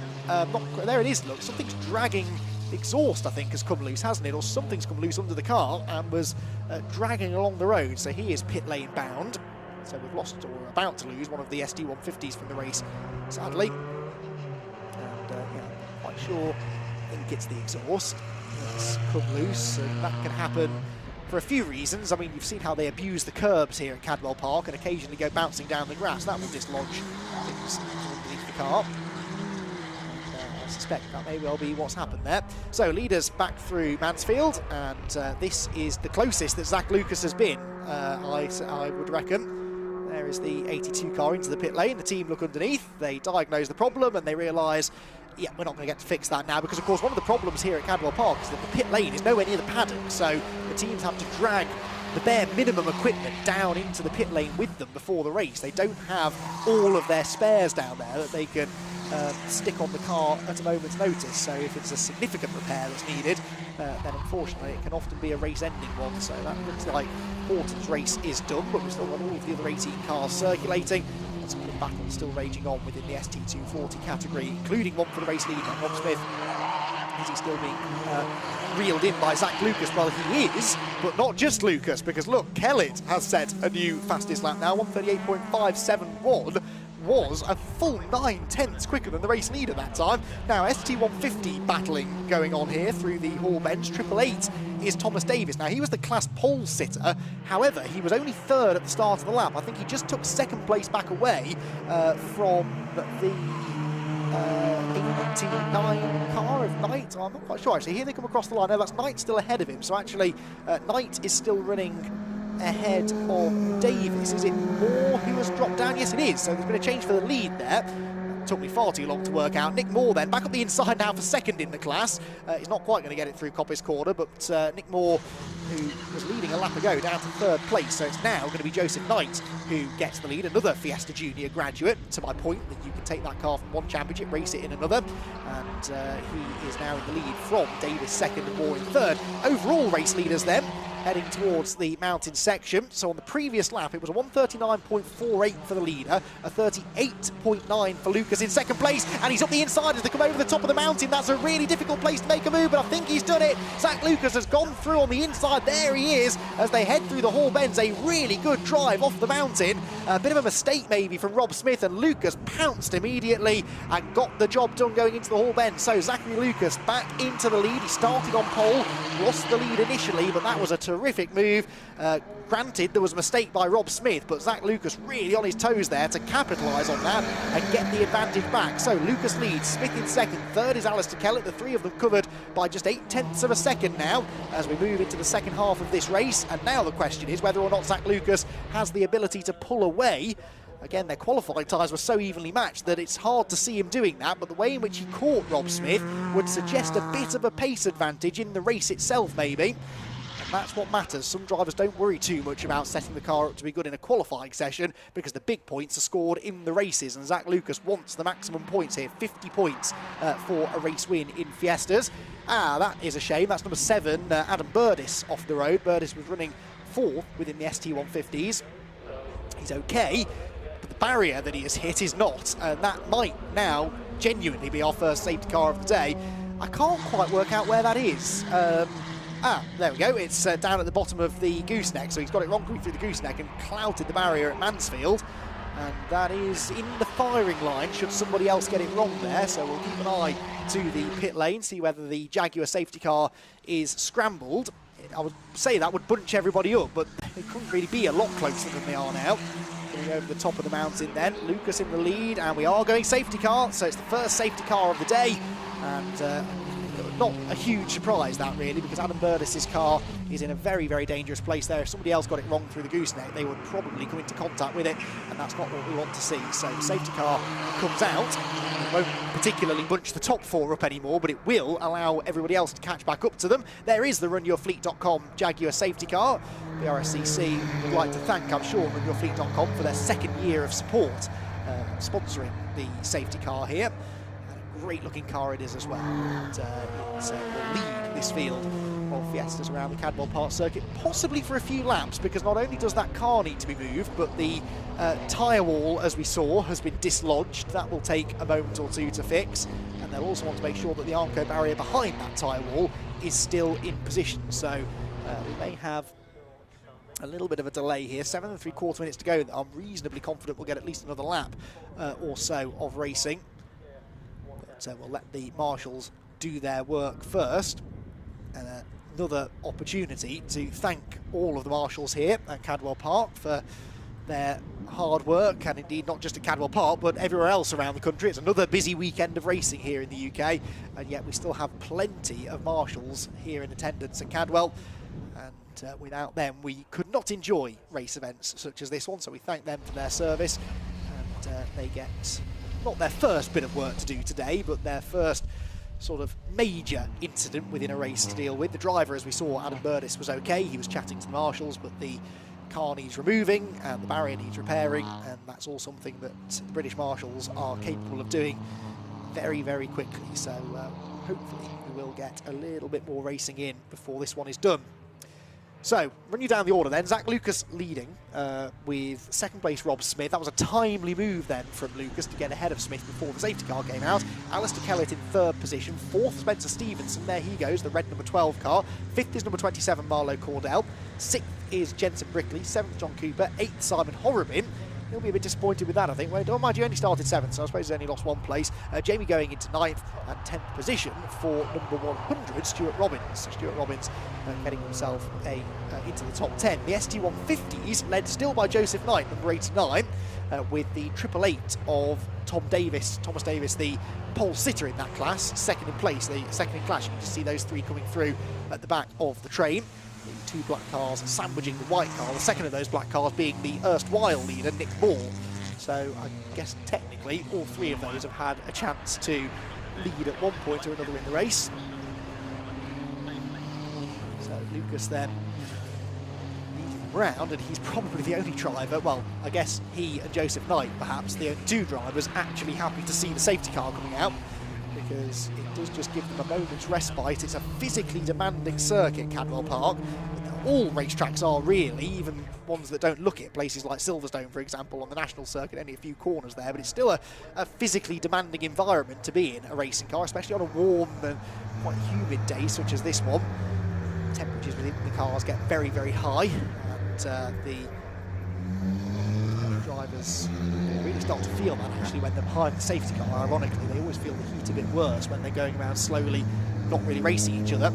But at Cadwell Park in particular, with the really intense rise and fall, the really intense changes of directions as well, everything about this track is very intense. You don't have any runoff area really in some parts of the circuit. It is so narrow, and yet it's not a slow track. It's a very, very quick circuit, and it is often referred to as Britain's answer to the Nürburgring, and you can really see why, because it is this narrow ribbon of tarmac just sort of draped over the Lincolnshire hillside, and the speed at which they attack it really is quite phenomenal actually. If you ever get the chance to come and watch some racing here at Cadwell Park, I cannot recommend that enough. A brilliant, brilliant place to go racing, really friendly group of people who run the circuit as well. Of course, it's one of the Motorsport Vision circuits these days, so the facilities are top-notch. Yet it sort of still retains that quirky little feel. It's not one of the big corporate racetracks. It's got a really unique feel to it, Cadwell Park, and certainly a place I really love coming to. The BRSCC over the last few years have made it one of their really big events actually, with the live stream coverage and some of their biggest championships racing here at Cadwell for the last couple of seasons, and they've yet to disappoint. They've always been really, really exciting race meetings. Hoping we'll be back here again in 2023. Lucas then leading the way. Now this championship fight between Jensen Brickley and Alistair Kellett, at the moment it's advantage Kellett still, isn't it? Kellett is running in third position, Brickley in 6th place. Now whilst we've got a moment behind the safety car, I might try and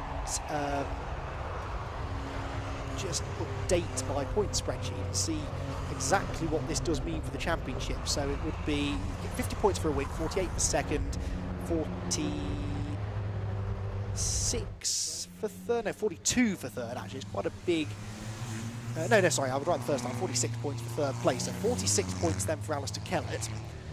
Then 44, 42, 40 for Jensen Brickley. So that would mean that, yes, at the moment we would have a championship lead change then. Alistair Kellett will move ahead of Jensen Brickley by 2 points. So he came into the race 2 points behind and will gain it by 2 at the end of this one, if things finish as they are now. But well, will we get another racing lap in? I don't know. If the lights haven't gone out on the safety car yet, then they're not going to go out at all, because we've got less than a safety car lap time left. They're lapping around the 3-minute mark, with 2.5 minutes to go. Did the safety car just pull into the pits? I don't think it did, no. So this is going to be the final lap, I reckon, unless they really pick up the pace, but I don't think that's going to happen. It looks as though there is still work going on down at Mansfield Corners. This could be, unfortunately, a safety car finish, although there, look, is the recovery truck. So they've got the car out of the way, and if they can get the message to the safety car driver, then they might be able to get it. See, there's the car, there are the circuit maintenance vehicles. They could set a quicker lap time now and get back around. The safety car is capable of lapping this place in 2 minutes, I'm pretty sure of that. So, or 2.5 maybe, which is what they had roughly when they came across the line, but it's not a particularly speedy run out of Charlie's, is it? So, I'm not holding my breath here at the chances of there being another lap of racing. We shall see. Fingers crossed, though. It'd be nice to get a proper finish to this race, wouldn't it? Lucas, I'm sure, does not agree with me, but Rob Smith and Alistair Kellett will, because they know that if we don't go racing again, they've lost their chance to get the lead back. Park corner now. I don't think we're quite going to get back in time, are we? Still just 1.25 minutes or so, 1 minute and 10 seconds to go in the race, and it probably takes about 1 minute at racing speeds to get back from this part of the track. There goes the last car in the train, that's number 22, Moore. Down through the gooseneck, Spencer Stevenson looking like he's going to notch up a 4th place finish here, but there was great work by the marshals. In fairness, they got the barrier repaired, didn't they, as well? I wonder whether they might maybe leave that until after the race, but no, they've got the barrier sorted. Are we going to get back around in time? 30 seconds left. It's going to be touch and go. I think we're probably just pushing it a little bit. The safety car has picked up the pace a bit, but of course Zach Lucas is in no rush to get to the line, because he might not know exactly how long's left in the race, but if he does, he will try and time this. It doesn't matter whether the safety car gets back to the pit lane in time, it's whether or not Lucas gets to the line before the time ticks down to 0, and I don't think that's going to happen. 10 seconds left. No, he's not going to get there, so Zach Lucas actually playing this quite cleverly. If he'd have stuck on the tail of the safety car, he might have got to the line in time, but that's not going to happen. The safety car comes out of the last corner. The time has now ticked down to 0, and unless they're going to add some time onto the race, I think it's going to be checkered flag this time around. They'll accelerate to the line anyway, so that they can take the finish at speed. Do we have a checkered flag waiting for them? Across the line they go. It's a green flag, but there was no time left. I don't know what's going on. Anyway, we're racing, I can tell you that much. They've obviously decided to give them an extra lap, but that is not the news that Zach Lucas wanted at all. So Lucas carries on at speed. The rest of them caught on the hop a little bit by that maybe, because Zach Lucas has built up a nice little lead over Rob Smith second. Kellett in 3rd place, under pressure though from Spencer Stevenson, who I think was flashing the headlights at him then as they came up the Park straight. So 3rd place is the battle to watch for then. The leading 2 head through Park. Still Kellett in 3rd though, Spencer Stevenson in 4th. No move made into Park corner there. So obviously a decision taken there to give them a lap of racing at the end, which is good news for us. That's what we wanted to see. But Zach Lucas probably thought that he'd played that absolute to perfection there. As it is, he's got to hang on for one more tour around the Cadwell Park circuit. Drops down into Mansfield, hopping through there with the left rear wheel in true Fiesta fashion, bouncing in the air. As of yet, no moves being made, no positions changing, so it looks like at the moment this last lap isn't going to make a huge amount of difference. Alistair Kellett Zach Lucas has just absolutely gone, hasn't he? Disappearing up the road from the rest of them behind. The curbs, well, really over the curbs there. You can see him working away, wrestling at the wheel as he heads through the Hall Bends. and into the hairpin for the final time then. So, a lap later than planned, Zach Lucas is going to come out of the final corner, and he is going to claim the first victory of the weekend here in the Airtech Motorsport BRSCC Fiesta Championship. Victory at Cadwell Park for Zach Lucas, second Rob Smith, third Alistair Kellett, and Spencer Stevenson comes home in fourth, ahead of Marlo Cordell, Jensen Brickley, John Cooper, Simon Horrobin, Jamie Going, and Stuart Robbins. So they all do finish. In fact, no, they don't all finish in the same order they started that lap, because Dylan Hopchin did get ahead of Robbins for 10th position at the flag. The ST150 win just there goes to Joseph Knight, and again we had a change for second in that class on the final lap then. So a change for second with the number 22 car of Nick Moore getting back into second place where he started, and third position going to Tom Davis. So Thomas Davis, when he started on pole, slipping down to third there at the flag. So the good news, I guess, about getting that car cleared out of the way during the race is that we shouldn't now have a particularly long delay before we get the next race underway. We've still got another 2 races to come here at Cadwell. The Mazda MX-5 Clubman Championship will be out next, and then more Ford action, the modified Ford series, to round out our day of racing here on Saturday, which is only part 1 of the weekend. We've got a full day tomorrow, no qualifying sessions, racing all the way from 9 in the morning till just after 6 in the afternoon. So a busy, busy day at Cadwell tomorrow with all of the championships you've seen racing today, with the exception of the Clubman Championship, who only race on the Saturday. And we're also joined tomorrow by the Nankang Tyre BRSCC CityCars Cup. So really good day tomorrow, also fitting in some extra rounds that have been replaced from earlier in the season for both CityCars Cup and Fiesta Juniors. Fiesta Seniors, though, won by Zach Lucas, second for Rob Smith, third Alistair Kellett, fourth for Spencer Stevenson, and Marlo Cordell rounds out the top 5 ahead of Jensen Brickley, who loses the championship lead there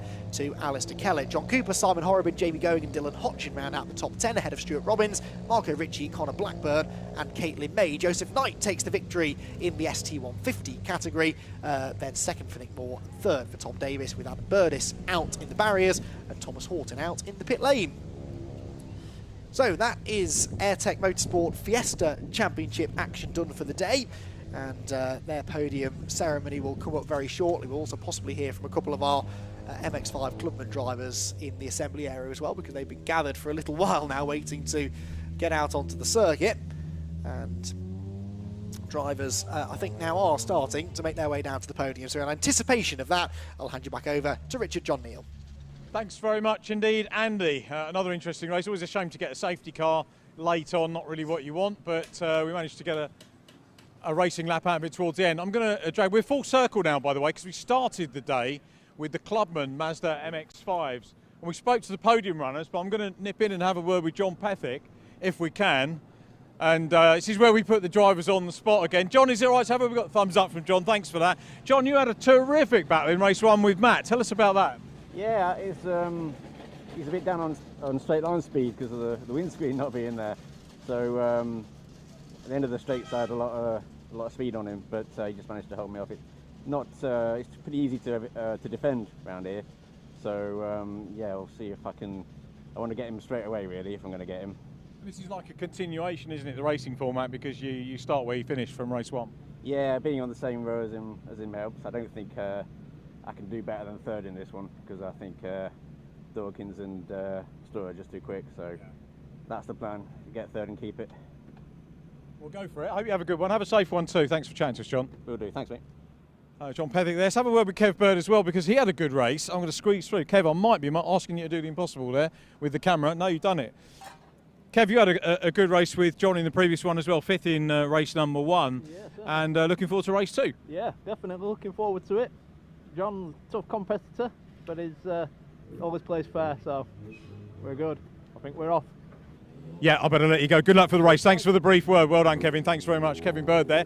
And timing works really well, because we can head over to our Fiesta podium. So walk this way. And no, I don't do the funny walk with the joke to do that one. We have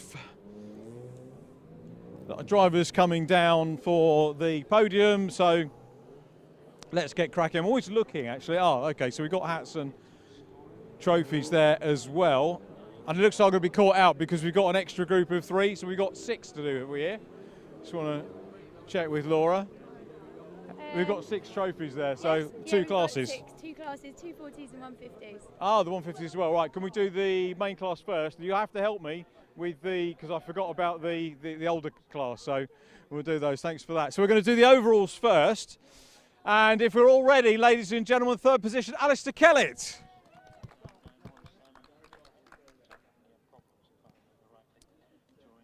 Well done, Alistair. Fastest lap as well, by the way. And second position, Rob Smith. Well done to Rob.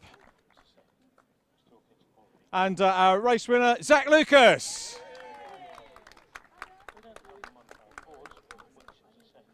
Right, we're going to do a quick word because we need to do the outgoing class as well. So let's go and grab a quick word with Alistair. Well done. So third and fastest lap, extra points for that. Good race. Great race, yeah. Got ahead of Spencer at the start. I was saying to Rob, I sort of got in behind him and pushed him at the start. Keep going. So get in behind him. Spencer was all over me at the start, but once I cleared them, I caught them back up and got fastest lap as well. Happy enough to sit in third, to be honest, and just finishing third. I've seen Jensen back a few places, so keep it at that now for the weekend and be happy. 2-point gap between you two on drop scores, so close. Something like that, yeah. So I just need to keep finishing ahead of him. So we'll plug away and see what happens. Great stuff. We'll see you later on in the weekend. Alistair Kellett in second position, third position, second position, reigning champion Rob Smith. Good to see you, Rob. Safety car was just 1 lap too late, wasn't it? Yeah. If that had come out a lap early, I'd have been standing there. Bit of a mistake. Just put a wheel on the grass, and he was up the inside. So I was gunning to get him back, but the safety car came out, and that was it. You can renew battle later on. Yeah, looking forward. 2 races tomorrow.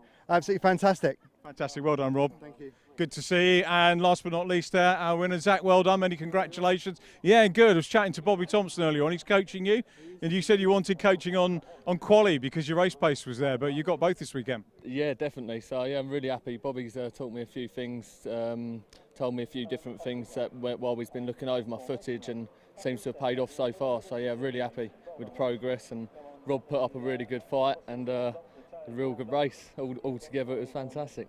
Congratulations on that win. I know you've had class wins and that here before, so well done. Really good to see you. Well done. Look forward to tomorrow. Brilliant. Well done. So the 150 class, third position. Tom Davis, third position in the 150s. Well done, Tom. Congratulations, Tom. Well done. Good to see you. And second position, Nick Moore. Nick Moore, second position. Congratulations, Nick. And our winner, Joseph Knight, our winner. Well done, Joseph.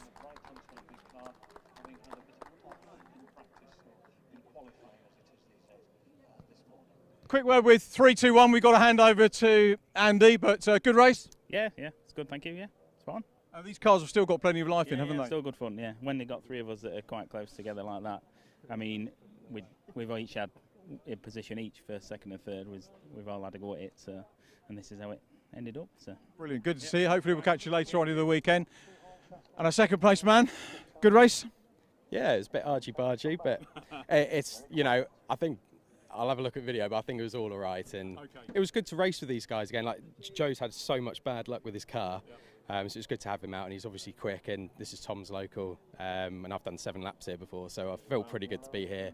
But yeah, it was good. Yeah, it was good fun. Looking forward to 2 tomorrow. We look forward to that too. Congratulations, second position. Very quick word with Joseph because we've got to go for a grid. Well done, and you must be very happy. Yeah, very happy considering obviously we had the DNF in quali and wasn't able to get testing yesterday. So yeah, very good to come in with a win. Many congratulations. We'll see you for the rest of the weekend. Joseph Knight, our winner there. Back to Andy, who will give us the grid for the Mazda Clubmans. Thanks, Richard. Yeah, cars already making their way around on the green flag lap then for our second and final race of the weekend for the Mazda MX-5 Clubman Championship. Remember, they had our first race of the day, seems like quite a long time ago now, a race that was won by Chris Dawkins with Harry Storer second and Matthew Fletcher in third, and that therefore is how they line up on the grid for race number 2 with John Pethick sharing that second row with Matthew Fletcher. Kevin Bird and Kevin Dengate were latched together for most of that first race, and they will start together again in race number 2 from the third row of the grid, and row 4 shared by Neil Chisnall and Charles Boniface. They're just towards the back of the top 10. the order in which they finished that earlier race as well. Row 5 for Matthew Goddard and Graham Rumsey, a pair of drivers who are also out in the MX5 Championship races this weekend. Michael Pearce and Del Pace share the 6th row of the grid, and it's row number 7 where we find the championship leader Declan McDonald. Disappointing 13th place finish for him previously in race 1, but that does become one of his drop scores, so he's still 10 points ahead of Harry Storer coming into this race. He's got Aaron DeNapola alongside him, Aaron coming from the back of the grid in the race earlier on. Then it's Robert Greensmith and Tim Storer on row number 8. Row 9, Jamie Turner and Will Bream, and the 10th row of the grid is going to be shared by Chris Thelwell and Andrew Dean. Then towards the very back, Peter Williams and Chris Whitmore, Jason Aisbert and Tom Cannon, with Simon Privet at the very back of the grid. There was a penalty given after that first race, by the way, to Will Bream. 2-second penalty and 3 points on his licence for causing a collision. So it wasn't all harmonious fun in race 1. There was a little bit of argy-bargy out on track. Let's hope that they keep it nice and clean in this second race of the weekend. The 5-second board I can see is being shown, so the race is about to start. And it is going to be another 15 minutes of frenetic action here at Cadwell Park. Perfect timing there with the grid graphic, because the lights go out and away we go. And it's a good start made this time by Harry Storer, the reigning champion, away well. Neil Chisnell is not away well from the 3rd row of the grid. In fact, he's got a problem. Neil Chisnell cruising towards the first corner as they go either side of him. They did well there to avoid him. Dawkins and Storer into each other. Contact there, and Dawkins on the grass. That nearly ended in tears, and through it all comes... Who's that? John Pethick into 2nd place? I think it might be. Dawkins sort of gathers himself together in 3rd as they make their way out onto the Park Straight for the first time. But it's Harry Storer who had the best of the starts there. And then there was a bit of squeezing going on through the first corner, which almost ended in cars pointing the wrong way. But Storer leads them over the top of the hill. Pethick up the inside. Around the outside goes Dawkins. He's late on the brakes. He's trying to force his way back in line there. I think he probably got through into 2nd place as a result, though. There goes Aaron DeNapola in the Misty Racing car. Who really did a great job after a mechanical issue took him out of qualifying earlier on to come from the back to, where did I say he started this one? DeNapola 14th in race 1. Already now trying to get himself into the top 10 in the early stages of race 2. So, down into the gooseneck, and there's more contact there. That was a bit tight on the way into the corner. Kevin Bird, I think, was the white and orange car who slipped down a couple of positions from where he started, tangling maybe with Matthew Goddard as they dropped into Mansfield Corner. Again, somehow they're all still there on the other side. So Storer lead, Dawkins 2nd. He did get ahead of Pethick then, who is 3rd. 4th place is Matthew Fletcher. 5th position for Dengate, and there's carnage further back. Graham Rumsey has gone round. Rob Greensmith, among others, having to take to the grass there to avoid him as they went up the mountain.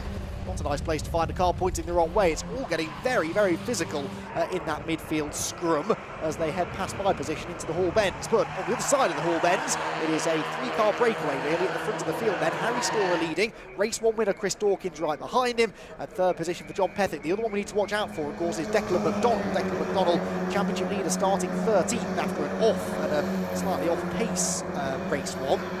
Where is he at the end of lap 1? He's 10th, so he did survive all of that, thankfully, running in 10th position. But Harry Storer set to take more points out of him then at the head of the field. Well, not at the head of the field, because it's Chris Dawkins who's gone through now. So Dawkins has drafted past him down the pit straight. And Chris Dawkins now trying to set sail. He won the race earlier on by 2 3/4 seconds over Harry Storer. Storer said on the podium that he just couldn't quite go after Dawkins in that one. And he will want to make sure that he does so this time around. Sitting in the slipstream. Just jinx to the inside there, more to try and distract Dawkins than anything else. Here they all go at the top of the hill. Bird there in 6th, 7th for Michael Pearce, 8th Goddard, 9th Charles Boniface, and 10th place for McDonald. Chisnell is in the pit lane. Now that's interesting, they're sending him back on his way. That seemed to be a pretty fundamental issue, didn't it really, when he was slow at the start, but has now managed to pick up the pace again. There goes Rob Greensmith, meanwhile, looking at the inside of Tim Storer, I think that is. So Greensmith, the teammate to Chris Dawkins, and of course Tim Storer, father I believe of Harry, and teammate there of his as well, doing battle down into Mansfield. And it's Tim who manages to stay in front. 264 just behind them is Will Bream, who got that penalty in the earlier race. And trying to slip up the inside of him now is Jamie Turner in the green number 9 car. Through the Hall Bends. The heavy windscreenless car of Matthew Fletcher still running well in fourth. He can't be aerodynamically working all that well, but is still pushing on in 4th position. There, the Storer and Greensmith battle. Rob Greensmith, brother of Johnny Greensmith, who was a multiple Mazda MX-5 champion a number of years ago.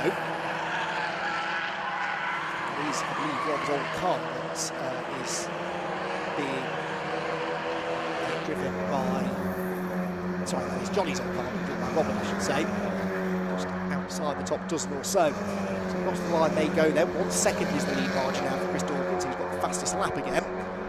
Scorer a second, who's then also a second. It's exactly the same distance actually back to Pethick behind. On the inside of Greensmith goes Jamie Turner, place gained at the first corner. Jamie Turner then up into 14th place as a result of that move. See whether or not Greensmith can get back to him up the hill. Kevin Dengate drafting past Matthew Fletcher, who now perhaps is starting to feel the aerodynamic deficit of that car going up the hill, with Dengate just slipstreaming pretty easily past him up the hill. But the fact that that number 21 car is still alive is a miracle. He's trying to come back at him actually into the gooseneck, but that was an optimistic little half look at the inside more than anything. Got down into the braking zone at Mansfield. Kevin Bird, the white and orange striped car behind them. Going out over that exit curve, down through the dip, bottom part of the circuit, and we're already nearly a third of the way into this race then, with 5 of the 15 minutes gone. There go the leading 3, pretty well spaced out. The battle really is the one for 4th, isn't it? Dengate from Fletcher from Bird. And we get back to Pierce, the green 70 car in behind them. Who's been caught, I would argue, by the number 18 of Matthew Goddard, so that gap just moving down slightly. Leaders suddenly seem close together there, don't they? Harry Storer right back on the rear bumper of Dawkins. So it's another race where the leader initially looks like they're getting away, and then suddenly, middle part of the race, the driver in second place seems to walk to the challenge, and Harry Storer really weaving around now, putting the pressure on Chris Dawkins. I think it's one of those circuits though where you learn a lot from following another quick driver. So if Harry Storer, you know, in the first part of the race when he was in the lead, he was setting the pace. Dawkins obviously felt that he could go quicker, got past him and started to pull away, but Storer has learned now from watching what Dawkins is doing, following his lines, and has been able to reel him back in again, although drops back slightly through Charlie's there. Through the dip, back up the other side. There's Kevin Dengate now into 4th place. He was 1.7 seconds behind John Pethick in 3rd, who's not a million miles away from the leaders, so Dengate 1.7 seconds basically off the lead battle.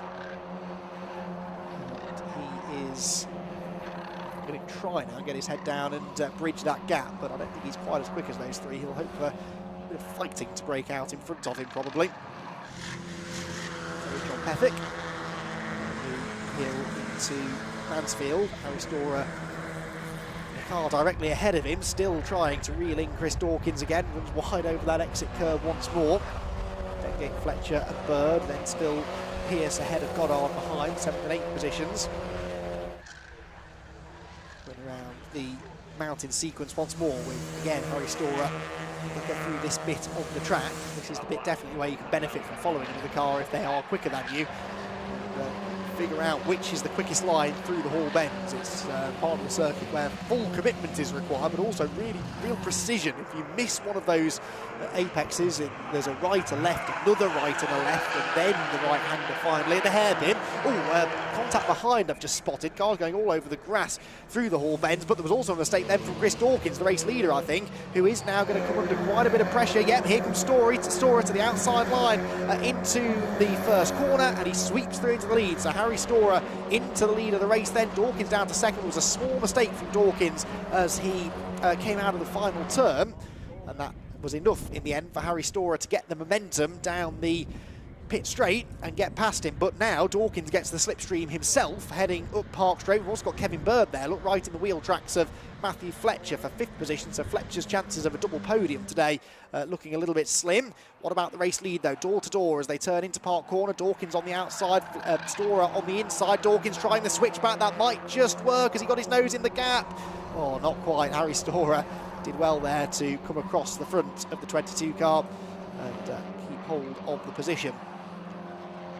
Through the gooseneck then, down the hill, go for it racing driver just ahead of Chris Dawkins, who bounces over the grass. That was something you wouldn't want to do on a wet and rainy day here at Cadwell Park. Thankfully the grass is dry, and despite it being a bumpy ride down the hill, there's no real risk of losing control. That was Tim Storer, I think, pointing the wrong way, recovering from a spin anyway at the exit of Charlie's, it looked like.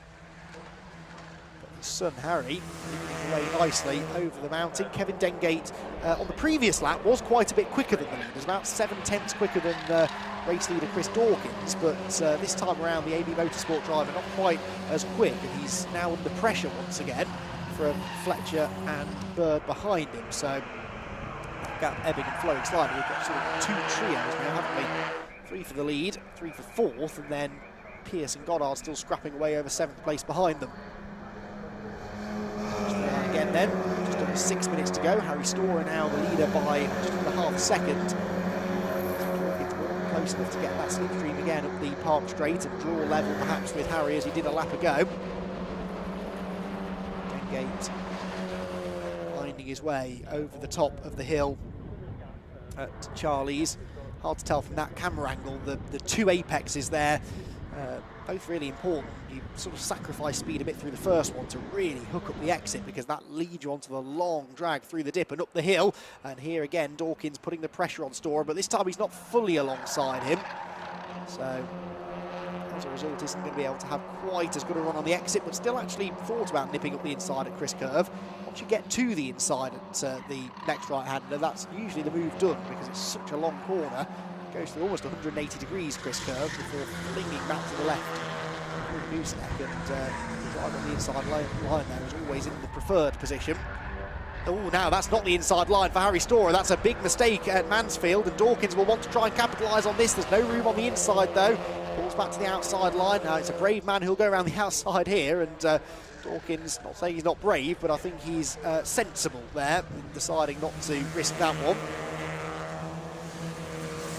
They go still with Storer in front, but MX5 racing, no matter what track it is we're racing at, it's very, very difficult to break away in the lead, and Storer discovering that for himself now. Although as the reigning champion, he's already well aware of how tight Mazda MX5 racing can be. Kevin Dengate at the start of the lap was 2.1 seconds behind John Pethick, dropped nearly a second on him last time around, but Dengate in full position now. Still caught again on this lap, yeah, 1.4 seconds now to the lead group.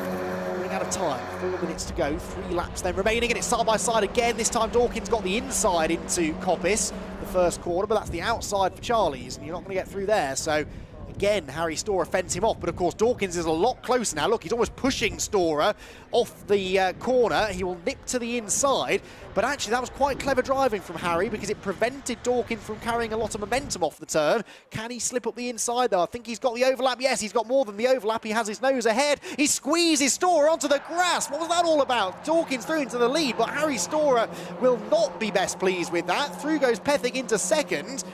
Wow, that was close to disaster there, and Harry Storer now with the red mist well and truly descending, nips straight back up the inside of Pethick, gets second place back, and if he ever catches Dawkins again, I think Chris Dawkins may live to regret that little squeeze. That was very, very tight indeed. I mean, in fairness, they've been squeezing each other all race, so I guess that perhaps Chris felt that one was owed, but almost ended with Harry Storer going straight on at Park Corner. So Storer then back down to second, Dawkins back into the lead, and I don't think we've seen the end of this battle just yet. Harry Storer, it's amazing how much more quickly an angry driver can drive than a calm and settled one, and Harry Storer is driving with some real anger now as he hurls the car through the hall bends. There's Kevin Dengate meanwhile, almost on the tail now of John Pethick for third. Dawkins back into the lead then, Storer trying to get back onto terms with him. Is he close enough across the line to have another go into turn one, I wonder? It's going to be close, isn't it? I don't think he's quite going to get alongside. Kevin Bird, big sideways moment in the background there. 2.25 minutes to go. 2 laps remain then in this final MX5 Clubman Championship race of the weekend. And Harry Storer is... You can see what's coming. He's going to get the run off Charlie's, and he's going to be alongside the leader by the time they get to Park Corner. So the leader is where we need to be looking, really, because they are going to be together, I think, by the time we next see them. That is Pethick in third with Dengate in fourth. And then 5th position still for Fletcher, although he's getting away now from Kevin Bird after a couple of sideways moments for the number 59 car. Over the hill, here we go. Storer looking to the inside. Actually didn't get as close as I thought he would there. So Dawkins, with a really good run off Charlie's, must have gapped Harry Storer by quite some bit. We do have some side-by-side racing further back, though. That's Aaron De Napola up the inside of Michael Pierce. That is a change for 8th position. In fact, DeNapola. Sorry, no, Charles Boniface, excuse me, it's the other Misty Racing driver, that was confusing me. Aaron DeNapola is down in 12th position, a few seconds further behind them. There go the leaders, there go the two cars fighting over 3rd position, heading through Mansfield, and then Fletcher and Bird behind. Loneliest man in the race, really. Matthew Goddard in 7th, and Boniface in 8th position, Pierce 9th, and Declan McDonald rounding out the top 10. So McDonald's still only running in 10th position then, as it stands. And 10th position for McDonald, not going to yield a huge amount of points, unfortunately. 82 points, I think, if you would be scoring now, with Harry Storer in 2nd place at the moment, scoring 98. So the gap would now start to come down. It would be just 6 points between them as it stands, because this would again become another drop for McDonald. He's starting to run out of good results to win back, if you like. Loads of podium finishes through the year, and then you suddenly start getting bad results. It doesn't affect you too much because you start earning back the podium results that you were dropping previously. But he's now had a few bad races as Declan. He's now starting to have to count back some of the lower scores that he was previously dropping. At least there are only 2 races per weekend in Clubman Championship, so if you get to a track where you're not really that comfortable or things aren't quite flowing as you'd hope, at least it's only 2 races that it affects in your championship campaign.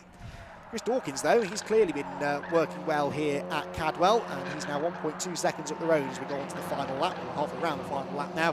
Harry Storer in 2nd, Pethick 3rd, Dengate 4th still, and Fletcher and Bird 5th and 6th. No change there, no change really imminent there either. I think they're all pretty well matched now. Take a mistake from one of those drivers for a position to change. Pethick has shaken off Dengate over the first part of this lap. Has Dawkins shaken off Harry Storer, though? Storer is not 1.2 seconds back as they go to the mountain this time. In fact, I'd say he's halved that gap over the first half of the lap, but limited places at which he can launch an attack. Look at that, he's right with Dawkins, actually, as they come over the mountain. So a good final lap this from Storer. If nothing else, it might get him the fastest lap back, which would, of course, be worth an extra championship point. Would put him a point closer, then, to Declan McDonald. But right now, I don't think he's thinking about that. I think he wants to try and challenge Dawkins for the win if he can. One last chance to try and do it, either into or out of Barn Corner. He probably needed another lap, I think. Chris Dawkins comes off the last turn, gets the exit right. It will be a bit of a drag race to the line, but Chris Dawkins is going to do the double here in the Mazda MX-5 Clubman Championship. Another victory at Cadwell Park for Dawkins, but he wins it by only a quarter of a second, and in the end, holds on to the fastest lap as well. Harry Storer not quite able to beat that on that final lap. John Pethick in 3rd, Kevin Dengate 4th, Matthew Fletcher 5th from Kevin Bird, Charles Boniface with Matthew Goddard, Michael Pierce and Declan McDonald rounding out the top 10. So I reckon McDonald is now only 6 points ahead of Harry Storer. So 2nd place for Storer, not the win that he would have hoped, but from a championship perspective, still a really, really good result. And it tightens things up nicely now with just 4 races to go in the championship. 2 at Donington Park in about 4 weeks' time. And then the final 2 in the middle of October at the Snetterton 300 circuit. So Chris Dawkins with the win then. I'll be interested to get his take, and indeed Harry Storer's take, on the little bits of door-to-door contact they had, because I think they were both giving as good as they got, and it was getting pretty robust at times in their battle for the lead, but Dawkins prevailed in the end, lost the lead mid-race, got it back again, and then was able to take the win in the end by only a quarter of a second. Had the race been a lap longer, then Harry Storer might just have been able to steal it back again, but it wasn't, and he didn't. And Dawkins takes the double victory, with Chris was a long way back in the points, which is why we're only really focusing on McDonald and Storer as the championship protagonists. Intrigued to know as well what's going on with Declan McDonald this time, because obviously he did have an off in the earlier race, but he not qualified particularly well for that one anyway. So Declan, very, very good driver normally, and just seemed to be struggling a little bit here at Cadwell Park. So towards the Parc Fermé area they go, and let's confirm for you the results, with Chris Dawkins taking the overall win and the Masters class win as well, with Harry Storer in 2nd, Pethick in 3rd, Kevin Dengate was 4th, another one of the Masters drivers, and Matthew Fletcher in 5th ahead of Kevin Bird, Charles Boniface, Matthew Goddard, Michael Pierce and Declan McDonald in 10th position. 11th for Del Pace ahead of Rob Greensmith, Aaron DeNapola, Jamie Turner and Will Bream. Then it's Graham Rumsey, Andrew Dean, Chris Thelwell, Neil Chisnall and Peter Williams to round out the top 20. First place then went to Tom Cannon, ahead of Chris Whitmore, Tim Storer, Jason Aisbert and Simon Privett. So all 25 starters finishing, and in fact we didn't have a single retirement all day from Clubman, so they may be some of the less experienced MX-5 drivers on the package, but they've demonstrated a really high driving standard, and no retirements across either of the races is very impressive indeed. Right then, we are going to hear from our podium finishers very shortly, so let's head down to Richard. Thanks very much indeed, Andy. Another great race from the Mazda. That concludes the Clubmans for the day, and they'll be coming down from Parc Ferme. But we are down in the modified Ford paddock. We've got 2 races for the modified Fords this weekend. The grids have a different look. If you joined us for our live stream Snetterton last time we saw these cars, you'll notice the grid has a slightly different look. I was going to see if we could grab one of the drivers. I might go and see if we can have a quick word with Graham Waite, because I've known this guy racing for absolutely years and years and years. Are we all right to just say a quick hello to Graham? Hi Graham, nice to have a Flying Scotsman down. Well, I wouldn't know about the Flying Scotsman, but certainly one at the front. My son. That's your boy, isn't it? I was just saying, I've been watching you. I used to watch you race in the Hillman Imp in the hot rod days, and car racing is something that's never left you. No, definitely not. It's just the age is beating me now. But you still enjoy it? Oh yeah. Tell us a bit about the car. Sorry? Tell us a little bit about the car. 4-wheel drive. It's got 550, 560 horsepower. So pretty much that's it. We have 6-speed dog box, and the rest is just normal. I think the car served you well. Is this the one you raced in the Scottish Sports and Saloons over the years as well? Yes, right, that's it. I've had it since, unfortunately, since Princess Diane died. Oh wow. So that's how old it is. Well, it's great to see you and your son down here racing. Wish you well for the race. Have a good one. Thanks, Graham. Thank you very much. Graham Waite there. They're going out now, so we call that about right. I'm going to clear these cars over to this part here. We've got our podium runners for the Mazdas here already. I'll go round the back just for safety. Looking as we do.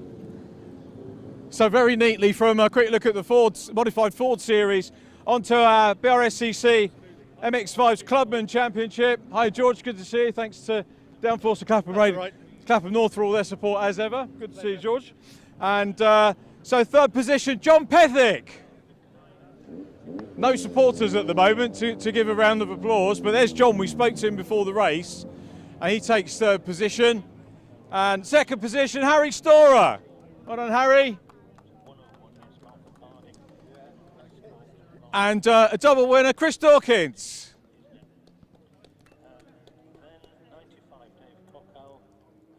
Now the modifieds are going to be fairly quick on their outlap, so I'll try and do these as quickly as I can. And we'll nip over to, sorry Scott, sorry Katie, to John. We spoke just before the race, and podium, well done. Yeah, that's what I told you, isn't it? Yeah. Yeah, got ahead of both of them at one point, yeah, but they were just too quick for me. Every time I got ahead of them, they were straight past me. And yeah, I was just worried about keeping the top 3 for most of it. Yeah. A cracking start, and that got you there, and there or thereabouts. Yeah, the start was good enough to get me third, and yeah, then I just watched these two go at it, really.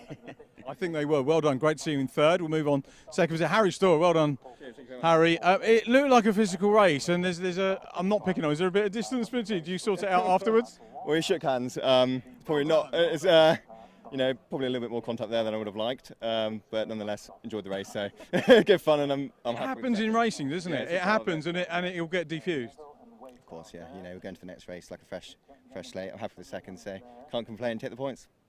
Cracking race, well done. Thanks for entertaining us today, and Chris as well. So you go back to Kent with two victories. Yes, we do. That was I went over the mountain, 4 or 5 laps in, and as I landed, something on the front moved, and going into the right hander, and I was off on the grass. And then he's right. It's the desperation. You think no, and then I did it again, coming onto the straight, and then he just so annoyed. But it was great race, and he's just damn quick. And it was just, yeah, it was closer than you like sometimes. None of it was all malicious. It was just this a desperation. I'll get through.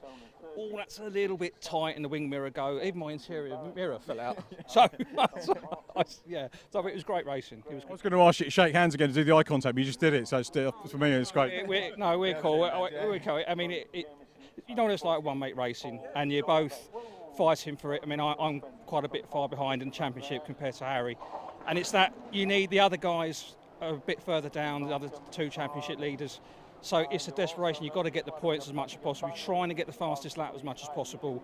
And then when something like that happens, and your heart sinks, and then of course, you know, once he gets past, it's like it's hard to get past. But it was great racing. So yeah, you know. Well done, guys. Well done, Harry. Well done, Chris. Well done, John. Good to see you. Thank you for joining us and being candid on the podium. Modified Fords out on track. Very little more time for that. Great entertainment from the Clubmans today, so make sure you join their next live stream. In the meantime, back to Andy in the commentary box. Thanks, Richard. Yeah, Modified Fords indeed making their way around the circuit then. The Modified Ford Series, which has been racing with the BRSCC now for the full 2022 campaign, and really great turnout of cars here. Some really fantastic machinery out there, and because it is only a series, it means that I can put the points spreadsheet away for a minute and just focus on what should be a really entertaining race, although Paul Neville definitely starts it as the clear favourite. He gets his Mark II Ford Escort onto pole position by a second and a half over Gary Waite, with Jack Gadd and Pip Finney on row 2, with Rory Jose and Malcolm Harding on row number 3. Dave Cockle, regular in his Escort Cosworth, starts 7th on the grid alongside Alex Boehm, with Chris Baker in the Mark III RS 1600 lining up 9th alongside the Ford Puma of Justin Puller. There are a number of Ford Pumas racing on the grid, and they tend to get themselves together by the end. Tony Paxman and John Edwards-Parton share the 6th row. Row 7 for Tim Sandu in his ST150 Ford Fiesta, another place where you can go and race a Fiesta ST150, and he's got Kevin Hadfield's Puma for company on row number 8 of, row number 7 off the grid, yes, 8th row for Jason Stone and Richard Sanders, another two of those ST150s with Dave Barrett's Mark IV Fiesta, and Anton Martin, who at some point I will call Aston, I'm sure, in the Mark III RS 1600 as well. Graham Waite in the Sapphire Cosworth is on the 10th row of the grid, Mark Hadfield alongside him. The back row shared by Lloyd Jameson's Escort Cosworth and the Mark I Focus of Paul Solb. Rolling start for the Modified Fords as well, because these cars do not have clutches which will stand up particularly well to a standing start, so the RunYourFleet.com safety car becomes the RunYourFleet.com pace car for a lap as it paces the field around the scenic Cadwell Park circuit, which, apart from that shower we had during our first Clubman race, has really spoiled us with the weather today. Lovely sunny weather and open dry track conditions as well. And hopefully will now treat us to another entertaining race. So, cars then coming wheel to wheel out of the final corner. The pace car will pull into the pit lane on the pole position, then the Mark II Escort of Paul Neville. He's the white and blue car on the right. The black Sapphire Cosworth alongside him is Gary Waite. Both running in different classes, but they'll both be out for the race victory, I'm sure. Like to go out there, and the Sapphire Cosworth goes nowhere. No, that's caused a big stack up there, and off into the barriers goes one of the Fiestas. That is a big, big shunt as they head down towards the first corner, and that all happened because for some reason Gary Waite didn't move or didn't accelerate. He's got going now, look, in the Sapphire. Oh, and it's number 124, that's Boehm, isn't it? Yeah, Alex Boehm, who was the one who got spat out of the pack. There's what looks like a Mark I Escort as well there, up against the barriers. Driver getting out of that car, that's good to see. But the red flag is called for, unsurprisingly, with cars and bits of cars littering the start line there. Yeah, Gary Waite just for some reason didn't accelerate from second on the grid, and that caused a big stack up. I noticed that Malcolm Harding got rear-ended, everyone on the inside of the grid basically, so Pip Finney got into the back of Gary Waite. That meant that Harding hit Pip, and then Boehm was the next one behind on the inside line, and he didn't see whether he pushed or whether he was pushed or whether he hit the back of the car and then spun, but he lost it anyway, went into the barriers, and that has done a lot of damage to the Ford Fiesta. Didn't quite see how Tony Paxman's Escort got involved, but you can see he is out of his car already. Alex Boehm still in the car, but appears to be chatting to the marshals, and they will work to make sure that he's okay first and foremost, and then get the car out of the way. But that is not what we like to see, and unfortunately that rolling start, this is always a worry here at Cadwell, be it a rolling or a standing start. You do occasionally get a slow starter which then causes a traffic jam, and it's such a narrow part of the circuit that you don't really have the space for everyone to avoid each other, and yeah, that's what happened there. So, red flag is out then, showing a checkered flag as well, but that's standard procedure these days with our timing systems. The red flags are out, they'll re-grid them in their original grid orders, and we will then hopefully get the race restarted. And whether that runs to the full 15 minutes, I don't know. It should do. We've got time. There is another qualifying session coming after this for the CityCar Cup. That's only 15 minutes. Pretty sure it's a 6:30 curfew. We're actually running ahead of time by about 20 minutes, so it would have been too much to ask, I think, to get through the whole day here without a red flag, because it is just one of those circuits where it's easy to make mistakes, it's easy to get things wrong, and when it does go wrong, you often find yourself in a barrier. So the safety car is waiting for them on the start-finish line. You can see everyone touring in now. Is there damage to any other cars? Because that car, the Zaxpeed Escort, was involved in the contact. So was the black Sapphire Cosworth of Gary Waite. They were both involved with front and rear contact. Did it do any damage to either of those cars? That's the question. That whole inside line just sort of started playing bumper cars to the first corner. Well, you get to the first corner, hadn't even got to the line actually by the time the contact started. Also it started to get spat out of line into the barriers. And to the final turn they come. Marshals and recovery crews already on scene down on the start-finish line. Again, Marshals, I'm sure, will get this dealt with really as quickly as they can. The first priority is to make sure that both the drivers are okay. Then, once they've ascertained that they are and that they can get out of the cars, then they can start the quite difficult process, actually, of getting the cars removed, because a lot of people think, oh, well, you just go to the car, you hook it up to the flatbed truck and off you go, but the level of damage done to the car will directly affect how you can move it. Sometimes you can tow a car out of the way, but if it's got suspension damage or steering damage, you can't really do that, so then it needs the flatbed truck, and some cars are easier to get onto the flatbed than others. And the marshals have to make all of these decisions under quite a high pressure situation. This is not too bad for them. The red flag is preferable, honestly, because it's not eating into the rest of the race time. They can take their time a little bit to make sure it's all done properly, and then they can get the track cleared the best way that they can. See a couple of drivers there, including Gary Waite, actually, with his bonnet up. Now, Gary is looking at the car on the grid. He shouldn't have any front-end damage, though, so I'm guessing that he thinks there's an issue, which is why he didn't accelerate very quickly at the start. Sort of triggered all of this. He's trying to diagnose that now, whilst a few others around him are checking the cars over for damage that may or may not have been picked up in the initial incident. So the driver's then doing a bit of DIY repair, limited to what they can do, of course, down there. Even if they have the cars in the pit lane, they're limited, because, as I said earlier on, the pit lane is somewhere away from the paddock. You actually have to walk across the track to get from the paddock to the pit lane and vice versa. And then we've got a tractor making its way down the pit straight. Now, what that would be for, I'm not so sure, because I don't think we've got any barrier damage as such. So perhaps just to assist with getting the car out of the way. I'm not so sure on that one. I don't think there's another car that made contact with the barrier elsewhere. That tractor will head down to assist in whatever way it's going to, and looks like we are in for a slightly longer delay. As soon as the drivers get out of the car, you know that it's going to be more than a minute or two to get things going once again.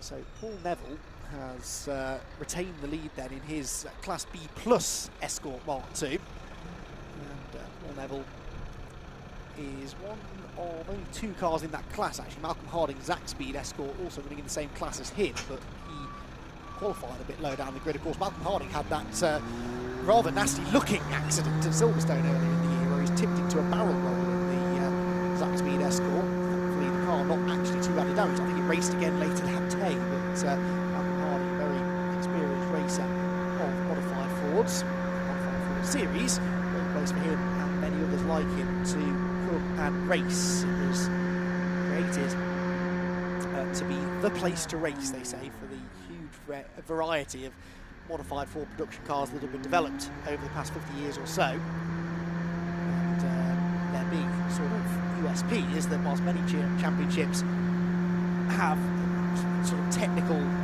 restrictions to cars, you know, cars have to fit a certain set of regulations in order to be allowed out onto the track. The Ford series is a lot more open, and they basically, you can do more or less what you like to the car. They will find a class for you to come and race in. And the car, the only rule they have really is the car has to be at least 10 years old, so to try and encourage more classic cars to the grid. So, fantastic little series this. Like I said, it's a series, not a championship, so no points being scored at any point.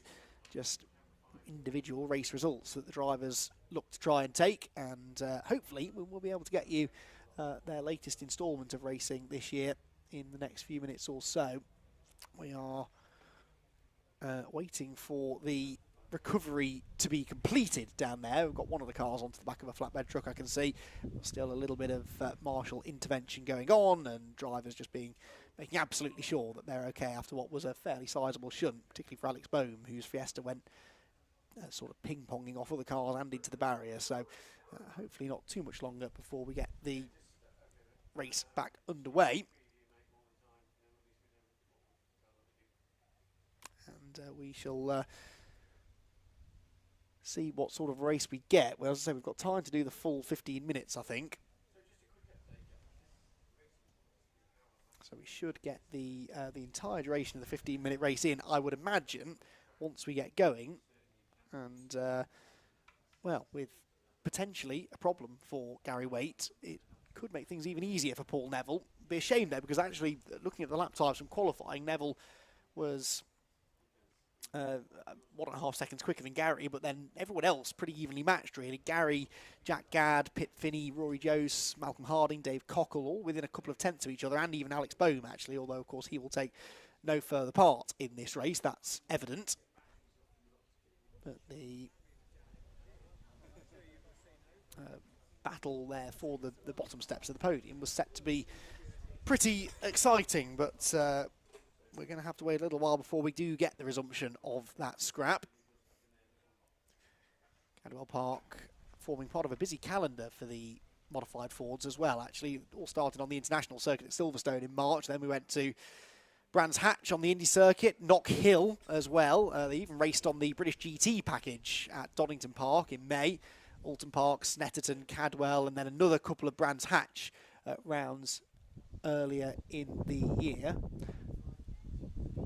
And this is a series, I should say, that's based down in the southeast of the country, so they do make Brands Hatch their local circuit for a reason. Right, we are hopefully going to have a bit of news for you about a restart in the next few minutes, but we'll leave you in peace for a few moments. As soon as we have news on when the race is going to restart, though, we'll be right back with you here from Cadwell Park.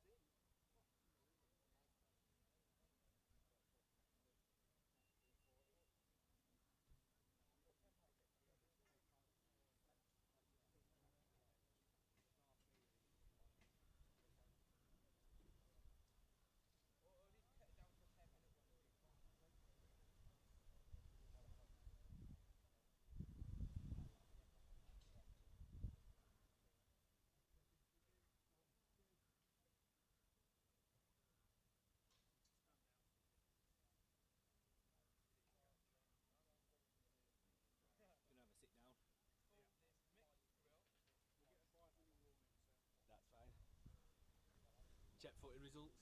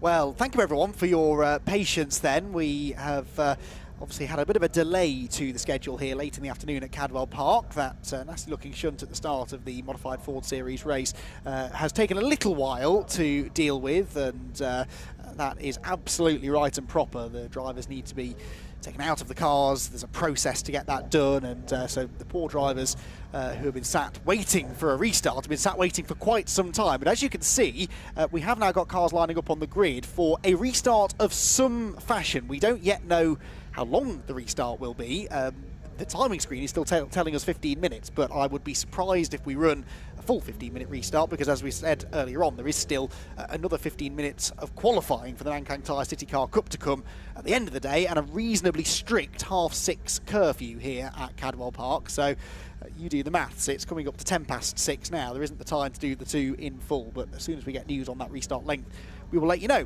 The positives, we've got cars on the grid, and we are going to get some racing, it seems, from this first of two races for the Modified Ford Series, and a second bite of the cherry here then from the outside of the front row for Gary Waite, who sort of triggered all of that, or not him directly, but his car, by not accelerating as quickly as he would have liked, caused the big stack up behind him. So he now gets another crack at this from row number one, because of course we go back to the original grid order, minus at least two cars that will not be taking the restart, but he will be there. So too will Paul Neville from pole position, Jack Gadd and Pip Finney on the second row, the Mark 1 Escort and the Mark 3 Fiesta, and we'll see which of those is able to get the best of starts, hopefully in the next few minutes.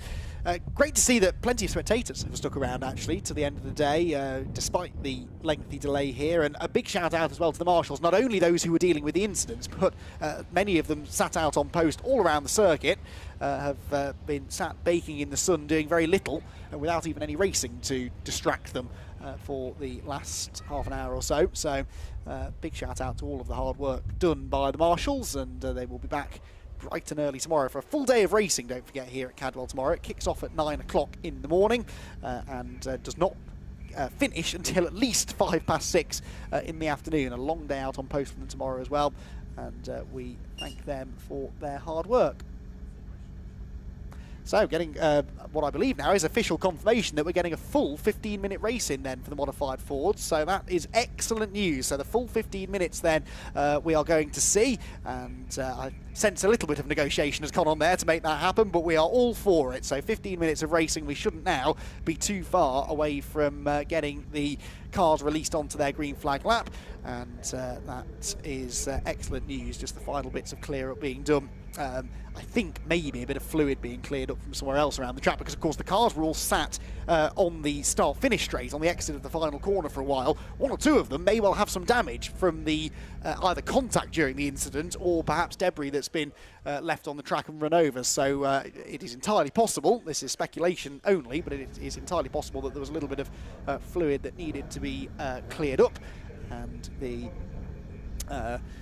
work has been done. And as you can see, some very, very rapid BRSCC seconds are going by now, because the 60-second goes out, 60-second board goes out, not quite 30 seconds later we get the 30-second board, and then they are released behind the runyourfleet.com pace car to head around for this rolling start. Remember, 2x2 rolling start. Off they go then onto the rolling start lap, and those that we've got left in the race looking resplendent in the August sunshine here at Cadwell Park.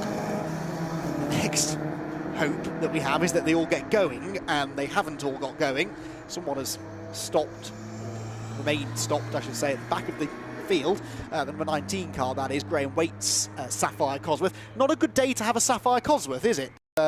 Gary Waite not getting going, and now Graham Waite as well, a relation of some sort clearly, also stranded on the track. So this might now lead to a further delay, unfortunately. We shall find out momentarily. The marshals can at least push it into the pit lane, hopefully. The car right up near the pit lane entry, so they might be able to... Oh, it's got going, that's good news. So off goes Graham Waite. There is a collective sigh of relief up in race control, I'm sure, at the realisation that we don't have to further delay the start, and he will not be able to take up his original grid position, though the rule is if you fall to the very back of the field, then you have to start from the back, but if you don't fall right to the back, you're able to reclaim your grid position. So the grid then is headed by Paul Neville, the Escort Mark II, 1.5 seconds quicker than anybody else in qualifying earlier on today, and Gary Waite will line up alongside. Then Jack Gadd and Pip Finney together on the second row of the grid. Row number 3 for Rory Jose and Malcolm Harding. Then Dave Cockle on his own on row 4 now. Chris Baker and Justin Fuller together on row 5. John Edwards Parton will be on his own on the 6th row, ahead of Tim Sandu and Kevin Hadfield. Jason Stone and Richard Sanders are next, ahead of Dave Barrett and Anton Martin. Mark Hadfield will have the 10th row to himself now, with Graham Waite not getting going there initially on the green flag lap. So Lloyd Jameson, Paul Solvay and Graham Waite will round out the hopefully 20-car field for this restarted 15-minute race.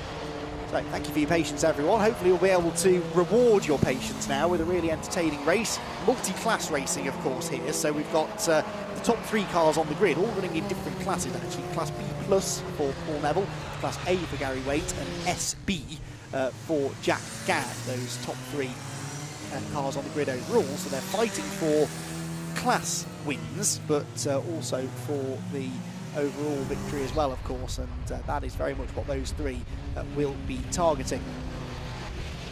So through the Hall Bends they head then towards the end of the lap, and 2 by 2 they will come, and keep an eye to Gary Waite's Sapphire Cosworth, the black car from the front row. Is he going to get off the line well this time?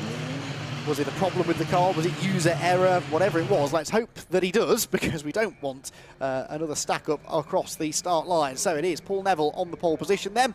Gary Waite alongside him. 2 by 2 they roll. The lights will go out.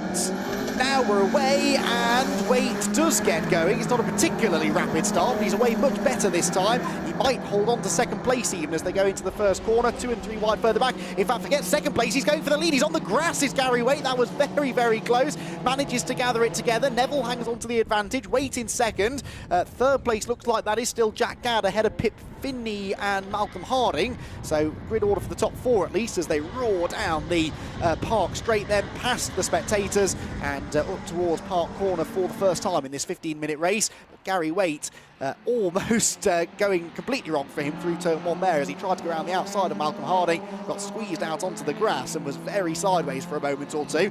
There is Graham Waite charging around the outside. He's made some good progress, hasn't he, in his Sapphire, as he goes around the outside of the Fiesta number 30 of Richard Sanders there. Still Cosworth behind as well of who would that have been? Lloyd Jameson, I think, the Class A car. Down into Mansfield we head for the first time, and a big dive up the inside from Malcolm Harding there, who had briefly dropped in behind, well, briefly loses the place, then almost loses it back again. In fact, the 113 Ford Focus of Rory Jose comes through as well. But that was the little Fiesta, wasn't it, of Pip Finney, who had momentarily got ahead of Malcolm Harding. But Harding back into 4th now, Rory into 5th position, and then 6th place again now for Pip Finney as they head through the Hall Bends then. Great sight they make, as Fords spanning 4 decades or more head through the final sequence of corners. It's Paul Neville leading the way then. So 1.5 seconds quicker than waiting qualifying. Does that translate, though, into 1.5 seconds in race pace per lap? I'm not convinced it will do. Jack Gadd there has the Zach Speed Escort up the inside of him on Malcolm Harding, almost at the inside as they came off the last corner. Malcolm Harding has not quite got the grunt to get alongside. Jack Gadd in the Mark 1 RSR, a little bit lighter, that car, and visibly a little bit smaller, a bit less aero. That makes it slightly better down the straights, whereas Malcolm Harding's car, we know, is very, very good through the twisty stuff, especially high-speed corners, and he is going to be hunting around into the braking zone at Park Corner. Speaking of hunting around, Gary Waite doing exactly that behind Paul Neville, who just fends him off into Park Corner and holds on to the lead of the race. Park, they go. Big gap back there to the 16 Mark III Ford Escort there of Chris Baker. And here, Fiesta, Puma and Escort Cosworth do battle, and the little Puma there nipping up the inside of the number 63 car, and that is Lloyd Jameson, who started from the back row of the grid. He's not running that far down now, although did lose a couple of places there at the top of the hill. Change on the cards there for second. That was Gadd up the inside of Waite, and he makes it stick as well. So Jack Gadd, who half a lap ago looked like he might lose third place, has now grabbed second from the Sapphire Cosworth as they come over the top of the mountain once again. Now can he go chasing after Paul Neville, because Neville is not getting away that quickly, really, is he? Paul Neville only a second or so up the road. It's a similar sort of margin as they come out of the last corner, and an aggressive move made there by Malcolm Harding. He's into third place, but I think there was a bit of paint traded with Gary Waite as they went through the hairpin. So Waite dropping down to fourth position now, and these four classic Fords being hunted down by the Ford Focus there, which is Rory Jost, the Focus ST, really quick in a straight line. And I think, did he just go past Gary Waite? He did, didn't he? Sideways he goes through the first couple of corners. Pretty sure the Focus Focus ST was it four-wheel drive that generation? It might not have been, might be a front-wheel drive car, but it's sliding around like a four-wheel drive rally car. Look at the power it's got down the Park Straight, gapping the Sapphire really quickly. Paul Neville cannot gap Jack Gadd though, and he and Malcolm Harding right back onto turns with Neville. So I don't know what's going on with Paul Neville here, but he doesn't have the advantage in the race that he had in qualifying before, and so he's now got the two Mark 1 Escorts right on his tail, through Chris Curve into the gooseneck. Malcolm Harding, who was comfortably the slowest of these three in qualifying earlier on today, he was 2.9 seconds slower than Neville in qualifying, but I'd say he looks like the quickest of the three. I know he's just been following Jack Gadd through the last couple of laps, but Malcolm Harding, if ever he could get back ahead of Jack Gadd, might well be able to take the fight to Paul Neville, but Jack is going to try and do that himself too as they come over the mountain. 1, 2, 3, over the top of the hill they go. Rory Jost there in fourth position. The whistle of the Focus ST as it goes past the turbo whistle heading into the Hall Bend. Look at the way that Pit Finney has caught Gary Waite as well. Strange race this for Gary. Not convinced all is right under the hood of that Sapphire Cosworth, because he was really rapid on the first lap and then just seems to have faded since then. Perhaps the car getting a bit hot or some underlying issue. Fastest lap of the race set by Gadd, a 1:37.31. Now that is 1.6 seconds quicker than the pole position time by Paul Neville, so they really were leaving quite a bit in reserve in qualifying, weren't they? Immediately the track, the lap times coming right down. Neville does a 37.8, which is still 1.1 seconds quicker than his pole position time, so they're really finding some more performance now. Finney is ahead of Waite, by the way, so that's Finney into fifth position. The leading trio turn their way through Park Corner. There, Finney, though, has Waite coming back at him up the inside, and, well, OK, he's not lost all his fight, has he, Gary Waite? And did not wait to get back up the inside of the little Fiesta there. So the Sapphire Cosworth back in front. That's fifth position then for him. As far as class battles are concerned, top 3, top 4, all in different classes actually. So they're all at the moment looking good for class victories. Waite is in a different class to Finney as well. Oh no, there it goes. That's it now surely for Gary Waite. The smoke billowing out of the back of the Sapphire, and he has his hand out of the cockpit as well as he heads towards the mountain. Now, was there fluid being dropped is the next question. Through the mountain he goes. It's on fire. That's not good. Fire coming out of the bottom of the Sapphire Cosworth. And he sensibly pulls into the entrance to the Parc Ferme area there in the paddock, where there will be marshals with fire extinguishers, and they can get that dealt with. So that is Gary Waite out of the race now. That was sort of coming. There was clearly an issue with that car, and it finally let go on him just as he got himself back into fifth place. So through they go. Fastest car on the track now is Rory Jose in 4th position, a 1:36.5 he does now. That was 1.6 seconds, 1.7 seconds nearly quicker than race leader Paul Neville. So Neville might be getting away from Gadd and Harding, but it's the pink Focus which is closing in on the lot of them. Heading down the park straight then, there it goes. I mean, that thing is like a rocket ship in a straight line, and probably has a little bit more traction as well through the corners, and might be looking after its tyres a bit better than the very powerful but much older machinery ahead.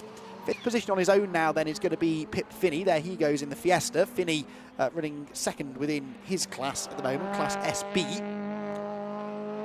The lead car, the B+ class car for Neville. For cars with forced induction dual valve engines over 1700cc, if you like to know the way that they work out the classes, because it's not just a simple power to weight ratio as you have in many other categories. As I said before, no real restrictions to the cars here, as long as they conform to the MSUK safety regulations. You can kind of do what you like with the car and they will find a class for you to race in. And that's why we get some of the really powerful, obviously highly modified cars racing at the front of the field.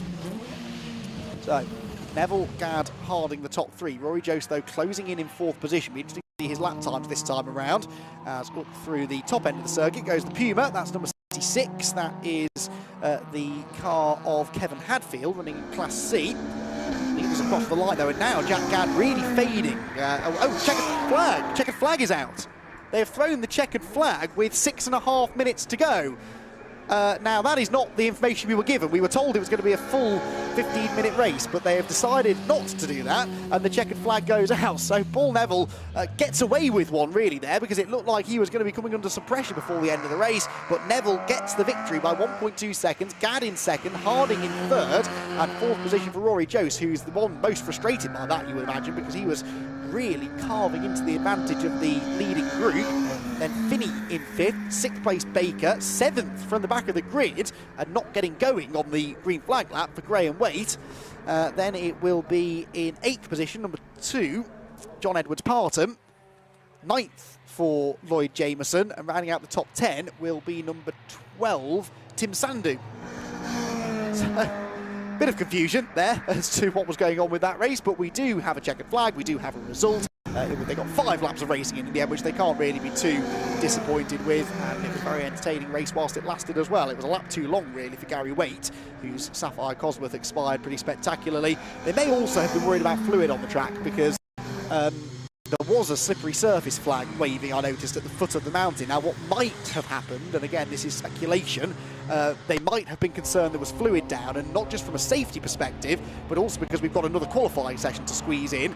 They realised that that was going to take a bit of time to clear up, so rather than let that eat further into the qualifying session that's coming up at the end of the day, perhaps the decision was taken to end that race early so they can get the track prepared, because the CityCars, who we won't see qualified live on the live stream, but we will see race tomorrow, they are back out at 9:30 in the morning, so there's no way for them to reschedule their qualifying session for the morning. It has to be run this afternoon.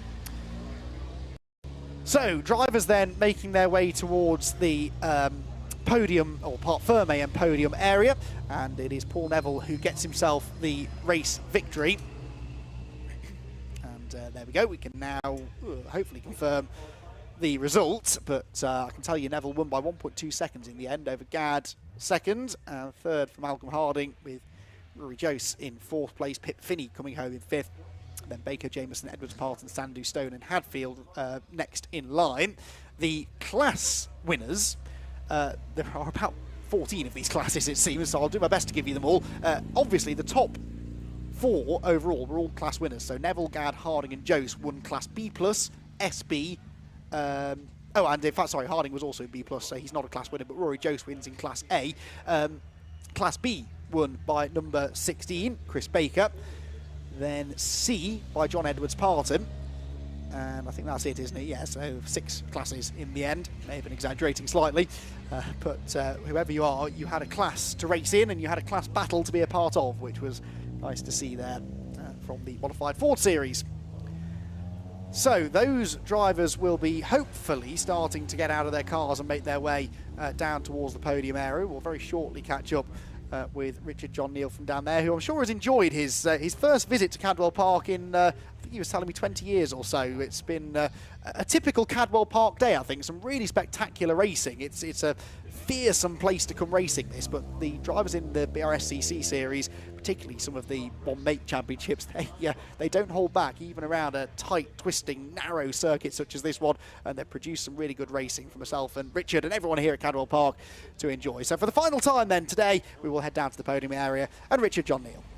Thanks very much, Andy. Yeah, it's been a lovely day. It's been wonderful to be back at Cadwell Park. Not had the opportunity, as you say, to work here for quite a few years, and hasn't changed very much, which is part of the magic of the place. And Kev, you were saying, Kev's my cameraman I'm talking to as well as you guys at home, we were saying that it sort of reminds of Alton Park. For me, sections of it remind me of Crystal Palace back in its heyday as well, because you've got the foliage of the trees very close to the track, narrow, twisty, great track. And we have, as you said, Andy, seen some absolutely terrific racing over the course of the day. As we wait for the final podium, we do have a couple of drivers coming down the path now from Parc Fermé, so hopefully we'll be able to Scott Woodward has done the honours. Thank you, Scott. When he's not in the commentary box, he's working just as hard getting everybody along, which is great. So we'll see who Scott has got for us.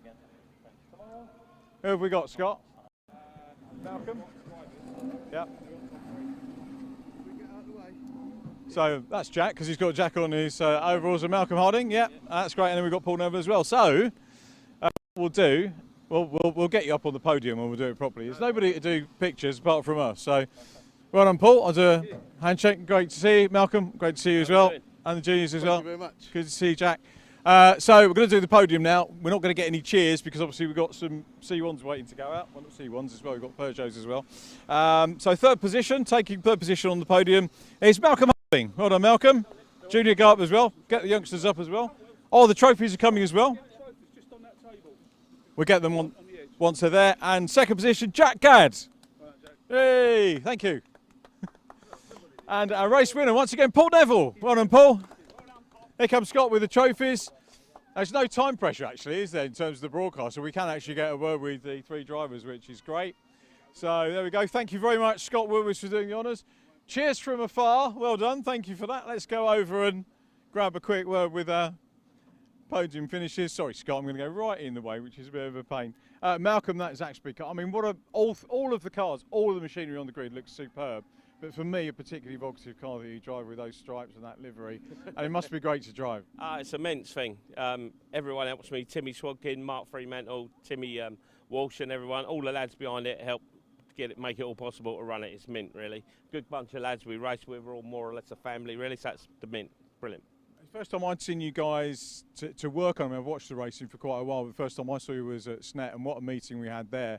And we're seeing different cars come to the fore here, aren't we, as well? I mean, it's different circuits suit different cars. Yeah, I mean, you've got Matthias and a few other boys in the Turbo Sierras and so on, and Dave Cockle and his rocket ship. But yeah, it's all good, really. It's mint. And Jack and his rocket ship, I've just got to try and catch him now, haven't I? Who's the junior of the team? This is a friend of mine's little boy. He comes with us racing all the time. He's one of Jack's boys, really. Oh, right. But I've adopted little Will. What's your name? Is it Will? William. William, how old are you, William? 5. And are you going to be a racing driver? Sure. Yeah. I hope so. We look forward to seeing you on track. Malcolm, thanks very much. William, thanks for the word. C1's going out. Let's go across to Jack Gadd. Are we going to get a word out of the other youngster? Probably not. Probably too young. But well done, Jack. And again, you're in the RSR. Yep. And that's is that one of the cars built by Sonny Howard's team? It's one of Sonny Howard's and Kelvin Howard. Yep. So it's got a Millington in it. So yeah, it was good. They're clever guys, aren't they, the Howards? Yeah, very clever. It'll be sad when they go. What made you get one of those cars? Well, my dad's got the steel body, so Sonny recommended getting the space frame, and good fun it is. I don't know where he comes up with the ideas from, but it's a mega car. And just to fill anybody in who's not watching, so it's a space frame that they build. And have they got a license to reproduce the bodywork as well if they need to? It's got its chassis number now, so yeah, I think we'll see a few more of them soon. That'd be great. Championship on its own, class on its own within the. Which is great. So well done on P2, and we'll see you again tomorrow. And Paul Neville, we chatted. I mean, this is just such a great bunch of cars and drivers that you've put together. You're obviously enjoying it. Yeah, well, I didn't expect to be standing up here, that's for sure. Yeah, and I spent more time looking out my front, out my rear view mirror than I did looking out my windscreen today. These boys are all over me like a rash. Obviously, we're sad to see a little bit of damage off the start, and we wish everyone well. So Tony was had a bit of damage on the car, and I hope Alex is okay. Everybody puts up with engine breakages, but when it's your bodywork, it's just sad, isn't it? But they'll come back fighting. You know, they always do. You can't kill a Ford.